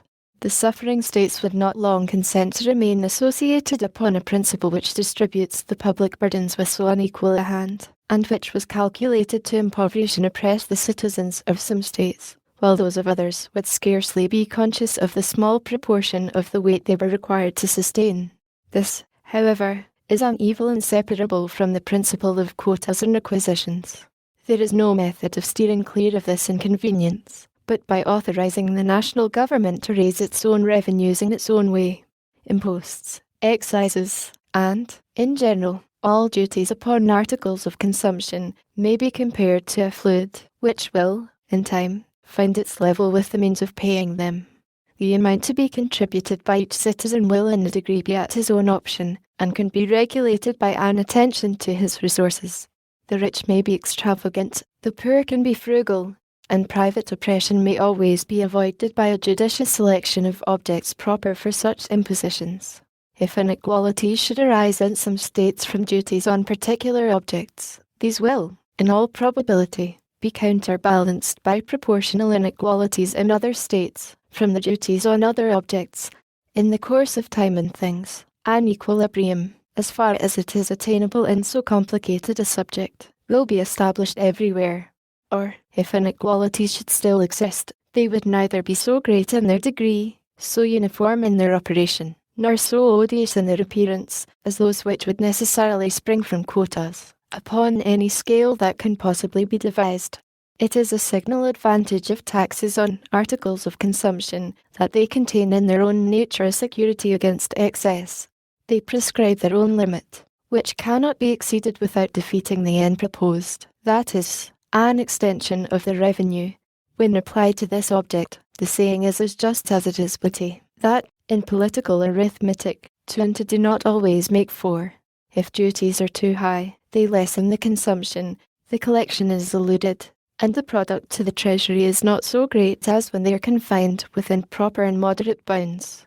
This forms a complete barrier against any material oppression of the citizens by taxes of this class, and is itself a natural limitation of the power of imposing them. Impositions of this kind usually fall under the denomination of indirect taxes, and must for a long time constitute the chief part of the revenue raised in this country. Those of the direct kind, which principally relate to land and buildings, may admit of a rule of apportionment. Either the value of land, or the number of the people, may serve as a standard. The state of agriculture and the populousness of a country have been considered as nearly connected with each other. And, as a rule, for the purpose intended, numbers, in the view of simplicity and certainty, are entitled to a preference. In every country it is a Herculean task to obtain a valuation of the land.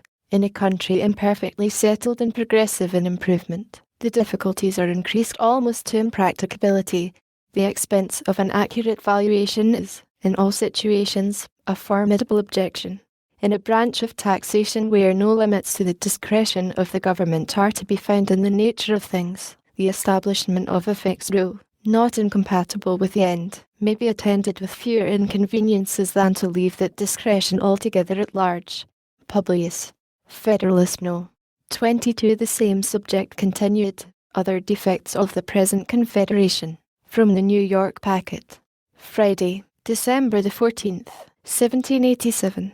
Hamilton to the people of the state of New York, Indiana. Addition to the defects already enumerated in the existing federal system, there are others of not less importance, which concur in rendering it altogether unfit for the administration of the affairs of the Union.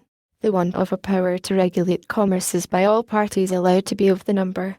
The utility of such a power has been anticipated under the first head of our inquiries, and for this reason, as well as from the universal conviction entertained upon the subject, little need be added in this place.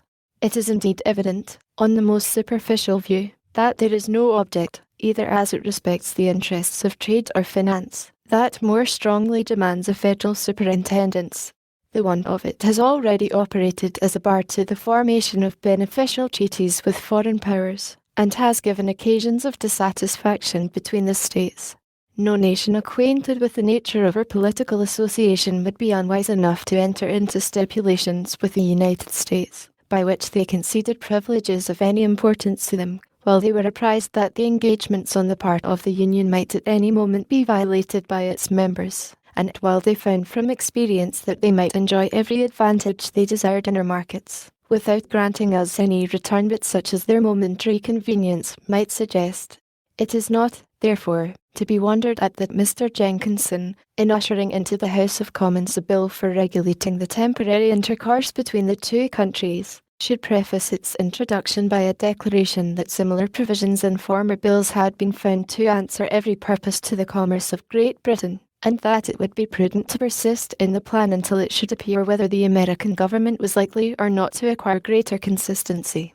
1. Several states have endeavored, by separate prohibitions, restrictions, and exclusions, to influence the conduct of the kingdom in this particular, but the want of concert, arising from the want of a general authority and from clashing and dissimilar views in the state, has hitherto frustrated every experiment of the kind, and will continue to do so as long as the same obstacles to a uniformity of measures continue to exist. The interfering and unneighbourly regulations of some states, contrary to the true spirit of the Union, have, in different instances, given just cause of umbrage and complaint to others, and it is to be feared that examples of this nature, if not restrained by a national control, would be multiplied and extended till they became not less serious sources of animosity and discord than injurious impediments to the intercourse between the different parts of the Confederacy. The commerce of the German Empire, 2. is in continual trammels from the multiplicity of the duties which the several princes and states exact upon the merchandises passing through their territories, by means of which the fine streams and navigable rivers with which Germany is so happily watered are rendered almost useless. Though the genius of the people of this country might never permit this description to be strictly applicable to us, yet we may reasonably expect, from the gradual conflicts of state regulations, that the citizens of each would at length come to be considered and treated by the others in no better light than that of foreigners and aliens.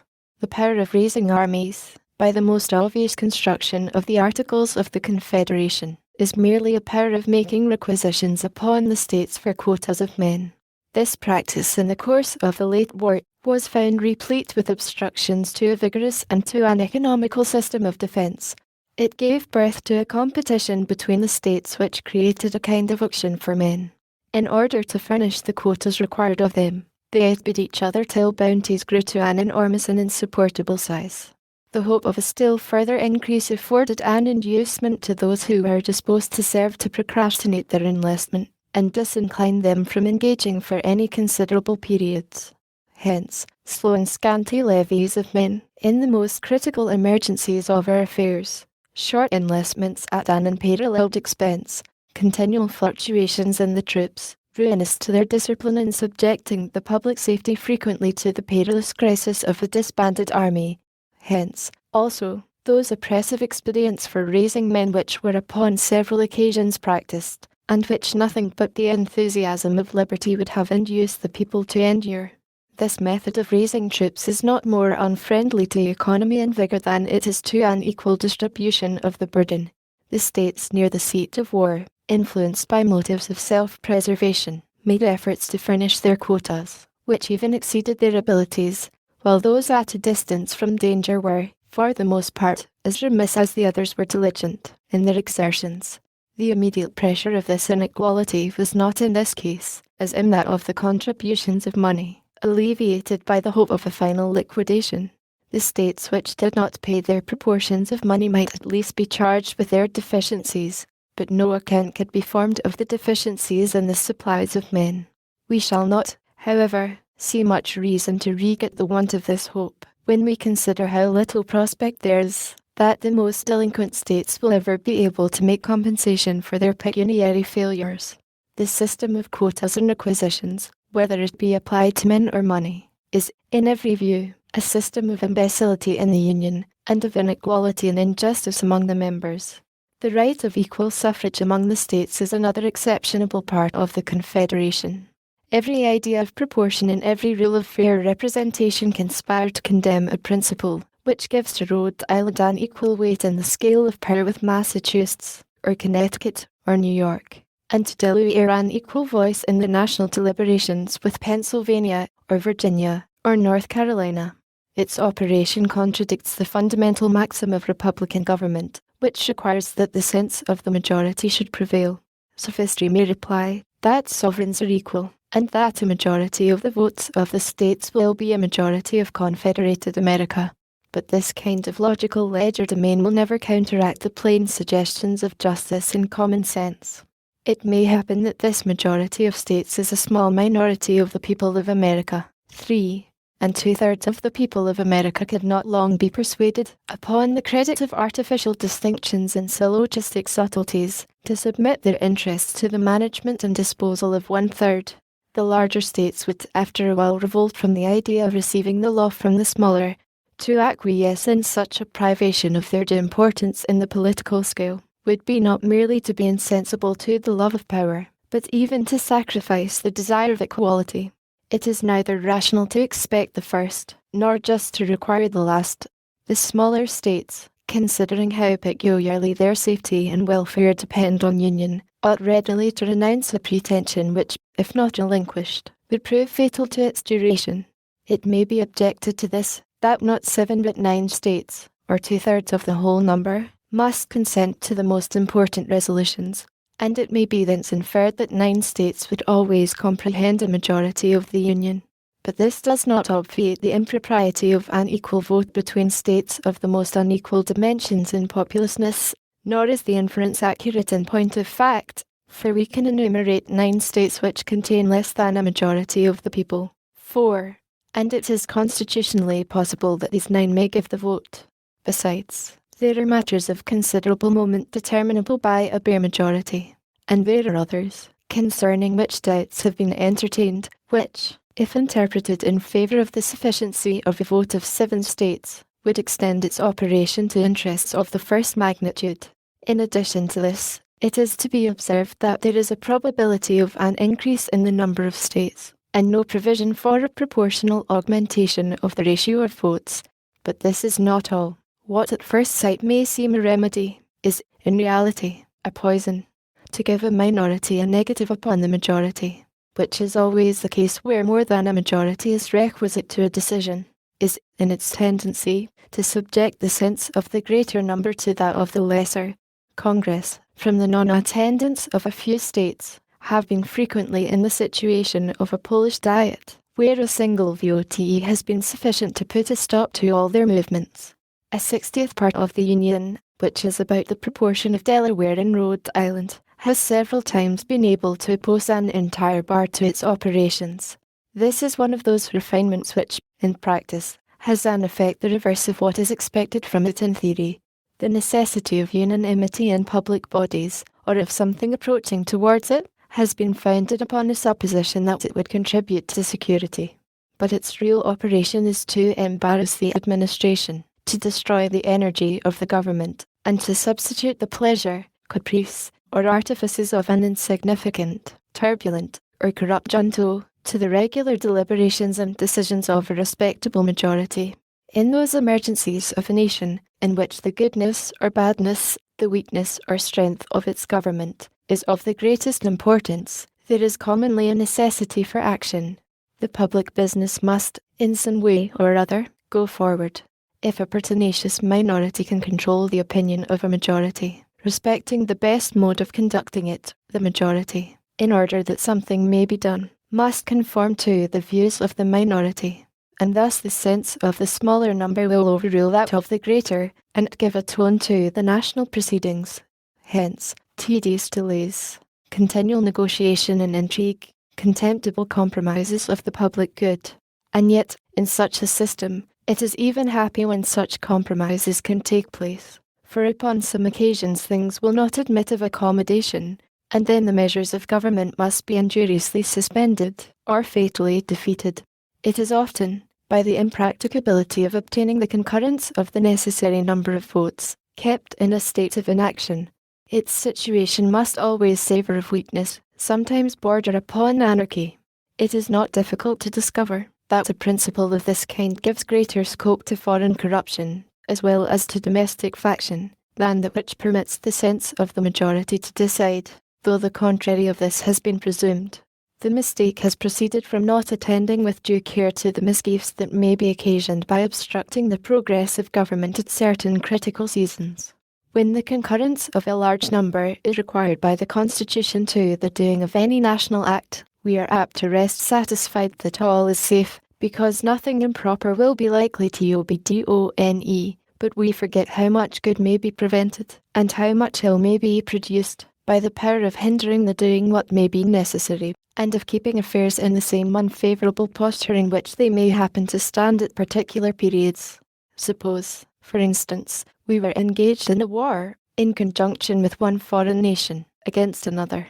Suppose the necessity of our situation demanded peace, and the interest or ambition of our ally led him to seek the prosecution of the war, with views that might justify us in making separate terms.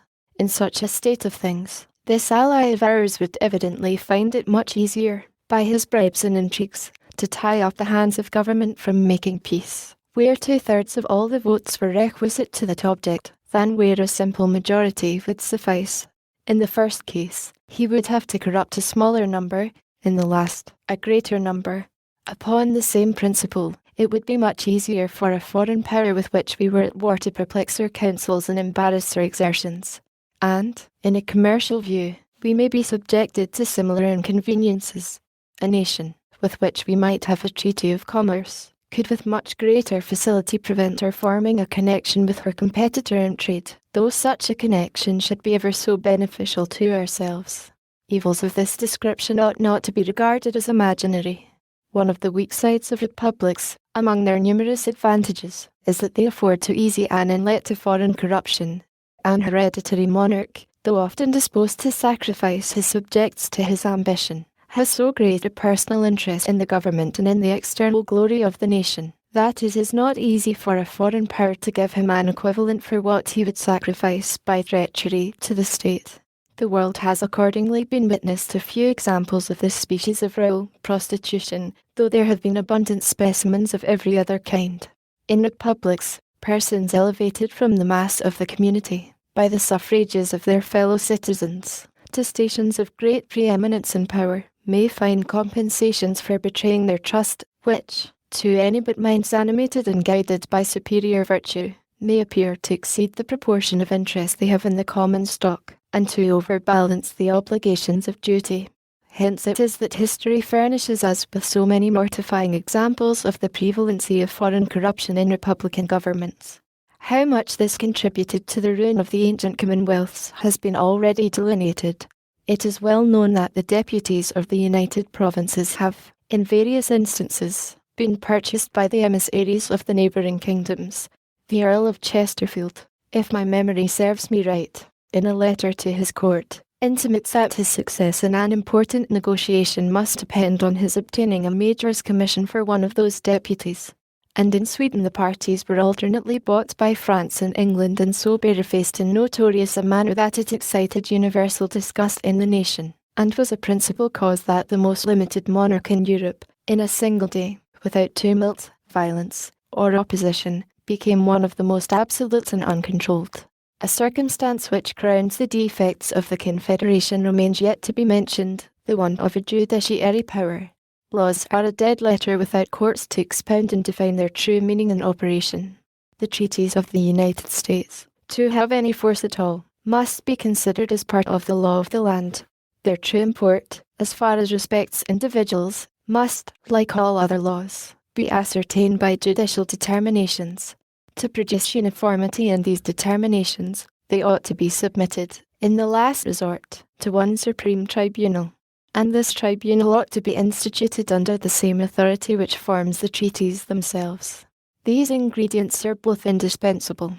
If there is in each state a court of final jurisdiction, there may be as many different final determinations on the same point as there are courts.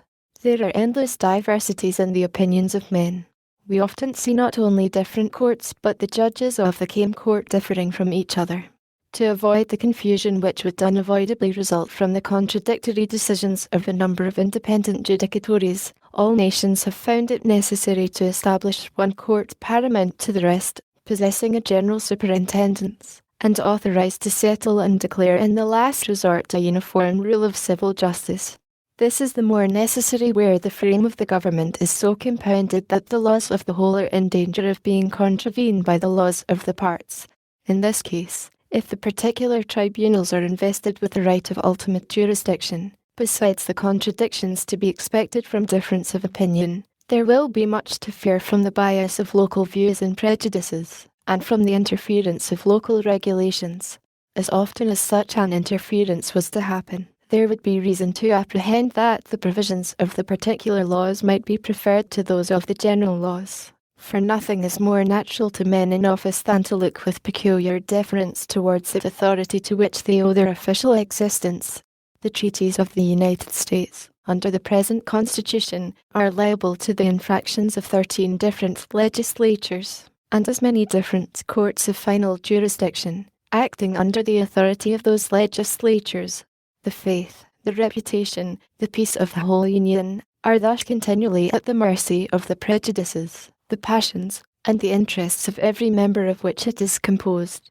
Is it possible that foreign nations can either respect or confide in such a government?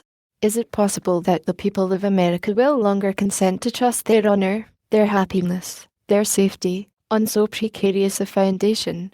In this review of the Confederation, I have confined myself to the exhibition of its most material defects, passing over those imperfections in its details by which even a great part of the power intended to be conferred upon it has been in a great measure rendered abortive. It must be by this time evident to all men of reflection, who can divest themselves of the prepossessions of preconceived opinions, that it is a system so radically vicious and unsound, as to admit not of amendment but by an entire change in its leading features and characters. The organization of Congress is itself utterly improper for the exercise of those powers which are necessary to be deposited in the Union. A single assembly may be a proper receptacle of those slender, or rather fettered, authorities, which have been heretofore delegated to the federal head, but it would be inconsistent with all the principles of good government to entrust it with those additional powers which, even the moderate and more rational adversaries of the proposed Constitution admit, ought to reside in the United States. If that plan should not be adopted, and if the necessity of the Union should be able to withstand the ambitious aims of those men who may indulge magnificent schemes of personal aggrandizement from its dissolution, the probability would be, that we should run into the project of conferring supplementary powers upon Congress, as they are now constituted, and either the machine, from the intrinsic feebleness of its structure, will moulder into pieces, in spite of ill-judged efforts to prop it, or, by successive augmentations of its force and energy, as necessity might prompt, we shall finally accumulate, in a single body, all the most important prerogatives of sovereignty, and thus entail upon our posterity one of the most execrable forms of government that human infatuation ever contrived. Thus, we should create in reality that very tyranny which the adversaries of the new constitution either are, or affect to be, solicitous to avert.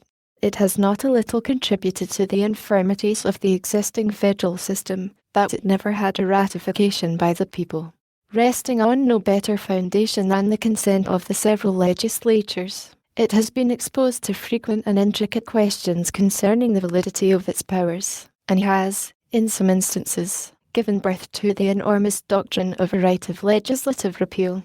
Owing its ratification to the law of a state, it has been contended that the same authority might repeal the law by which it was ratified.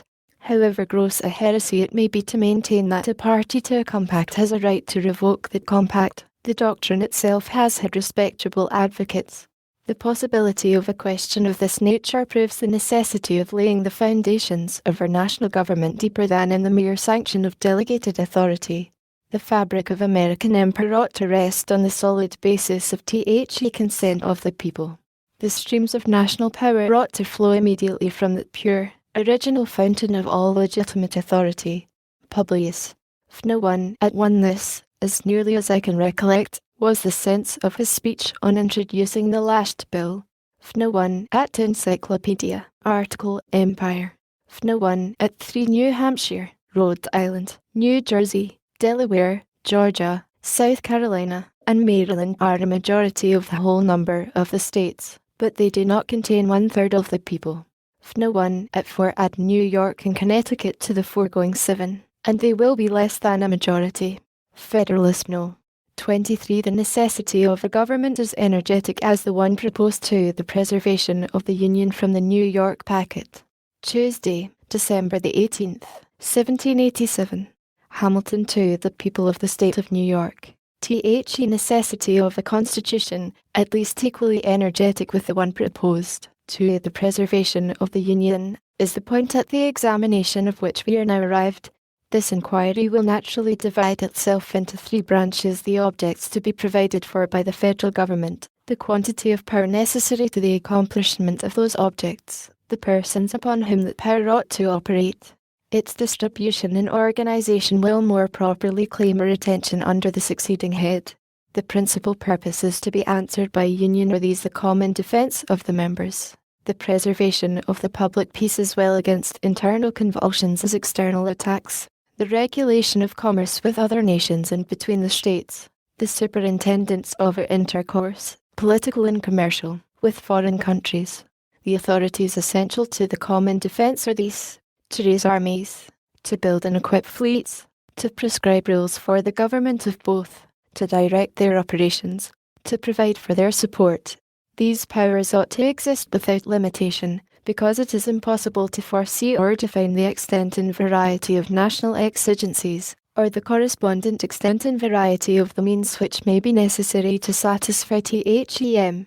The circumstances that endanger the safety of nations are infinite, and for this reason no constitutional shackles can wisely be imposed on the power to which the care of it is committed.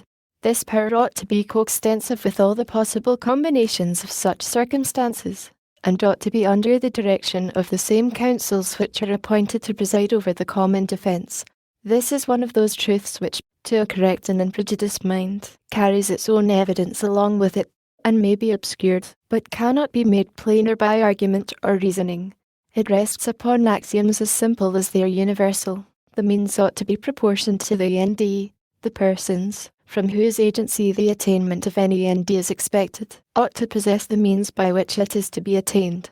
Whether there ought to be a federal government entrusted with the care of the common defence is a question in the first instance, open for discussion, but the moment it is decided in the affirmative, it will follow that government ought to be clothed with all the powers requisite to complete execution of its trust. and unless it can be shown that the circumstances which may affect the public safety are reducible within certain determinate limits, unless the contrary of this position can be fairly and rationally disputed, it must be admitted, as a necessary consequence, that there can be no limitation of that authority which is to provide for the defence and protection of the community, in any matter essential to its efficacy, that is, in any matter essential to the formation, direction, or support of the national forces. Defective as the present Confederation has been proved to be, this principle appears to have been fully recognised by the framers of it, though they have not made proper or adequate provision for its exercise. Congress have an unlimited discretion to make requisitions of men and money, to govern the army and navy, to direct their operations, as their requisitions are made constitutionally binding upon the states, who are in fact under the most solemn obligations to furnish the supply required of them. The intention evidently was that the United States should command whatever resources were by them judged requisite to the common defence and general welfare. It was presumed that a sense of their true interests, and a regard to the dictates of good faith, would be found sufficient pledges for the punctual performance of the duty of the members to the federal head. The experiment has, however, demonstrated that this expectation was ill-founded and illusory, and the observations, made under the last head, will, I imagine, have sufficed to convince the impartial and discerning that there is an absolute necessity for an entire change in the first principles of the system, that if we are in earnest about giving the Union energy and duration, we must abandon the vain project of legislating upon the states in their collective capacities. We must extend the laws of the federal government to the individual citizens of America. We must discard the fallacious scheme of quotas and requisitions, as equally impracticable and unjust. The result from all this is that the Union ought to be invested with full power to levy troops, to build and equip fleets, and to raise the revenues which will be required for the formation and support of an army and navy, in the customary and ordinary modes practiced in other governments. If the circumstances of our country are such as to demand a compound instead of a simple, a confederate instead of a sole government, the essential point which will remain to be adjusted will be to discriminate the objects, as far as it can be done, which shall appertain to the different provinces or departments of power, allowing to each the most ample authority for fulfilling the objects committed to its charge. Shall the Union be constituted the guardian of the common safety? Are fleets and armies and revenues necessary to this purpose? The government of the Union must be empowered to pass all laws, and to make all regulations which have a relation to them. The same must be the case in respect to commerce, and to every other matter to which its jurisdiction is permitted to extend. Is the administration of justice between the citizens of the same state the proper department of the local governments? These must possess all the authorities which are connected with this object, and with every other that may be allotted to their particular cognizance and direction. Not to confer in each case a degree of power commensurate to the end, would be to violate the most obvious rules of prudence and propriety, and improvidently to trust the great interests of the nation to hands which are disabled from managing them with vigour and success. Who is likely to make suitable provisions for the public defence, as that body to which the guardianship of the public safety is confided, which, as the centre of information, will best understand the extent and urgency of the dangers that threaten, as the representative of the whole, will feel itself most deeply interested in the preservation of every part, which, from the responsibility implied in the duty assigned to it, will be most sensibly impressed with the necessity of proper exertions, and which, by the extension of its authority throughout the states, can alone establish uniformity and concert in the plans and measures by which the common safety is to be secured. Is there not a manifest inconsistency in devolving upon the federal government the care of the general defence, and leaving in the state governments the effective powers by which it is to be provided for? Is not a want of co-operation the infallible consequence of such a system? And will not weakness, disorder, an undue distribution of the burdens and calamities of war, an unnecessary and intolerable increase of expense, be its natural and inevitable concomitants? Have we not had unequivocal experience of its effects in the course of the revolution which we have just accomplished? Every view we may take of the subject, as candid inquirers after truth, will serve to convince us that it is both unwise and dangerous to deny the federal government an unconfined authority, as to all those objects which are entrusted to its management. It will indeed deserve the most vigilant and careful attention of the people, to see that it be modelled in such a manner as to admit of its being safely vested with the requisite powers. If any plan which has been, or may be, offered to our consideration, should not, upon a dispassionate inspection, be found to answer this description, it ought to be rejected. A government, the constitution of which renders it unfit to be trusted with all the powers which a free people ought to delegate to any government, would be an unsafe and improper depository of the national interests. Wherever these can with propriety be confided, the coincident powers may safely accompany them. This is the true result of all just reasoning upon the subject, and the adversaries of the plan promulgated by the Convention ought to have confined themselves to showing that the internal structure of the proposed government was such as to render it unworthy of the confidence of the people. They ought not to have wandered into inflammatory declamations and unmeaning cavils about the extent of the powers. The powers are not too extensive for the objects of federal administration, or, in other words, for the management of our national interests, nor can any satisfactory argument be framed to show that they are chargeable with such an excess. If it be true, as has been insinuated by some of the writers on the other side, that the difficulty arises from the nature of the thing, and that the extent of the country will not permit us to form a government in which such ample powers can safely be reposed, it would prove that we ought to contract our views, and resort to the expedient of separate confederacies, which will move within more practicable spheres. For the absurdity must continually stare us in the face of confiding to a government the direction of the most essential national interests, without daring to trust it to the authorities which are indispensable to their proper and efficient management. Let us not attempt to reconcile contradictions, but firmly embrace a rational alternative. I trust, however, that the impracticability of one general system cannot be shown. I am greatly mistaken, if anything of weight has yet been advanced of this tendency, and I flatter myself that the observations which have been made in the course of these papers have served to place the reverse of that position in as clear a light as any matter still in the womb of time and experience can be susceptible of.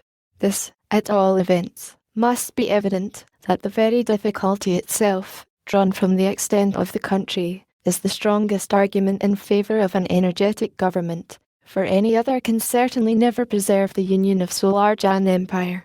If we embrace the tenets of those who oppose the adoption of the proposed constitution as the standard of our political creed, we cannot fail to verify the gloomy doctrines which predict the impracticability of a national system pervading entire limits of the present confederacy. Publius, Federalist No. 24. The powers necessary to the common defence further considered for the Independent Journal. Hamilton to the people of the State of New York. To the powers proposed to be conferred upon the federal government, in respect to the creation and direction of the national forces, I have met with but one specific objection, which, if I understand it right, is this, that proper provision has not been made against the existence of standing armies in time of peace, an objection which, I shall now endeavour to show, rests on weak and unsubstantial foundations. It has indeed been brought forward in the most vague and general form, supported only by bold assertions, without the appearance of argument, without even the sanction of theoretical opinions, in contradiction to the practice of other free nations, and to the general sense of America, as expressed in most of the existing constitutions. The propriety of this remark will appear, the moment it is recollected that the objection under consideration turns upon a supposed necessity of restraining the legislative authority of the nation, in the article of military establishments, a principle unheard of, except in one or two of our state constitutions, and rejected in all the rest. A stranger to our politics, who was to read their newspapers at the present juncture, without having previously inspected the plan reported by the Convention, would be naturally led to one of two conclusions. Either that it contained a positive injunction, that standing armies should be kept up in time of peace, or that it vested in the executive the whole power of levying troops, without subjecting his discretion, in any shape, to the control of the legislature. If he came afterwards to peruse the plan itself, he would be surprised to discover that neither the one nor the other was the case, that the whole power of raising armies was lodged in the legislature, not in the executive, that this legislature was to be a popular body, consisting of the representatives of the people periodically elected, and that instead of the provision he had supposed in favour of standing armies, there was to be found, in respect to this object, an important qualification even of the legislative discretion, in the clause which forbids the appropriation of money for the support of an army for any longer period than 2 years, a precaution which, upon a nearer view of it, will appear to be a great and real security against the keeping up of troops without evident necessity. Disappointed in his first surmise, the person I have supposed would be apt to pursue his conjectures a little further. He would naturally say to himself, "It is impossible that all this vehement and pathetic declamation can be without some colourable pretext.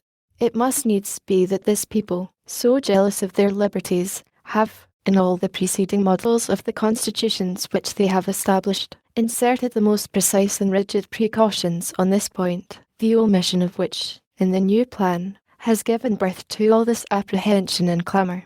If, under this impression, he proceeded to pass in review the several state constitutions, how great would be his disappointment to find that TWOONLY of them, 1. Contained an interdiction of standing armies in time of peace, that the other 11 had either observed a profound silence on the subject, or had in express terms admitted the right of the legislature to authorize their existence.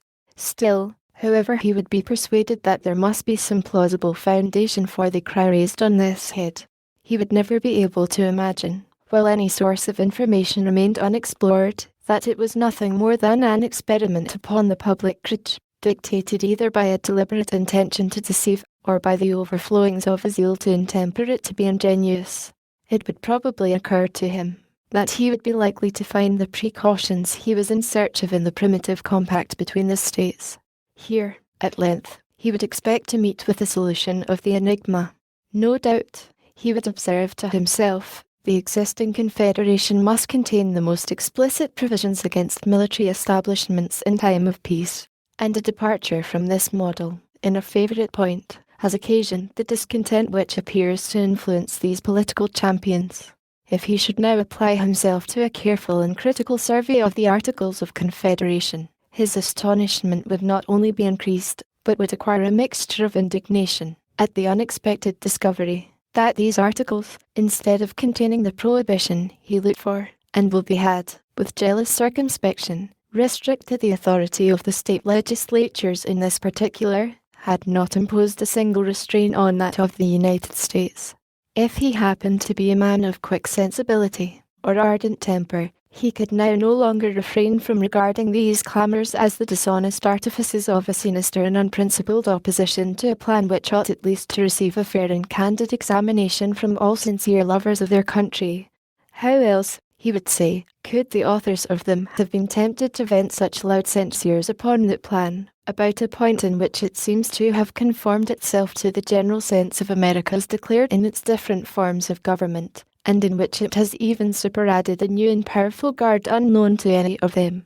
If, on the contrary, he happened to be a man of calm and dispassionate feelings, he would indulge a sigh for the frailty of human nature, and would lament that in a matter so interesting to the happiness of millions, the true merits of the question should be perplexed and entangled by expedients so unfriendly to an impartial and right determination. Even such a man could hardly forbear remarking that a conduct of this kind has too much the appearance of an intention to mislead the people by alarming their passions, rather than to convince them by arguments addressed to their understandings. But however little this objection may be countenanced, even by precedents among ourselves, it may be satisfactory to take a nearer view of its intrinsic merits. From a close examination it will appear that restraints upon the discretion of the legislature in respect to military establishments in time of peace would be improper to be imposed, and if imposed, from the necessities of society, would be unlikely to be observed. Though a wide ocean separates the United States from Europe, yet there are various considerations that warn us against an excess of confidence or security. On one side of us, and stretching far into our rear, are growing settlements subject to the dominion of Britain. On the other side, and extending to meet the British settlements, are colonies and establishments subject to the dominion of Spain. This situation and the vicinity of the West India Islands, belonging to these two powers create between them, in respect to their American possessions and in relation to us, a common interest. The savage tribes on our western frontier ought to be regarded as our natural enemies. They are natural allies, because they have most to fear from us, and most to hope from them. The improvements in the art of navigation have, as to the facility of communication, rendered distant nations, in a great measure, neighbours. Britain and Spain are among the principal maritime powers of Europe. A future concert of views between these nations ought not to be regarded as improbable. The increasing remoteness of consanguinity is every day diminishing the force of the family compact between France and Spain. And politicians have ever with great reason considered the ties of blood as feeble and precarious links of political connection. These circumstances combined admonish us not to be too sanguine in considering ourselves as entirely out of the reach of danger. Previous to the Revolution, and ever since the peace, there has been a constant necessity for keeping small garrisons on our western frontier. No person can doubt that these will continue to be indispensable, if it should only be against the ravages and depredations of the Indians. These garrisons must either be furnished by occasional detachments from the militia, or by permanent corps in the pay of the government. The first is impracticable, and if practicable, would be pernicious. The militia would not long, if at all, submit to be dragged from their occupations and families to perform that most disagreeable duty in times of profound peace. And if they could be prevailed upon or compelled to do it, the increased expense of a frequent rotation of service, and the loss of labour and disconcertion of the industrious pursuits of individuals, would form conclusive objections to the scheme. It would be as burdensome and injurious to the public as ruinous to private citizens. The latter resource of permanent corps in the pay of the government amounts to a standing army in time of peace, a small one, indeed, but not the less real for being small. Here is a simple view of the subject that shows us at once the impropriety of the constitutional interdiction of such establishments, and the necessity of leaving the matter to the discretion and prudence of the legislature. In proportion to our increase in strength, it is probable, nay, it may be said certain, that Britain and Spain would augment their military establishments in our neighbourhood. If we should not be willing to be exposed, in a naked and defenceless condition, to their insults and encroachments, we should find it expedient to increase our frontier garrisons in some ratio to the force by which our western settlements might be annoyed. There are, and will be, particular posts, the possession of which will include the command of large districts of territory, and facilitate future invasions of the remainder.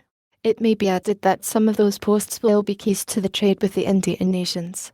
Can any man think it would be wise to leave such posts in a situation to be at any instant seized by one or the other of two neighbouring and formidable powers? To act this part would be to desert all the usual maxims of prudence and policy. If we mean to be a commercial people, or even to be secure on our Atlantic side, we must endeavour, as soon as possible, to have a navy. To this purpose there must be dockyards and arsenals, and for the defence of these, fortifications, and probably garrisons. When a nation has become so powerful by sea that it can protect its dockyards by its fleets, this supersedes the necessity of garrisons for that purpose.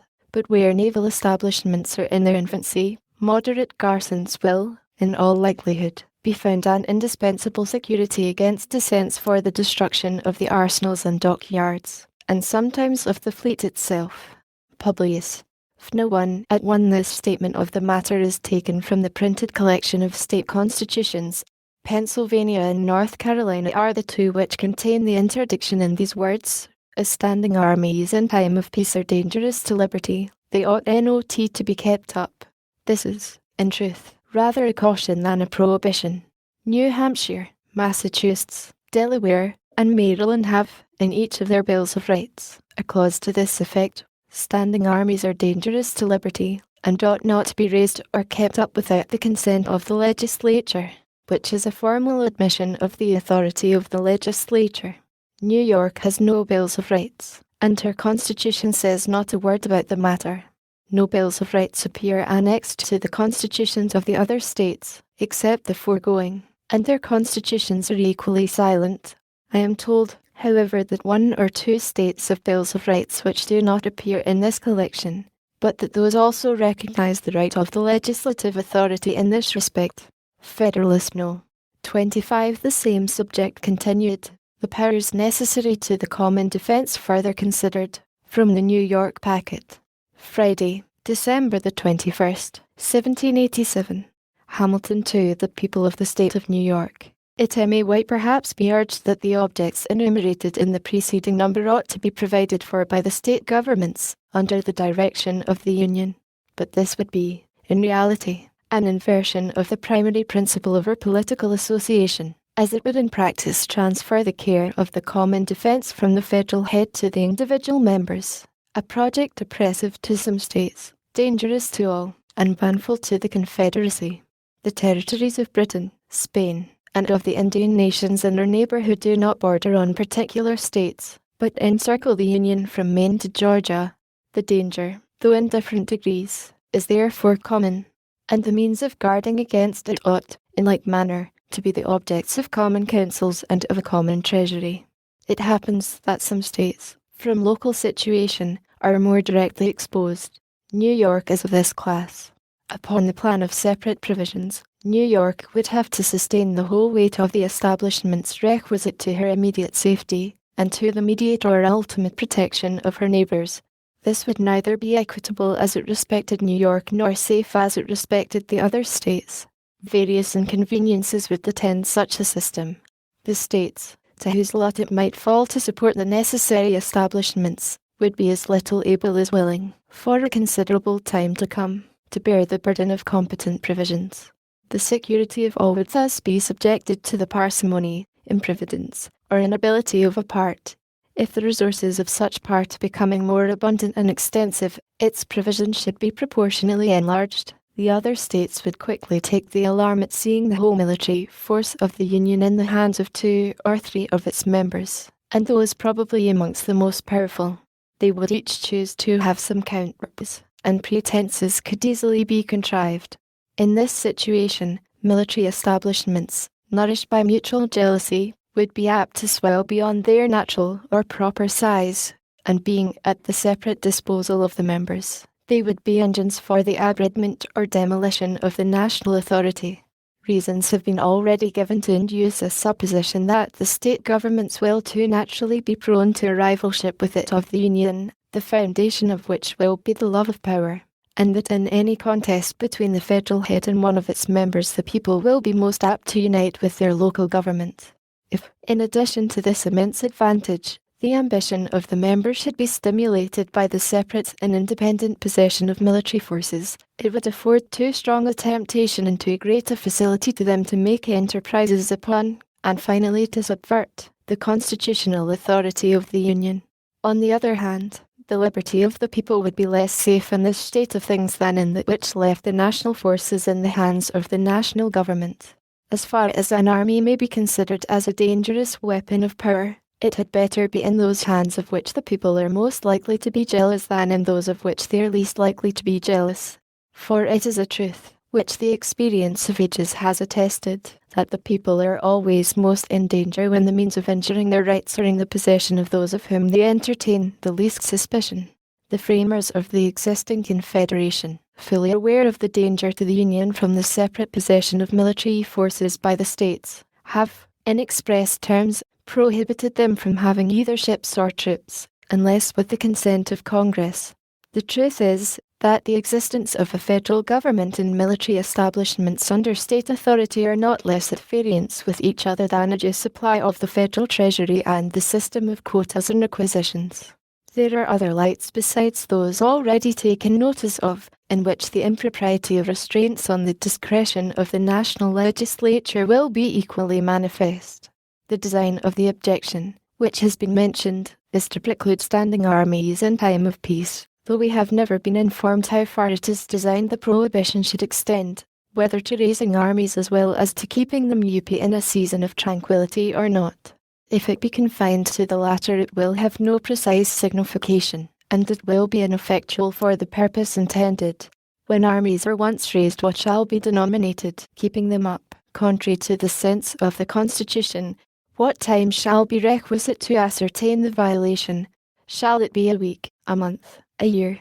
Or shall we say they may be continued as long as the danger which occasioned their being raised continues?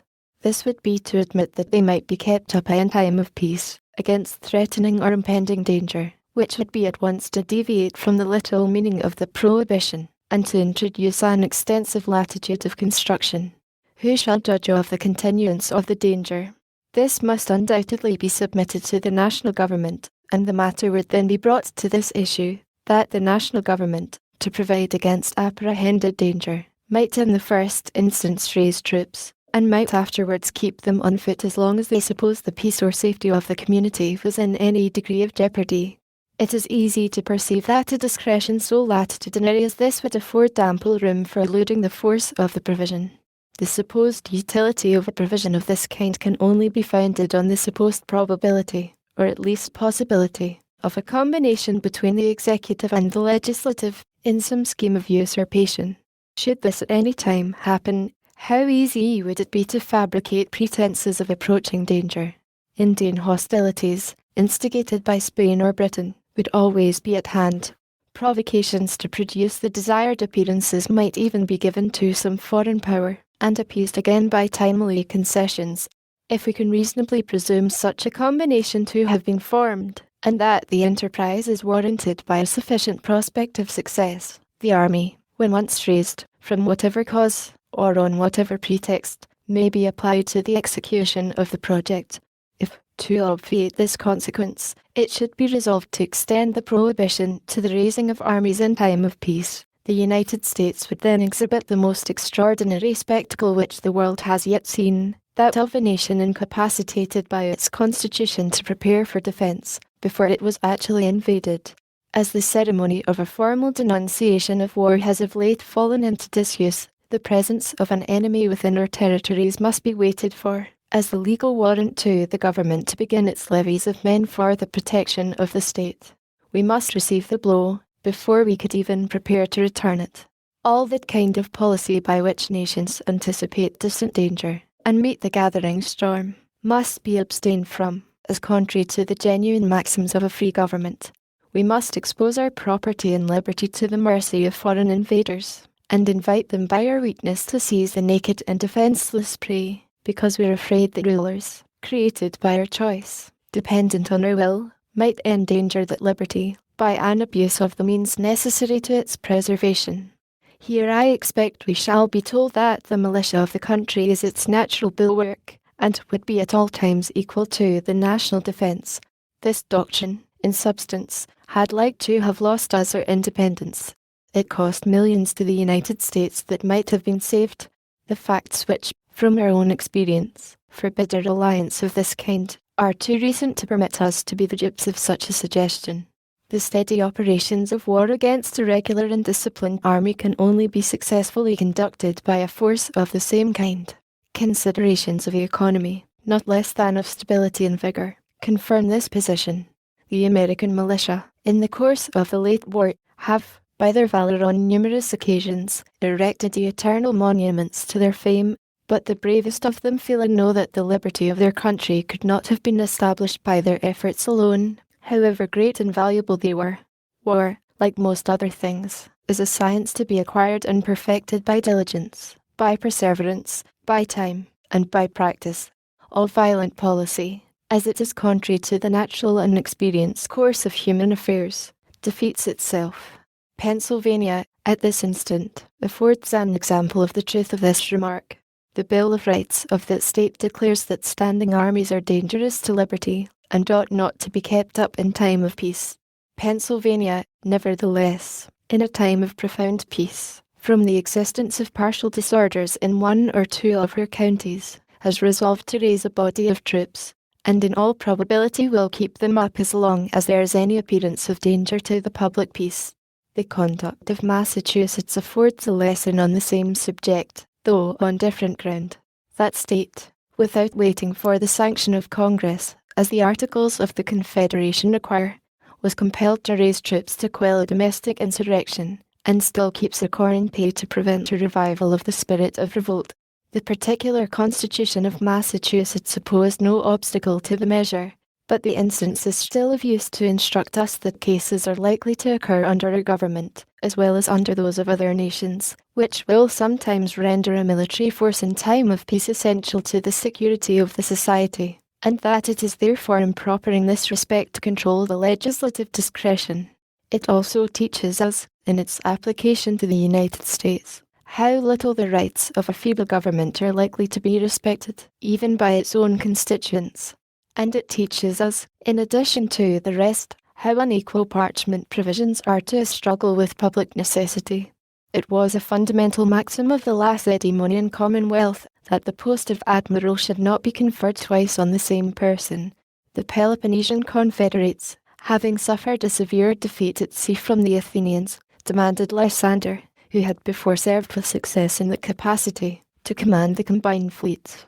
The Lacedaemonians, to gratify their allies, and yet preserve the semblance of an adherence to their ancient institutions, had recourse to the flimsy subterfuge of investing Lysander with the real power of admiral, under the nominal title of vice-admiral.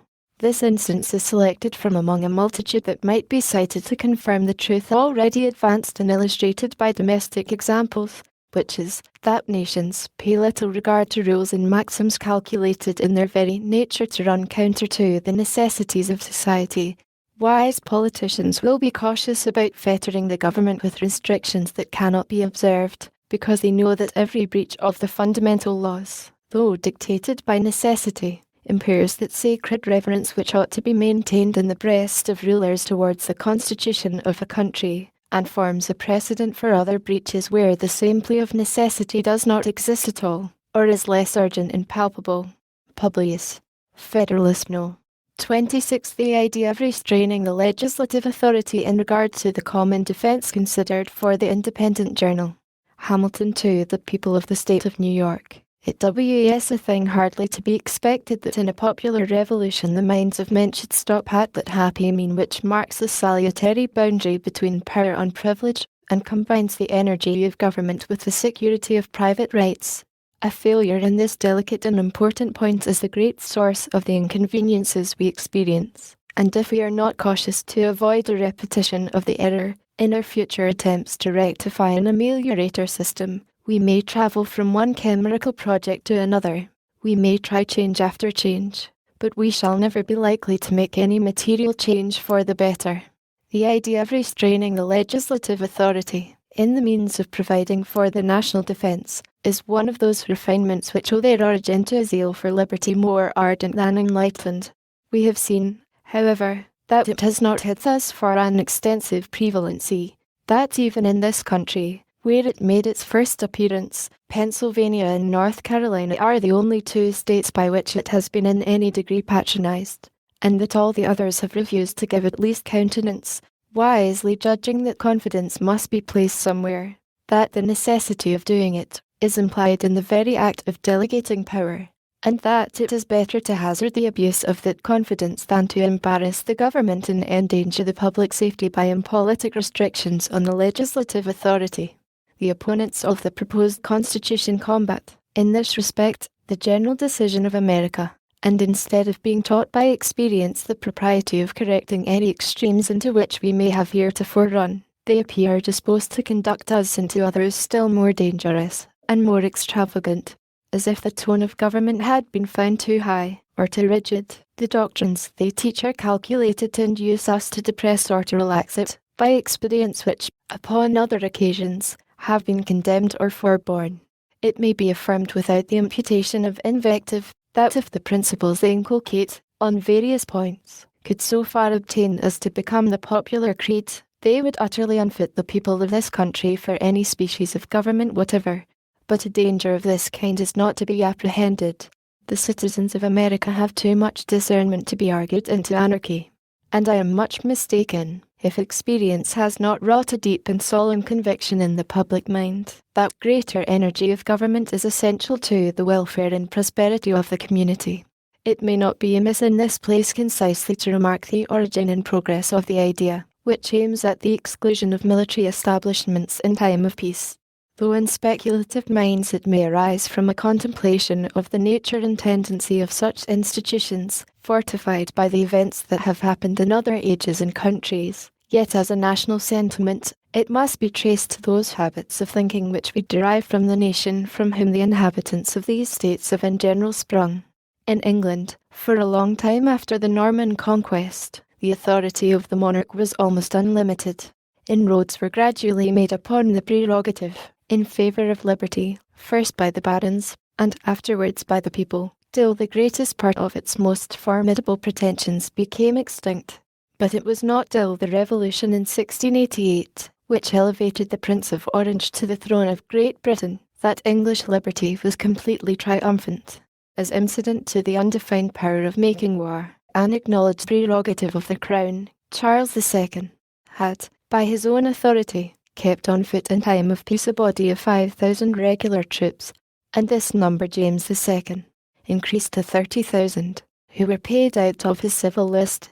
At the Revolution, to abolish the exercise of so dangerous an authority, it became an article of the Bill of Rights then framed, that the raising or keeping a standing army within the kingdom in time of peace, unless with the consent of Parliament, was against law. In that kingdom, when the pulse of liberty was at its highest pitch, no security against the danger of standing armies was thought requisite, beyond a prohibition of their being raised or kept up by the mere authority of the executive magistrates. The patriots, who effected that memorable revolution, were too temperate, too well informed, to think of any restraint on the legislative discretion.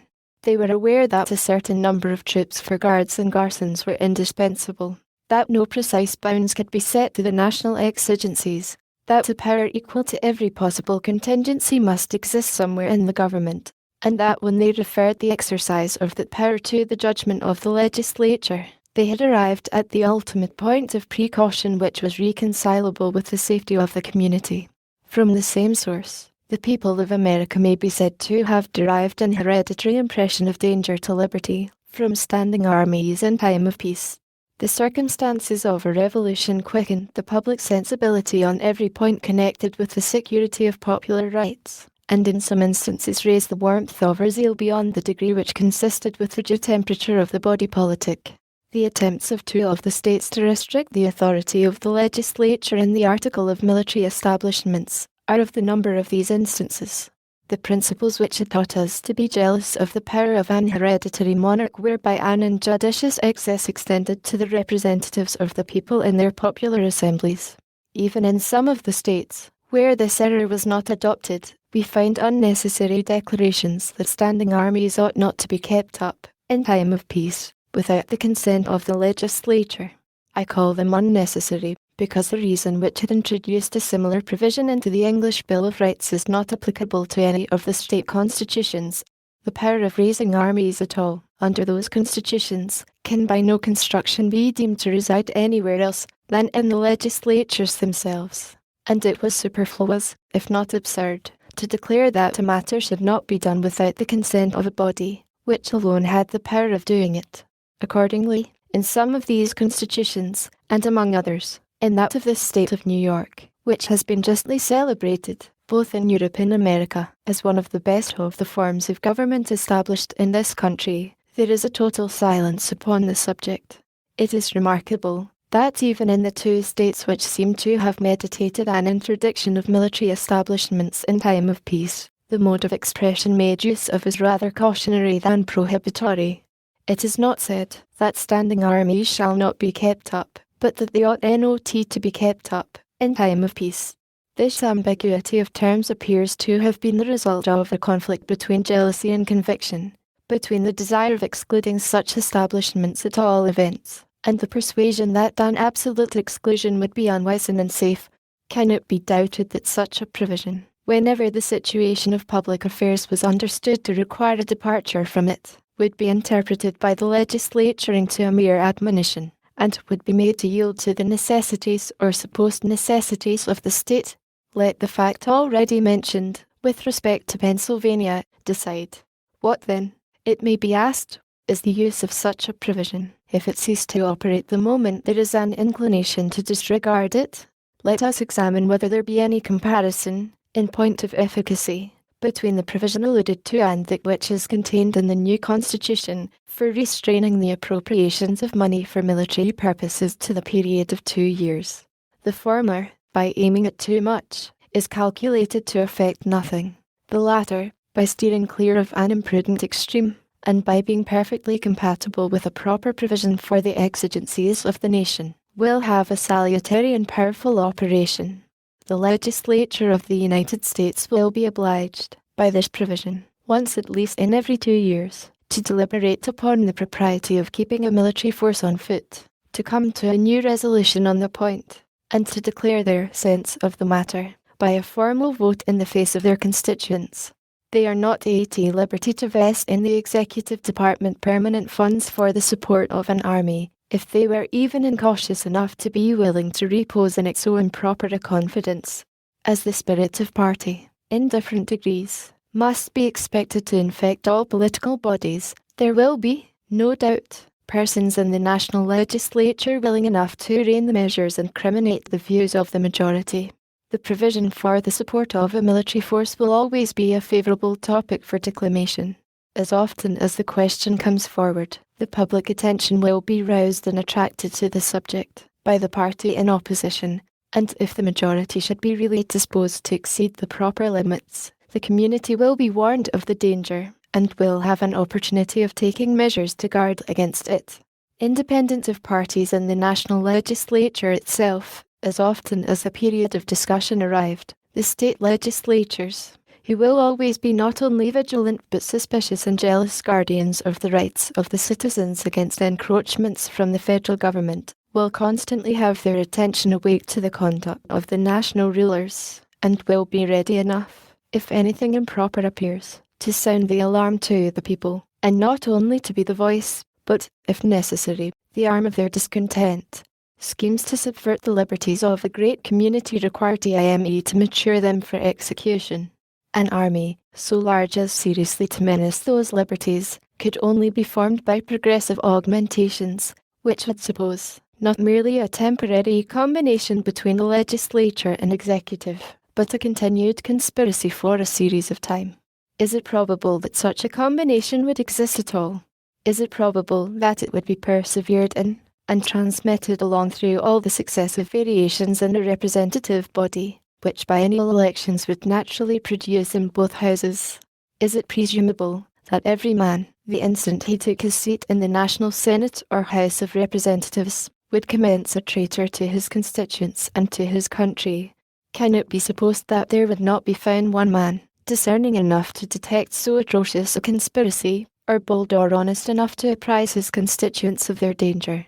If such presumptions can fairly be made, there ought at once to be an end of all delegated authority.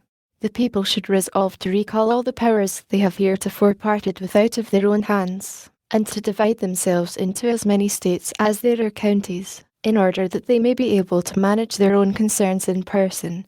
If such suppositions could even be reasonably made, still the concealment of the design, for any duration, would be impracticable. It would be announced, by the very circumstance of augmenting the army to so great an extent in time of profound peace. What colourable reason could be assigned, in a country so situated, for such vast augmentations of the military force? It is impossible that the people could be long deceived, and the destruction of the project, and of the projectors, would quickly follow the discovery.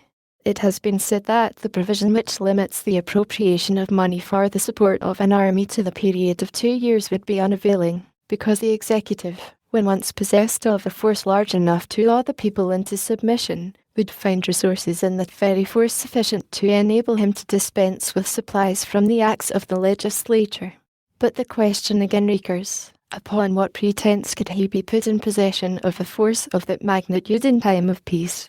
If we suppose it to have been created in consequence of some domestic insurrection or foreign war, then it becomes a case not within the principles of the objection, for this is levelled against the power of keeping up troops in time of peace. Few persons will be so visionary as seriously to contend that military forces ought not to be raised to quell a rebellion or resist an invasion, And if the defense of the community under such circumstances should make it necessary to have an army so numerous as to hazard its liberty, this is one of those calamities for which there is neither preventative nor cure.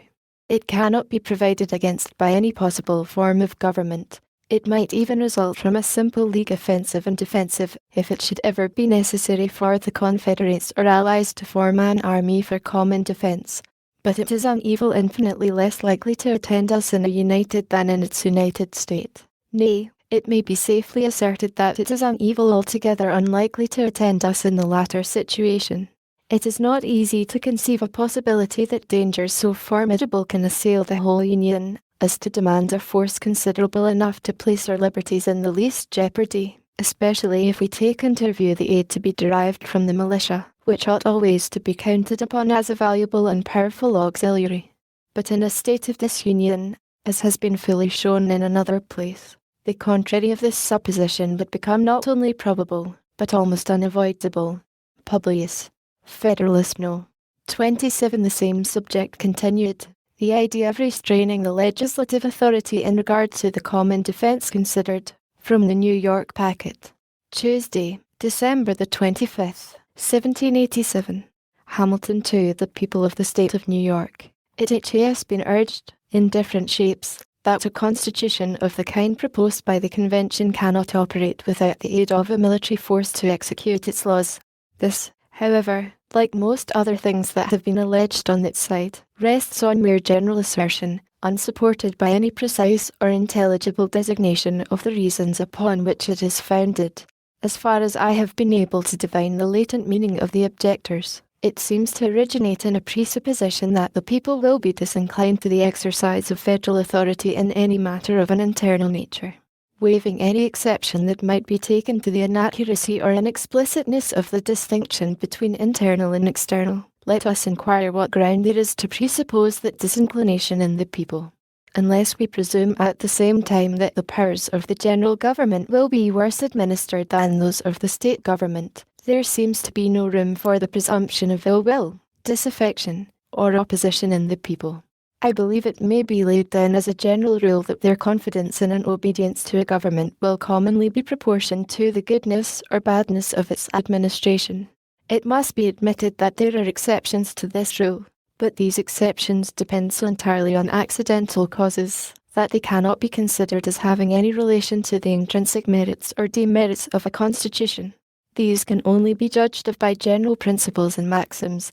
Various reasons have been suggested, in the course of these papers, to induce a probability that the general government will be better administered than the particular governments, the principal of which reasons are that the extension of the spheres of election will present a greater option, or latitude of choice, to the people, that through the medium of the state legislatures, which are select bodies of men, and which are to appoint the members of the National Senate, there is reason to expect that this branch will generally be composed with peculiar care and judgment, that these circumstances promise greater knowledge and more extensive information in the national councils, and that they will be less apt to be tainted by the spirit of faction, and more out of the reach of those occasional ill humours, or temporary prejudices and propensities, which, in smaller societies, frequently contaminate the public councils, beget injustice and oppression of a part of the community, and engender schemes which, though they gratify a momentary inclination or desire,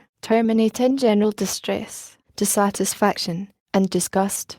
Several additional reasons of considerable force to fortify that probability will occur when we come to survey, with a more critical eye, the interior structure of the edifice which we are invited to erect.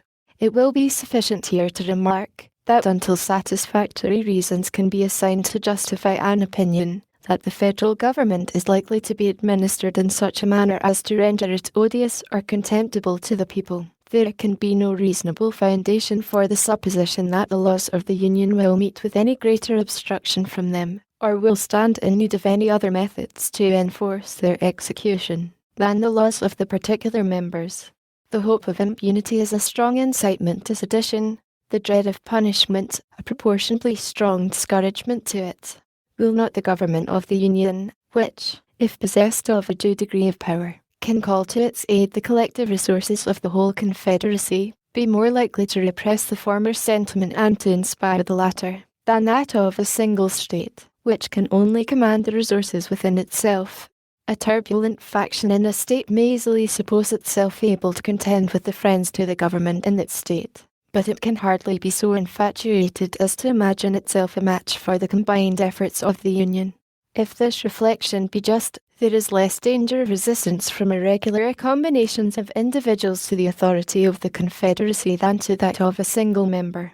I will, in this place, hazard an observation, which will not be the less just because to some it may appear new, which is, that the more the operations of the national authority are intermingled in the ordinary exercise of government, the more the citizens are accustomed to meet with it in the common occurrences of their political life, the more it is familiarized to their sight and to their feelings, the further it enters into those objects which touch the most sensible chords and put in motion the most active springs of the human heart, the greater will be the probability that it will conciliate the respect and attachment of the community.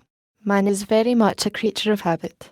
A thing that rarely strikes his senses will generally have but little influence upon his mind. A government continually at a distance and out of sight can hardly be expected to interest the sensations of the people. The inference is that the authority of the Union, and the affections of the citizens towards it, will be strengthened, rather than weakened, by its extension to what are called matters of internal concern, and will have less occasion to recur to force, in proportion to the familiarity and comprehensiveness of its agency.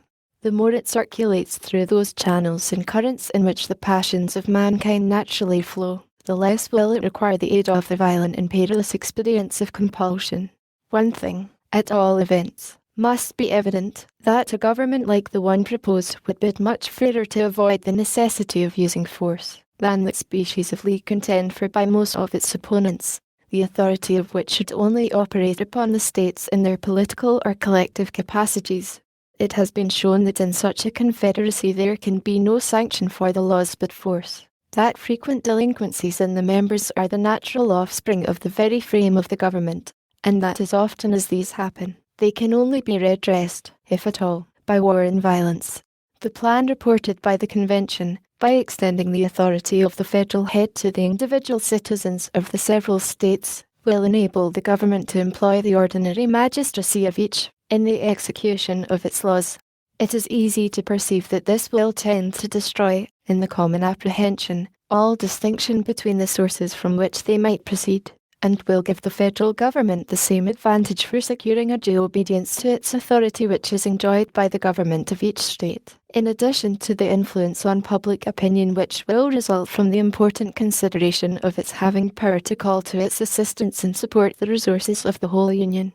It merits particular attention in this place, that the laws of the Confederacy, as to the enumerated and legitimate objects of its jurisdiction, will become the supreme law of the land, to the observance of which all officers, legislative, executive, and judicial, in each state, will be bound by the sanctity of an oath.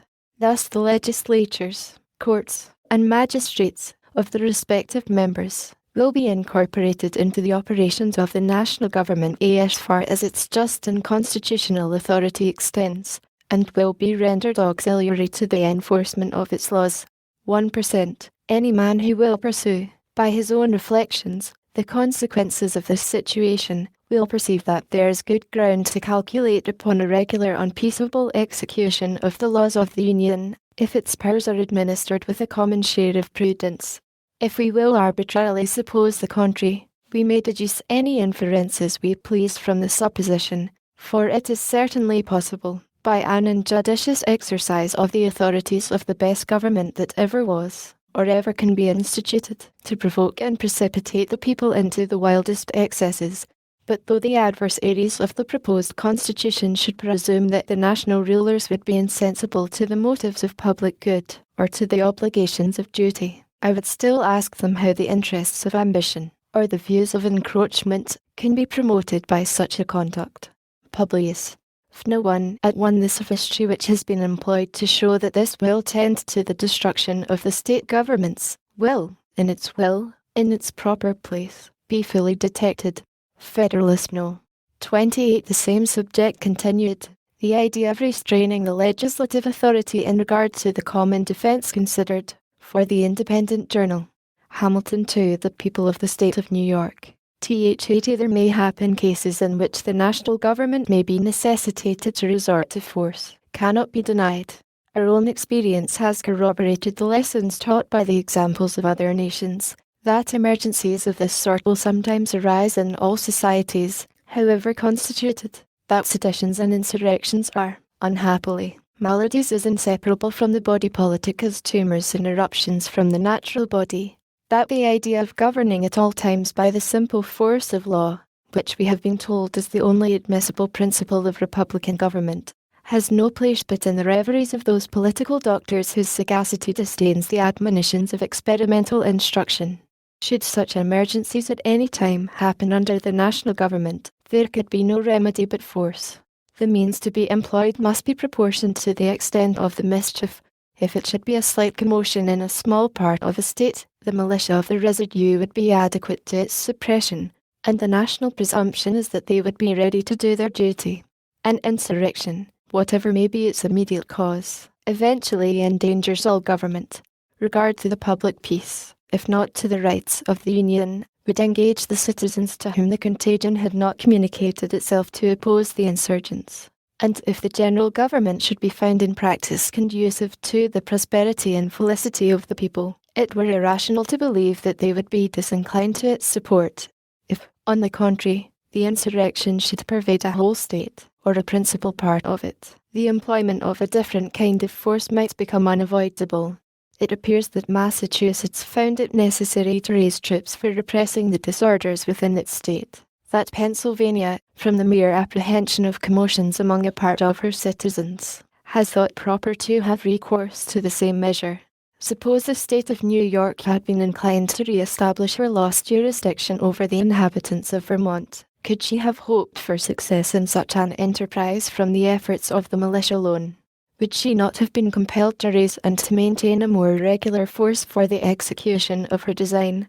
If it must then be admitted that the necessity of recurring to a force different from the militia, in cases of this extraordinary nature, is applicable to the state governments themselves, why should the possibility that the national government might be under a like necessity, in similar extremities, be made an objection to its existence?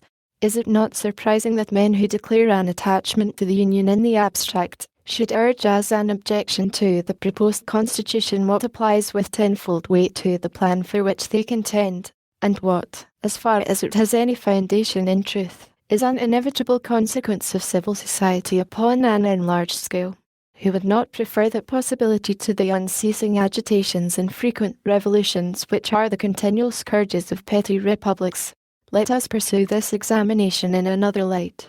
Suppose, in lieu of one general system, 2, or 3, or even 4 confederacies were to be formed, would not the same difficulty oppose itself to the operations of either of these confederacies? Would not each of them be exposed to the same casualties, and when these happened, be obliged to have recourse to the same expedients for upholding its authority which are objected to in a government for all the states? Would the militia, in this supposition, be more ready or more able to support the federal authority than in the case of a general union? All candid and intelligent men must, upon due consideration, acknowledge that the principle of the objection is equally applicable to either of the two cases, and that whether we have one government for all the states, or different governments for different parcels of them, or even if there should be an entire separation of the states, there might sometimes be a necessity to make use of a force constituted differently from the militia, to preserve the peace of the community and to maintain the just authority of the laws against those violent invasions of them which amount to insurrections and rebellions. Independent of all other reasonings upon the subject, it is a full answer to those who require a more peremptory provision against military establishments in time of peace, to say that the whole power of the proposed government is to be in the hands of the representatives of the people. This is the essential, and, after all, only efficacious security for the rights and privileges of the people, which is attainable in civil society. 1. If the representatives of the people betray their constituents, there is then no resource left but in the exertion of that original right of self-defence which is paramount to all positive forms of government, and which against the usurpations of the national rulers may be exerted with infinitely better prospect of success than against those of the rulers of an individual state. In a single state, if the persons entrusted with supreme power become usurpers, the different parcels, subdivisions, or districts of which it consists, having no distinct government in each, can take no regular measures for defence. The citizens must rush tumultuously to arms, without concert, without system, without resource, except in their courage and despair. The usurpers, clothed with the forms of legal authority, can too often crush the opposition in embryo. The smaller the extent of the territory, the more difficult will it be for the people to form a regular or systematic plan of opposition, and the more easy will it be to defeat their early efforts. Intelligence can be more speedily obtained of their preparations and movements, and the military force in the possession of the usurpers can be more rapidly directed against the part where the opposition has begun. In this situation there must be a peculiar coincidence of circumstances to ensure success to the popular resistance. The obstacles to usurpation and the facilities of resistance increase with the increased extent of the state, provided the citizens understand their rights and are disposed to defend them. The natural strength of the people in a large community, in proportion to the artificial strength of the government, is greater than in a small, and of course more competent to struggle with the attempts of the government to establish a tyranny. But in a confederacy the people, without exaggeration, may be said to be entirely the masters of their own fate. Power being almost always the rival of power, the general government will at all times stand ready to check the usurpations of the state governments, and these will have the same disposition towards the general government. The people, by throwing themselves into either scale, will infallibly make it preponderate. If their rights are invaded by either, they can make use of the other as the instrument of redress. How wise will it be in them, by cherishing the union, to preserve to themselves an advantage which can never be too highly prized. It may safely be received as an axiom in our political system, that the state governments will, in all possible contingencies, afford complete security against invasions of the public liberty by the national authority. Projects of usurpation cannot be masked under pretenses so likely to escape the penetration of select bodies of men, as of the people at large. The legislatures will have better means of information. They can discover the danger at a distance, and possessing all the organs of civil power, and the confidence of the people, they can at once adopt a regular plan of opposition, in which they can combine all the resources of the community. They can readily communicate with each other in the different states, and unite their common forces for the protection of their common liberty. The great extent of the country is a further security. We have already experienced its utility against the attacks of a foreign power, and it would have precisely the same effect against the enterprises of ambitious rulers in the national councils. If the federal army should be able to quell the resistance of one state, the distant states would have it in their power to make head with fresh forces. The advantages obtained in one place must be abandoned to subdue the opposition in others, and the moment the part which had been reduced to submission was left to itself, its efforts would be renewed, and its resistance revive. We should recollect that the extent of the military force must, at all events, be regulated by the resources of the country. For a long time to come, it will not be possible to maintain a large army, and as the means of doing this increase, the population and natural strength of the community will proportionately increase. When will the time arrive that the federal government can raise and maintain an army capable of erecting a despotism over the great body of the people of an immense empire, who are in a situation, through the medium of their state governments, to take measures for their own defence, with all the celerity, regularity, and system of independent nations? The apprehension may be considered as a disease, for which there can be found no cure in the resources of argument and reasoning. Publius. No. 1 at 1 its full efficacy will be examined hereafter. Federalist No. 29 concerning the militia, from the Daily Advertiser, Thursday, January the 10th, 1788. Hamilton to the people of the state of New York. The power of regulating the militia, and of commanding its services in times of insurrection and invasion or natural incidents, to the duties of superintending the common defence, and of watching over the internal peace of the Confederacy. It requires no skill in the science of war to discern that uniformity in the organisation and discipline of the militia would be attended with the most beneficial effects whenever they were called into service for the public defence. It would enable them to discharge the duties of the camp and of the field with mutual intelligence in concert and advantage of peculiar moment in the operations of an army, and it would fit them much sooner to acquire the degree of proficiency in military functions which would be essential to their usefulness. This desirable uniformity can only be accomplished by confiding the regulation of the militia to the direction of the national authority. It is, therefore, with the most evident propriety, that the plan of the Convention proposes to empower the Union to provide for organising, arming, and disciplining the militia, and for governing such part of them as may be employed in the service of the United States, reserving to the States respectively the appointment of the officers, and the authority of training the militia according to the discipline prescribed by Congress. Of the different grounds which have been taken in opposition to the plan of the Convention, there is none that was so little to have been expected, or is so untenable in itself, as the one from which this particular provision has been attacked. If a well-regulated militia be the most natural defence of a free country, it ought certainly to be under the regulation and at the disposal of the body which is constituted the guardian of the national security. If standing armies are dangerous to liberty, an efficacious power over the militia, in the body to whose care the protection of the state is committed, ought, as far as possible, to take away the inducement and the pretext to such unfriendly institutions. If the federal government can command the aid of the militia in those emergencies which call for the military arm in support of the civil magistrate, it can the better dispense with the employment of a different kind of force. If it cannot avail itself of the former, it will be obliged to recur to the latter. To render an army unnecessary will be a more certain method of preventing its existence than 1,000 prohibitions upon paper. In order to cast an odium upon the power of calling forth a militia to execute the laws of the Union, it has been remarked that there is nowhere any provision in the proposed Constitution for calling out the posse comitatus to assist the magistrate in the execution of his duty, whence it has been inferred that military force was intended to be his only auxiliary.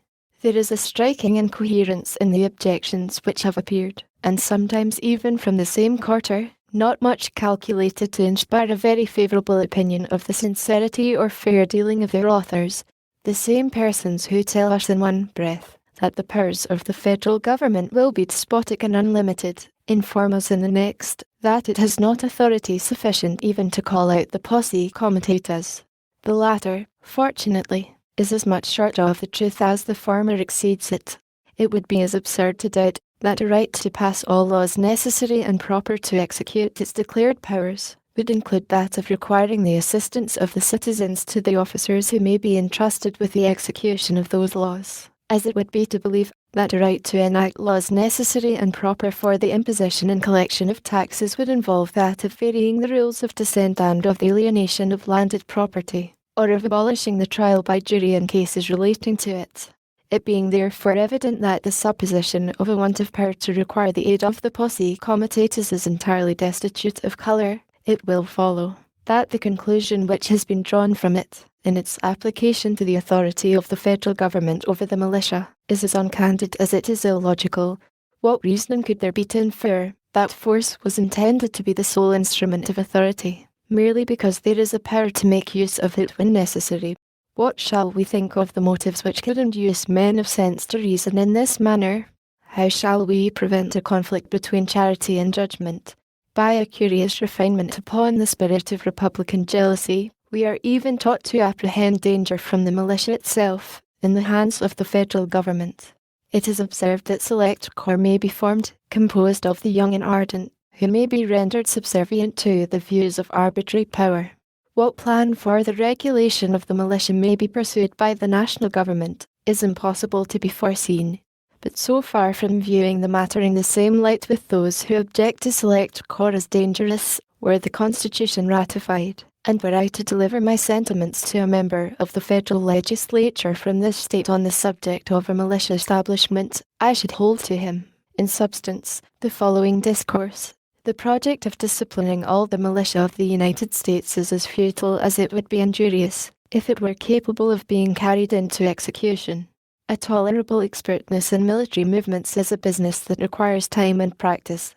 It is not a day, or even a week, that will suffice for the attainment of it. To oblige the great body of the yeomanry, and of the other classes of the citizens, to be under arms for the purpose of going through military exercises and evolutions, as often as might be necessary to acquire the degree of perfection which would entitle them to the character of a well-regulated militia, would be a real grievance to the people, and a serious public inconvenience and loss. It would form an annual deduction from the productive labour of the country, to an amount which, calculating upon the present numbers of the people, would not fall far short of the whole expense of the civil establishments of all the states. To attempt a thing which would abridge the mass of labour and industry to so considerable an extent, would be unwise, and the experiment, if made, could not succeed, because it would not long be endured. Little more can reasonably be aimed at, with respect to the people at large, than to have them properly armed and equipped. And in order to see that this be not neglected, it will be necessary to assemble them once or twice in the course of a year. But though the scheme of disciplining the whole nation must be abandoned as mischievous or impracticable, yet it is a matter of the utmost importance that a well-digested plan should, as soon as possible, be adopted for the proper establishment of the militia. The attention of the government ought particularly to be directed to the formation of a select corps of moderate extent, upon such principles as will really fit them for service in case of need. By thus circumscribing the plan, it will be possible to have an excellent body of well-trained militia, ready to take the field whenever the defence of the state shall require it. This will not only lessen the call for military establishments, but if circumstances should at any time oblige the government to form an army of any magnitude, that army can never be formidable to the liberties of the people while there is a large body of citizens, little, if at all, inferior to them in discipline and the use of arms, who stand ready to defend their own rights and those of their fellow citizens. This appears to me the only substitute that can be devised for a standing army, and the best possible security against it, if it should exist. Thus, differently from the adversaries of the proposed constitution, should I reason on the same subject, deducing arguments of safety from the very sources which they represent as fraught with danger and perdition. But how the national legislature may reason on the point, is a thing which neither they nor I can foresee. There is something so far-fetched and so extravagant in the idea of danger to liberty from the militia, that one is at a loss whether to treat it with gravity or with raillery, whether to consider it as a mere trial of skill, like the paradoxes of rhetoricians, as a disingenuous artifice to instill prejudices at any price, or as the serious offspring of political fanaticism, where in the name of common sense are our fears to end if we may not trust our sons, our brothers, our neighbours, our fellow citizens. What shadow of danger can there be from men who are daily mingling with the rest of their countrymen and who participate with them in the same feelings, sentiments, habits and interests? What reasonable cause of apprehension can be inferred from a power in the Union to prescribe regulations for the militia, and to command its services when necessary, while the particular states are to have the solely and exclusive appointment of the officers? If it were possible seriously to indulge a jealousy of the militia upon any conceivable establishment under the federal government, the circumstance of the officers being in the appointment of the states ought at once to extinguish it. There can be no doubt that this circumstance will always secure to them a preponderating influence over the militia. In reading many of the publications against the Constitution, a man is apt to imagine that he is perusing some ill-written tale or romance, which, instead of natural and agreeable images, exhibits to the mind nothing but frightful and distorted shapes, gorgons, hydras, and chimneras dire, discolouring and disfiguring whatever it represents, and transforming everything it touches into a monster. A sample of this is to be observed in the exaggerated and improbable suggestions which have taken place respecting the power of calling for the services of the militia. That of New Hampshire is to be marched to Georgia, of Georgia to New Hampshire, of New York to Kentucky, and of Kentucky to Lake Champlain. Nay, the debts due to the French and Dutch are to be paid in militiamen instead of louis-d'ors and ducats. At one moment there is to be a large army to lay prostrate the liberties of the people. At another moment the militia of Virginia are to be dragged from their homes 500 or 600 miles, to tame the Republican contumacy of Massachusetts, and that of Massachusetts is to be transported an equal distance to subdue the refractory haughtiness of the aristocratic Virginians. Do the persons who rave at this rate imagine that their art or their eloquence can impose any conceits or absurdities upon the people of America for infallible truths? If there should be an army to be made use of as the engine of despotism, what need of the militia? If there should be no army, whither would the militia, irritated by being called upon to undertake a distant and hopeless expedition, for the purpose of riveting the chains of slavery upon a part of their countrymen, direct their course, but to the seat of the tyrants, who had meditated so foolish as well as so wicked a project, to crush them in their imagined entrenchments of power, and to make them an example of the just vengeance of an abused and incensed people? Is this the way in which usurpers strive to dominion over a numerous and enlightened nation? Do they begin by exciting the detestation of the very instruments of their intended usurpations?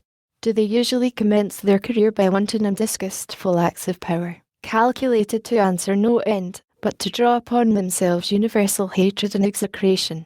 Are suppositions of this sort the sober admonitions of discerning patriots to a discerning people? Or are they the inflammatory ravings of incendiaries or distempered enthusiasts? If we were even to suppose the national rulers actuated by the most ungovernable ambition, it is impossible to believe that they would employ such preposterous means to accomplish their designs. In times of insurrection or invasion, it would be natural and proper that the militia of a neighbouring state should be marched into another, to resist a common enemy, or to guard the republic against the violence of faction or sedition. This was frequently the case, in respect to the first object, in the course of the late war, and this mutual succour is, indeed, a principal end of our political association. If the power of affording it be placed under the direction of the Union, there will be no danger of a supine and listless inattention to the dangers of a neighbour, till its near approach had superadded the incitements of self-preservation to the too feeble impulses of duty and sympathy. Publius, Federalist No.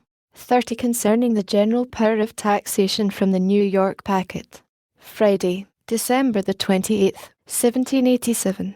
Hamilton to the people of the state of New York. It has been already observed that the federal government ought to possess the power of providing for the support of the national forces, in which proposition was intended to be included the expense of raising troops, of building and equipping fleets, and all other expenses in any wise connected with military arrangements and operations. But these are not the only objects to which the jurisdiction of the Union, in respect to revenue, must necessarily be empowered to extend. It must embrace a provision for the support of the national civil list, for the payment of the national debts contracted, or that may be contracted, and, in general, for all those matters which will call for disbursements out of the national treasury. The conclusion is, that there must be interwoven, in the frame of the government, a general power of taxation, in one shape or another. Money is, with propriety, considered as the vital principle of the body politic, as that which sustains its life and motion, and enables it to perform its most essential functions, a complete power, therefore, to procure a regular and adequate supply of it, as far as the resources of the community will permit, may be regarded as an indispensable ingredient in every constitution. From a deficiency in this particular, one of two evils must ensue. Either the people must be subjected to continual plunder, as a substitute for a more eligible mode of supplying the public wants, or the government must sink into a fatal atrophy, and, in a short course of time, perish. In the Ottoman or Turkish Empire, the sovereign, though in other respects absolute master of the lives and fortunes of his subjects, has no right to impose a new tax. The consequence is that he permits the bashaws or governors of provinces to pillage the people without mercy, and, in turn, squeezes out of them the sums of which he stands in need, to satisfy his own exigencies and those of the state. In America, from a like cause, the government of the Union has gradually dwindled into a state of decay, approaching nearly to annihilation. Who can doubt that the happiness of the people in both countries would be promoted by competent authorities in the proper hands, to provide the revenues which the necessities of the public might require? The present Confederation, feeble as it is intended to repose in the United States, an unlimited power of providing for the pecuniary wants of the Union. But proceeding upon an erroneous principle, it has been done in such a manner as entirely to have frustrated the intention. Congress, by the articles which compose that compact, as has already been stated, are authorized to ascertain and call for any sums of money necessary, in their judgment, to the service of the United States, and their requisitions, if conformable to the rule of apportionment, are in every constitutional sense obligatory upon the States. These have no right to question the propriety of the demand, no discretion beyond that of devising the ways and means of furnishing the sums demanded. But though this be strictly and truly the case, though the assumption of such a right would be an infringement of the Articles of Union, though it may seldom or never have been avowedly claimed, yet in practice it has been constantly exercised, and would continue to be so, as long as the revenues of the Confederacy should remain dependent on the intermediate agency of its members. What the consequences of this system have been, is within the knowledge of every man the least conversant in our public affairs, and has been amply unfolded in different parts of these inquiries. It is this which has chiefly contributed to reduce us to a situation which affords ample cause both of mortification to ourselves, and of triumph to our enemies. What remedy can there be for this situation, but in a change of the system which has produced it, in a change of the fallacious and delusive system of quotas and requisitions? What substitute can there be imagined for this ignis fatuus in finance, but that of permitting the national government to raise its own revenues by the ordinary methods of taxation authorized in every well-ordered constitution of civil government? Ingenious men may declaim with plausibility on any subject, but no human ingenuity can point out any other expedient to rescue us from the inconveniences and embarrassments naturally resulting from defective supplies of the public treasury. The more intelligent adversaries of the new Constitution admit the force of this reasoning, but they qualify their admission by a distinction between what they call internal and external taxation. The former they would reserve to the state governments, the latter, which they explain into commercial imposts, or rather duties on imported articles, they declare themselves willing to concede to the federal head. This distinction, however, would violate the maxim of good sense and sound policy, which dictates that every power ought to be in proportion to its object, and would still leave the general government in a kind of tutelage to the state governments, inconsistent with every idea of vigour or efficiency. Who can pretend that commercial imposts are, or would be, alone equal to the present and future exigencies of the Union, taking into the account the existing debt, foreign and domestic, upon any plan of extinguishment which a man moderately impressed with the importance of public justice and public credit could approve? In addition to the establishments which all parties will acknowledge to be necessary, we could not reasonably flatter ourselves that this resource alone, upon the most improved scale, would even suffice for its present necessities. Its future necessities admit not of calculation or limitation, and upon the principle, more than once adverted to, the power of making provision for them as they arise ought to be equally unconfined. I believe it may be regarded as a position warranted by the history of mankind, that, in the usual progress of things, the necessities of a nation, in every stage of its existence, will be found at least equal to its resources. To say that deficiencies may be provided for by requisitions upon the states is on the one hand to acknowledge that this system cannot be depended upon, and on the other hand to depend upon it for everything beyond a certain limit. Those who have carefully attended to its vices and deformities as they have been exhibited by experience or delineated in the course of these papers, must feel invincible repugnancy to trusting the national interests in any degree to its operation.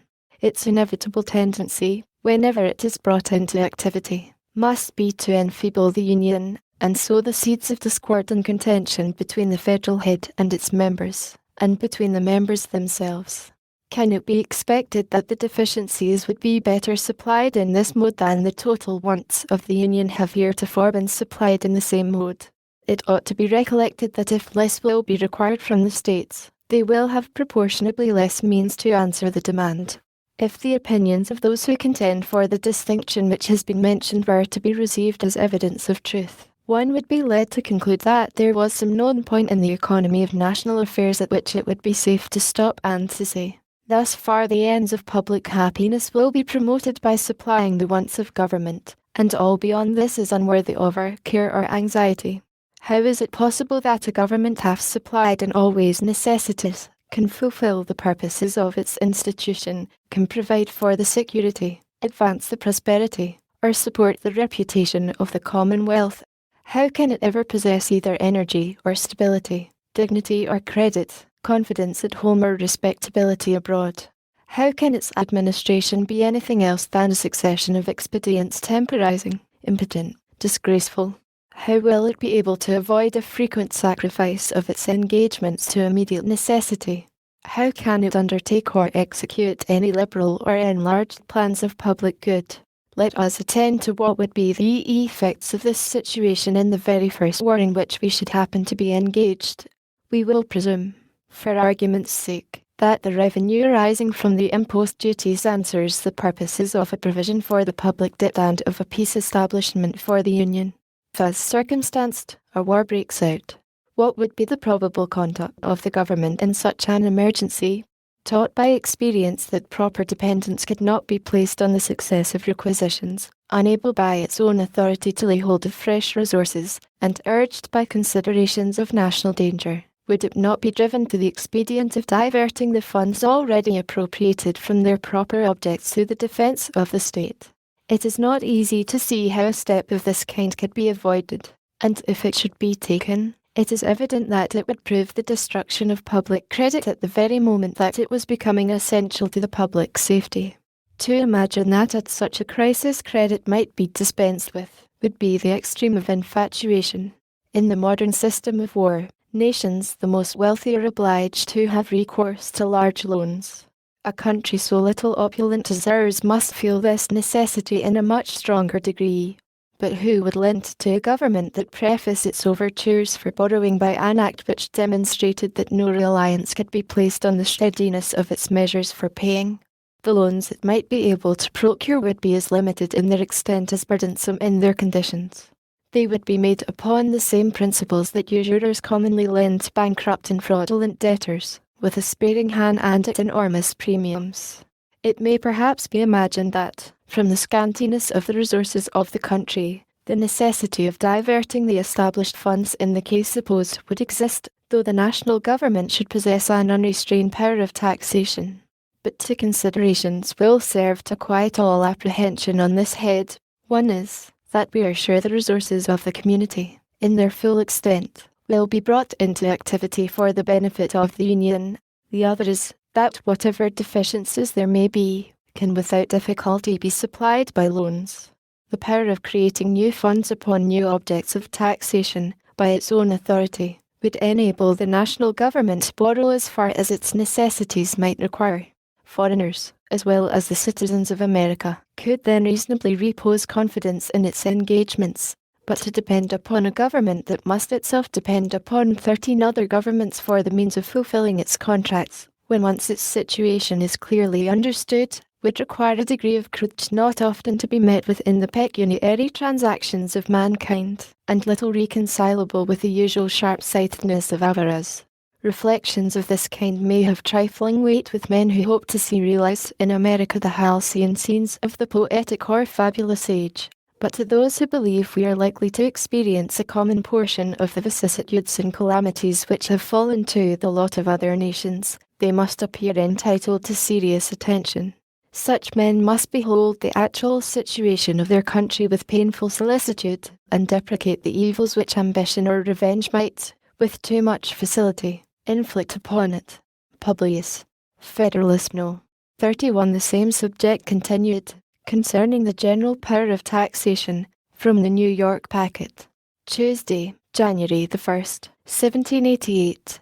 Hamilton to the people of the state of New York, Indiana. Disquisitions of every kind. There are certain primary truths, or first principles, upon which all subsequent reasonings must depend.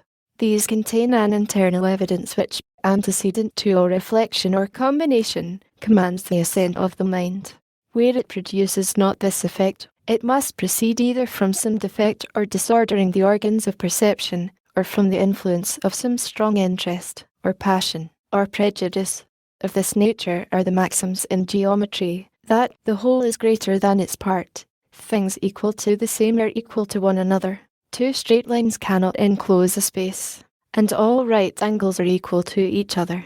Of the same nature are these other maxims in ethics and politics, that there cannot be an effect without a cause, that the means ought to be proportioned to the end, that every power ought to be commensurate with its object, that there ought to be no limitation of a power destined to effect a purpose which is itself incapable of limitation. And there are other truths in the two latter sciences which, if they cannot pretend to rank in the class of axioms, are yet such direct inferences from them, and so obvious in themselves, and so agreeable to the natural and unsophisticated dictates of common sense, that they challenge the assent of a sound and unbiased mind, with a degree of force and conviction almost equally irresistible. The objects of geometrical inquiry are so entirely abstracted from those pursuits which stir up and put in motion the unruly passions of the human heart, that mankind, without difficulty, adopt not only the more simple theorems of the science, but even those abstruse paradoxes which, however they may appear susceptible of demonstration, are at variance with the natural conceptions which the mind, without the aid of philosophy, would be led to entertain upon the subject. The infinite divisibility of matter, or, in other words, the infinite divisibility of a finite thing, extending even to the minutest atom, is a point agreed among geometricians, though not less incomprehensible to common sense than any of those mysteries in religion, against which the batteries of infidelity have been so industriously levelled. But in the sciences of morals and politics, men are found far less tractable. To a certain degree, it is right and useful that this should be the case. Caution and investigation are a necessary armour against terror and imposition. But this untractableness may be carried too far, and may degenerate into obstinacy, perverseness, or disingenuity. Though it cannot be pretended that the principles of moral and political knowledge have, in general, the same degree of certainty with those of the mathematics, yet they have much better claims in this respect than, to judge from the conduct of men in particular situations, we should be disposed to allow them. The obscurity is much oftener in the passions and prejudices of the reasoner than in the subject.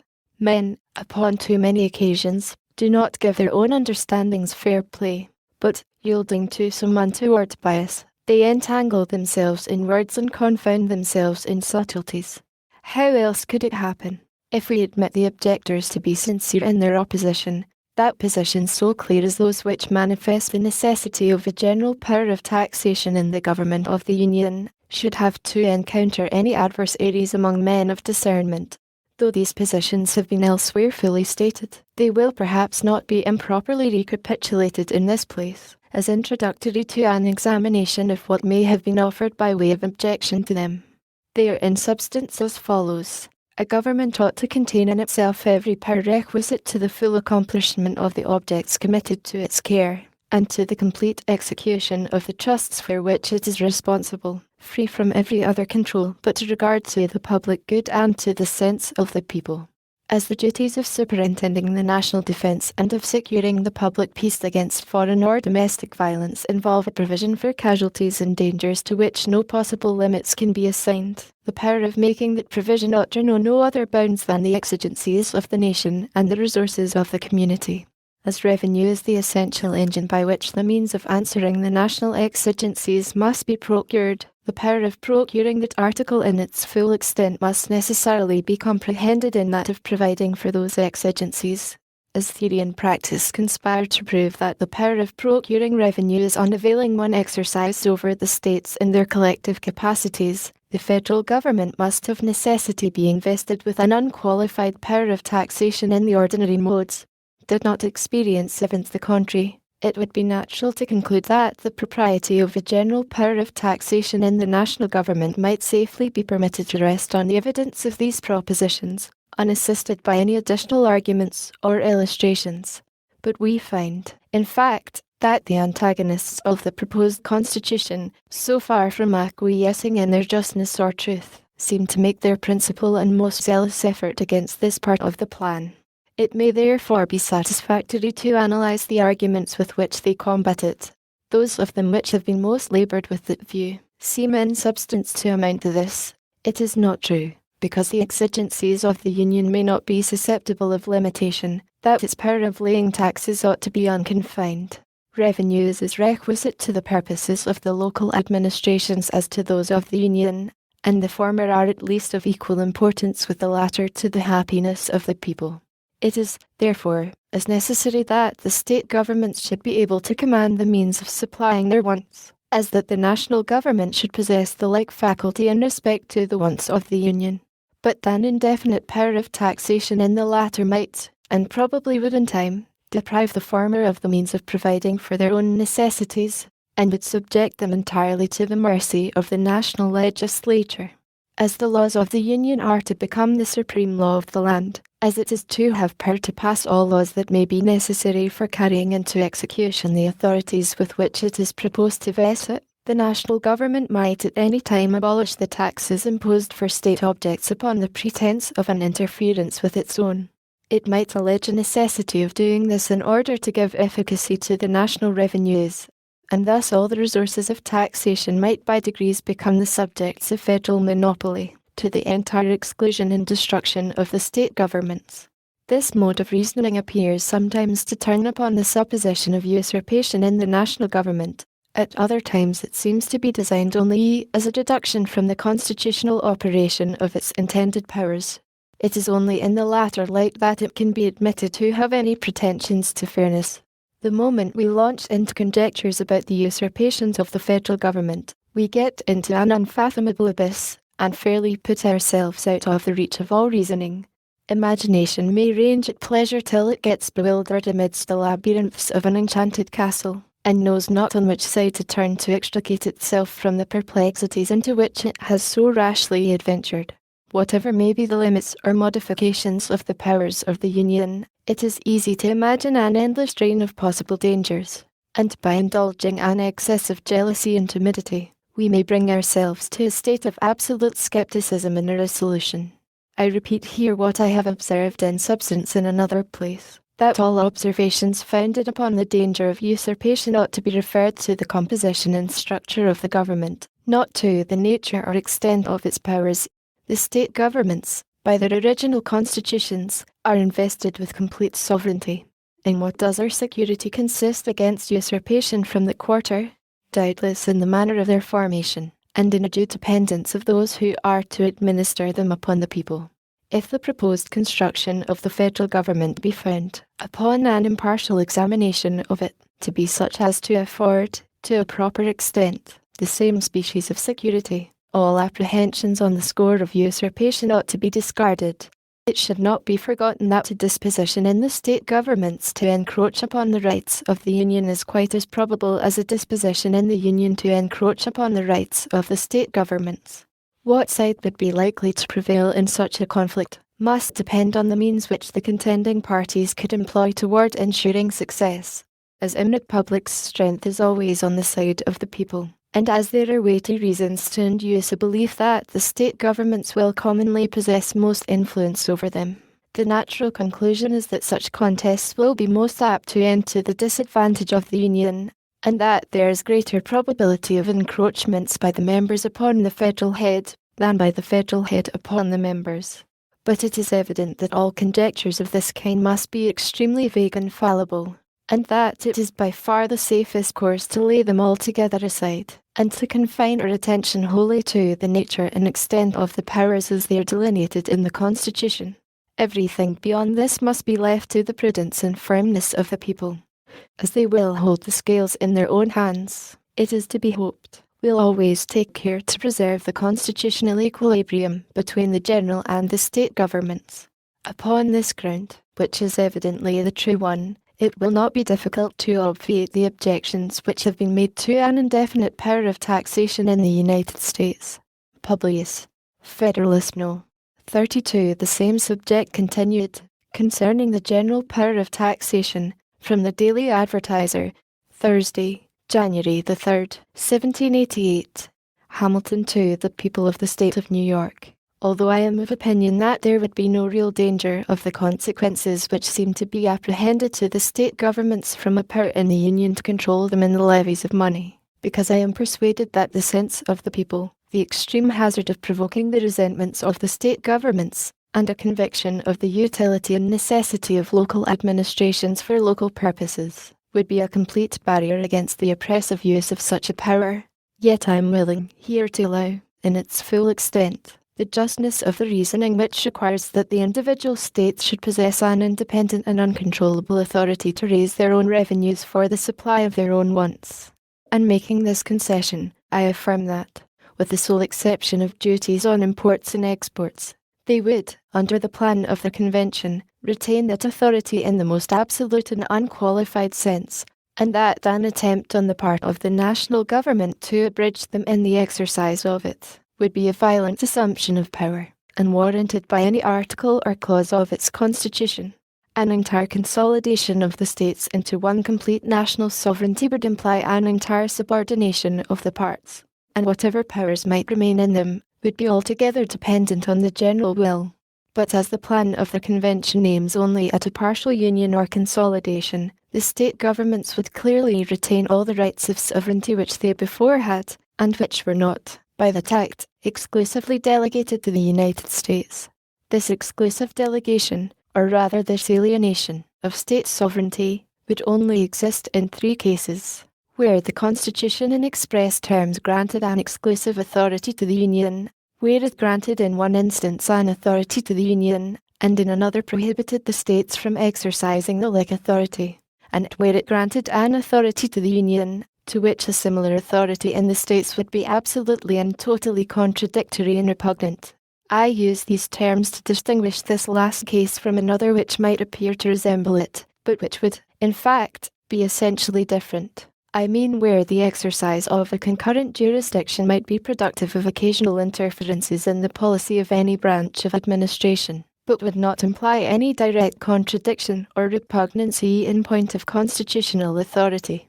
These 3 cases of exclusive jurisdiction in the federal government may be exemplified by the following instances. The last clause but one in the 8th section of the first article provides expressly that Congress shall exercise exclusive legislation over the district to be appropriated as the seat of government.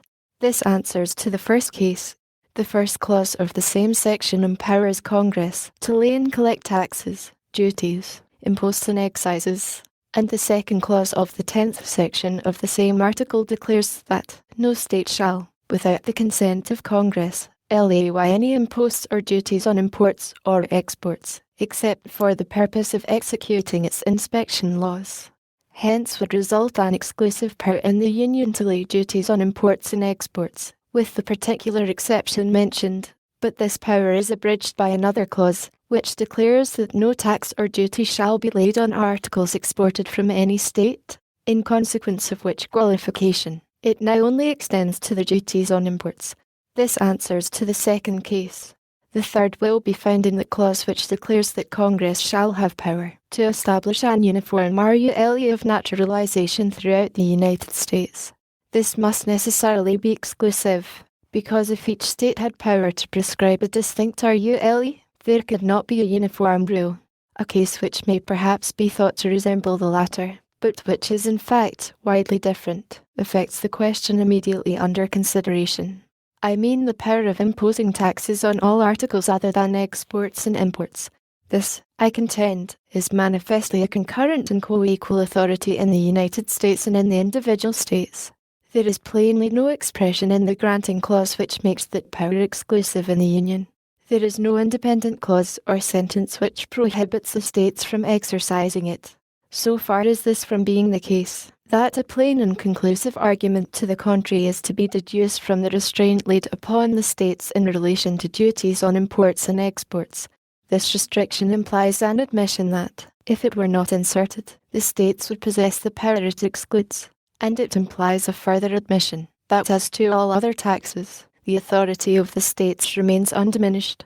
In any other view it would be both unnecessary and dangerous. It would be unnecessary, because if the grant to the Union of the power of laying such duties implied the exclusion of the states, or even their subordination in this particular, there could be no need of such a restriction. It would be dangerous, because the introduction of it leads directly to the conclusion which has been mentioned, and which, if the reasoning of the objectors be just, could not have been intended. I mean that the states, in all cases to which the restriction did not apply, would have a concurrent power of taxation with the Union.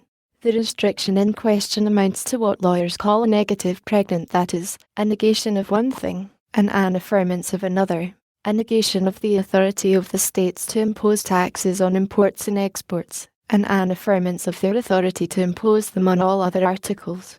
It would be mere sophistry to argue that it was meant to exclude them absolutely from the imposition of taxes of the former kind, and to leave them at liberty to lay others subject to the control of the national legislature. The restraining or prohibitory clause only says that they shall not, without the consent of Congress, lay such duties. And if we are to understand this in the sense last mentioned, the Constitution would then be made to introduce a formal provision for the sake of a very absurd conclusion, which is that the states, with the consent of the national legislature, might tax imports and exports, and that they might tax every other article, unless controlled by the same body. If this was the intention, why not leave it, in the first instance, to what is alleged to be the natural operation of the original clause, conferring a general power of taxation upon the Union? It is evident that this could not have been the intention, and that it will not bear a construction of the kind. As to a supposition of repugnancy between the power of taxation in the states and in the Union, it cannot be supported in that sense which would be requisite to work an exclusion of the states. It is, indeed, possible that a tax might be laid on a particular article by a state which might render it inexpedient that thus a further tax should be laid on the same article by the Union, but it would not imply a constitutional inability to impose a further tax. The quantity of the imposition, the expediency or inexpediency of an increase on either side, would be mutually questions of prudence, but there would be involved no direct contradiction of power. The particular policy of the national and of the state systems of finance might now and then not exactly coincide, and might require reciprocal forbearances. It is not, however, a mere possibility of inconvenience in the exercise of powers, but an immediate constitutional repugnancy that can by implication alienate and extinguish a pre-existing right of sovereignty. The necessity of a concurrent jurisdiction in certain cases results from the division of the sovereign power, and the rule that all authorities, of which the states are not explicitly divested in favour of the Union, remain with them in full vigour, is not a theoretical consequence of that division, but is clearly admitted by the whole tenor of the instrument which contains the articles of the proposed Constitution. We either find that, notwithstanding the affirmative grants of general authorities, there has been the most pointed care in those cases where it was deemed improper that the like authorities should reside in the states, to insert negative clauses prohibiting the exercise of them by the states. The 10th section of the first article consists altogether of such provisions. This circumstance is a clear indication of the sense of the Convention, and furnishes a rule of interpretation out of the body of the Act, which justifies the position I have advanced and refutes every hypothesis to the contrary. Publius, Federalist No. 33. The same subject continued, concerning the general power of taxation, from the Daily Advertiser, January 3rd, 1788. Hamilton to the people of the State of New York. The residue of the argument against the provisions of the Constitution in respect to taxation is engrafted upon the following clause. The last clause of the 8th section of the first article of the plan under consideration authorizes the national legislature to make all laws which shall be necessary and proper for carrying into execution the powers by the Constitution vested in the government of the United States, or in any department or officer thereof. And the second clause of the 6th article declares that the Constitution and the laws of the United States may die in pursuance thereof, and the treaties made by their authority shall be the supreme law of the land, anything in the Constitution or laws of any state to the contrary notwithstanding. These two clauses have been the source of much virulent invective and petulant declamation against the proposed Constitution. They have been held up to the people in all the exaggerated colours of misrepresentation as the pernicious engines by which their local governments were to be destroyed and their liberties exterminated, as the hideous monster whose devouring jaws would spare neither sex nor age, nor high nor low, nor sacred nor profane. And yet, strange as it may appear, after all this clamour, To those who may not have happened to contemplate them in the same light, it may be affirmed with perfect confidence that the constitutional operation of the intended government would be precisely the same, if these clauses were entirely obliterated, as if they were repeated in every article. They are only declaratory of a truth which would have resulted by necessary and unavoidable implication from the very act of constituting a federal government, and vesting it with certain specified powers. This is so clear a proposition, that moderation itself can scarcely listen to the railings which have been so copiously vented against this part of the plan, without emotions that disturb its equanimity. What is a power, but the ability or faculty of doing a thing? What is the ability to do a thing, but the power of employing the means necessary to its execution? What is a legislative power, but a power of making laws? What are the means to execute the legislative power but laws?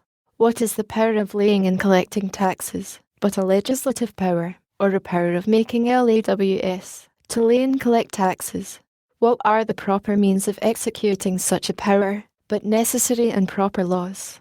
This simple train of inquiry furnishes us at once with a test by which to judge of the true nature of the clause complained of. It conducts us to this palpable truth, that a power to lay and collect taxes must be a power to pass all laws necessary and proper for the execution of that power. And what does the unfortunate and calumniated provision in question do more than declare the same truth, to wit, that the national legislature, to whom the power of laying and collecting taxes had been previously given, might, in the execution of that power, pass all laws necessary and proper to carry it into effect. I have applied these observations thus particularly to the power of taxation, because it is the immediate subject under consideration, and because it is the most important of the authorities proposed to be conferred upon the Union. But the same process will lead to the same result in relation to all other powers declared in the Constitution.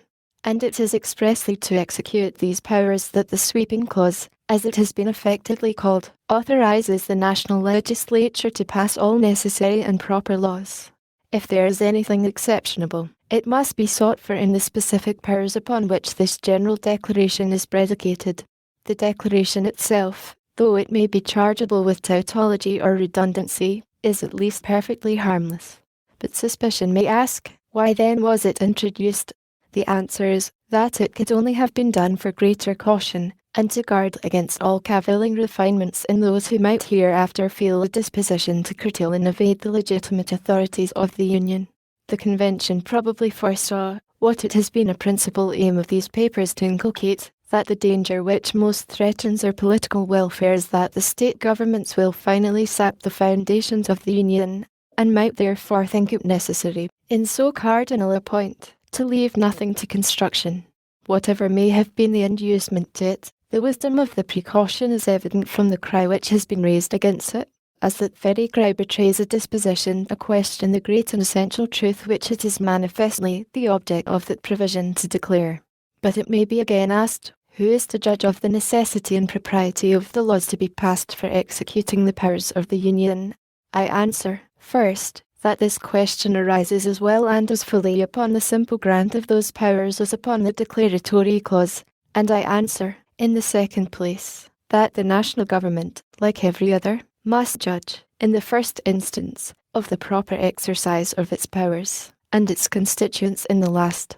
If the federal government should overpass the just bounds of its authority and make a tyrannical use of its powers, the people, whose creature it is, must appeal to the standard they have formed, and take such measures to redress the injury done to the Constitution as the exigency may suggest and prudence justify.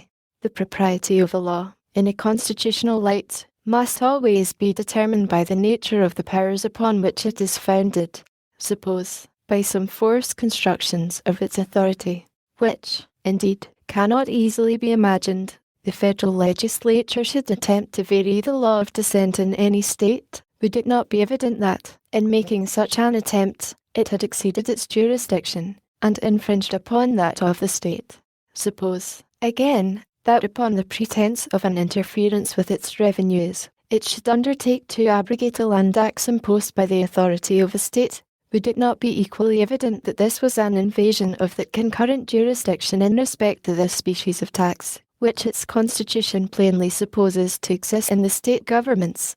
If there ever should be a doubt on this head, the credit of it will be entirely due to those reasoners who, in the imprudent zeal of their animosity to the plan of the convention, have laboured to envelop it in a cloud calculated to obscure the plainest and simplest truths.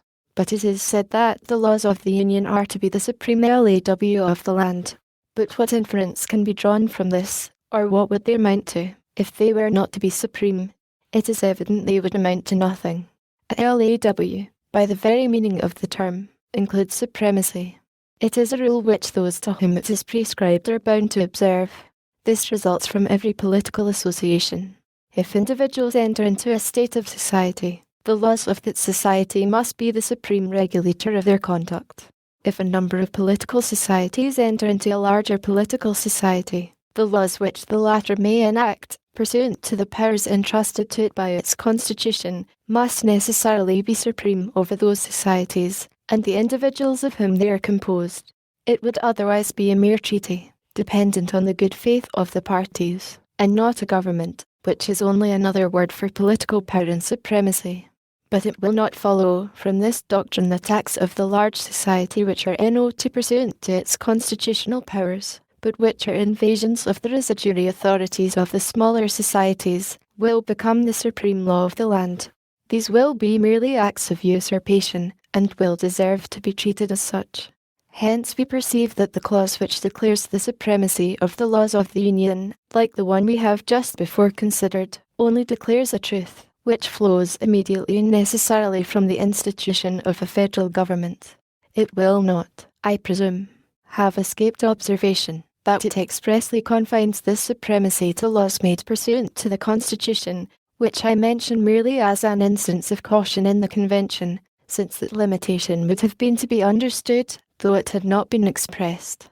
Though a law, therefore, laying a tax for the use of the United States would be supreme in its nature, and could not legally be opposed or controlled, yet a law for abrogating or preventing the collection of a tax laid by the authority of the state, unless upon imports and exports, would not be the supreme law of the land, but a usurpation of power not granted by the Constitution.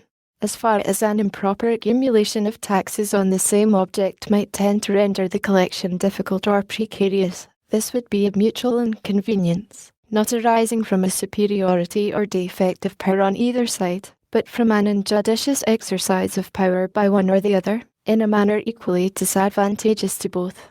It is to be hoped and presumed, however, that mutual interest would dictate a concert in this respect which would avoid any material inconvenience.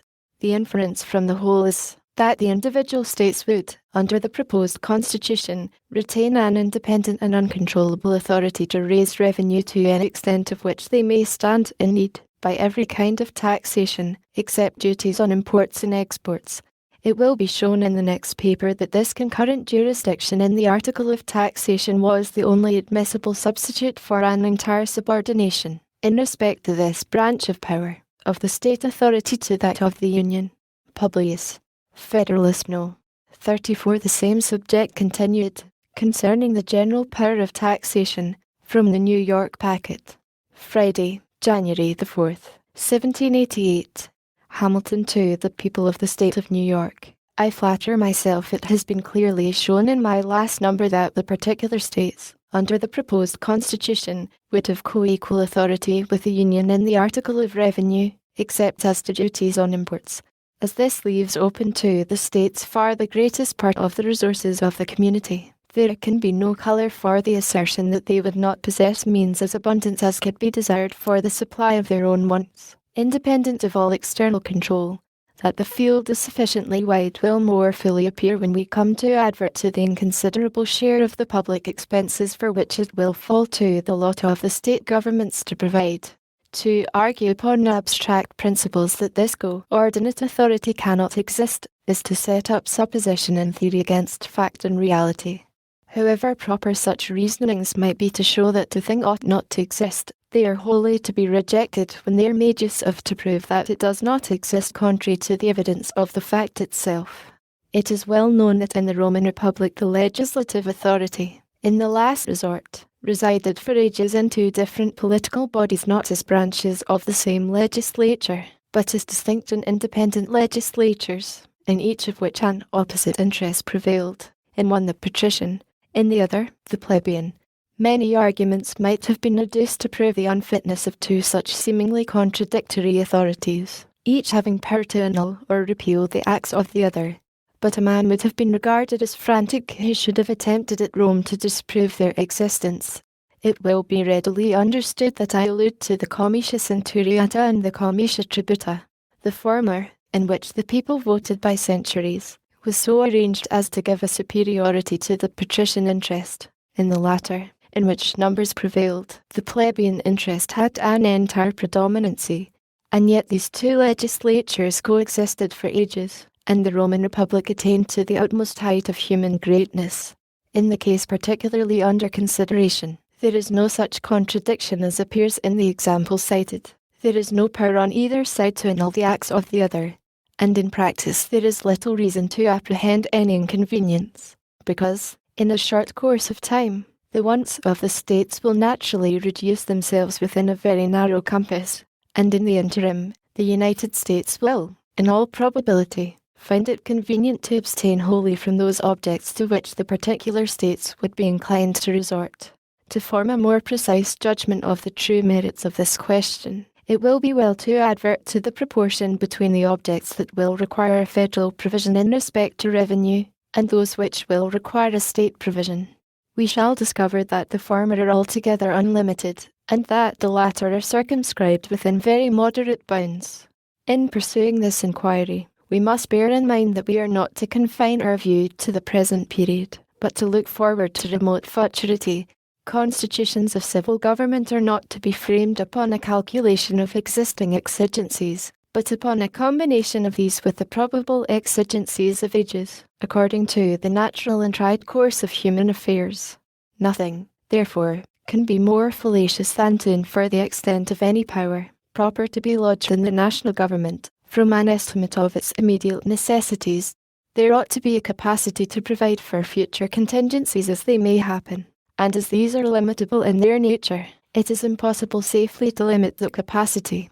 It is true, perhaps, that a computation might be made with sufficient accuracy to answer the purpose of the quantity of revenue requisite to discharge the subsisting engagements of the Union, and to maintain those establishments which, for some time to come, would suffice in time of peace.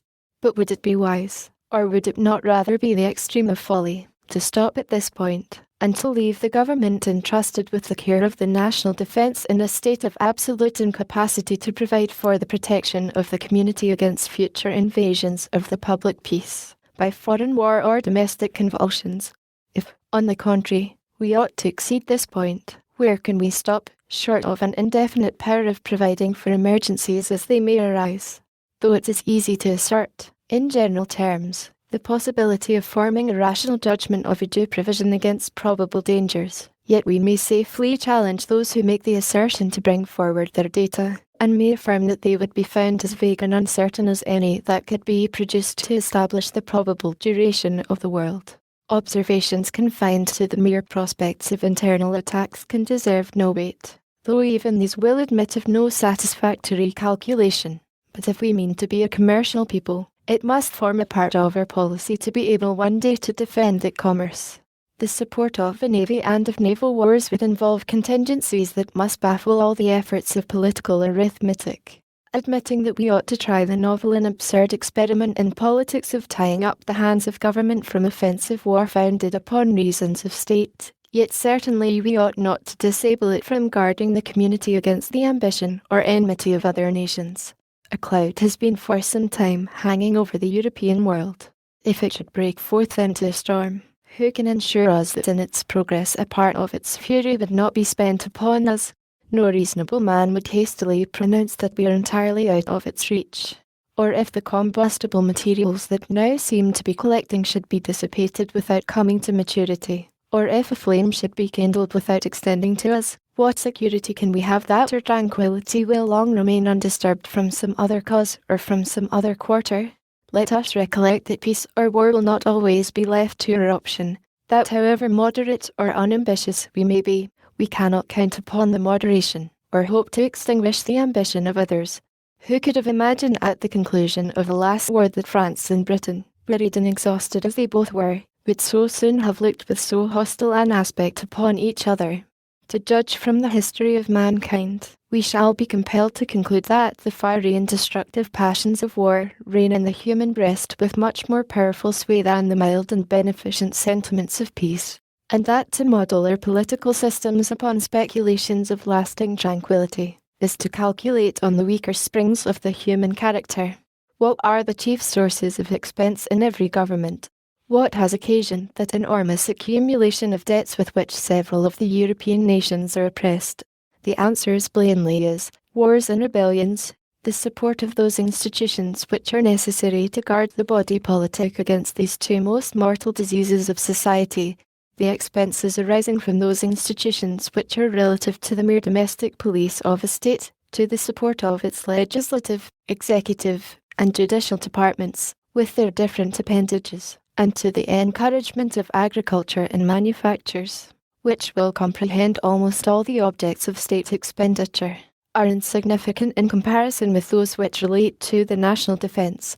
In the kingdom of Great Britain, where all the ostentatious apparatus of monarchy is to be provided for, not above a 15th part of the annual income of the nation is appropriated to the class of expenses last mentioned. The other 14/15ths are absorbed in the payment of the interest of debts contracted for carrying on the wars in which the country has been engaged, and in the maintenance of fleets and armies.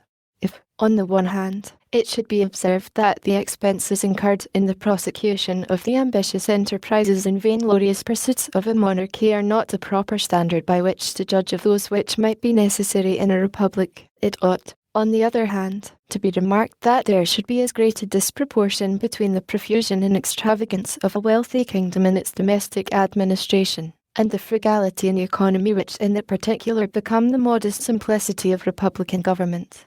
If we balance a proper deduction from one side against that which it is supposed ought to be made from the other, the proportion may still be considered as holding good. But let us advert to the large debt which we have ourselves contracted in a single war, and let us only calculate on a common share of the events which disturb the peace of nations, and we shall instantly perceive, without the aid of any elaborate illustration, that there must always be an immense disproportion between the objects of federal and state expenditures. It is true that several of the states, separately, are encumbered with considerable debts, which are an excrescence of the late war. But this cannot happen again, if the proposed system be adopted, and when these debts are discharged, the only call for revenue of any consequence, which the state governments will continue to experience, will be for the mere support of their respective civil list, to which, if we add all contingencies, the total amount in every state ought to fall considerably short of £200,000. In framing a government for posterity as well as ourselves, we ought, in those provisions which are designed to be permanent, to calculate, not on temporary, but on permanent causes of expense. If this principle be a just one, our attention would be directed to a provision in favour of the state governments for an annual sum of about £200,000, while the exigencies of the Union could be susceptible of no limits, even in imagination. In this view of the subject, by what logic can it be maintained that the local government sought to command, in perpetuity, an exclusive source of revenue for any sum beyond the extent of £200,000, to extend its power further, in exclusion of the authority of the Union, would be to take the resources of the community out of those hands which stood in need of them for the public welfare, in order to put them into other hands which could have no just or proper occasion for them. Suppose, then, the Convention had been inclined to proceed upon the principle of a repartition of the objects of revenue between the Union and its members, in proportion to their comparative necessities,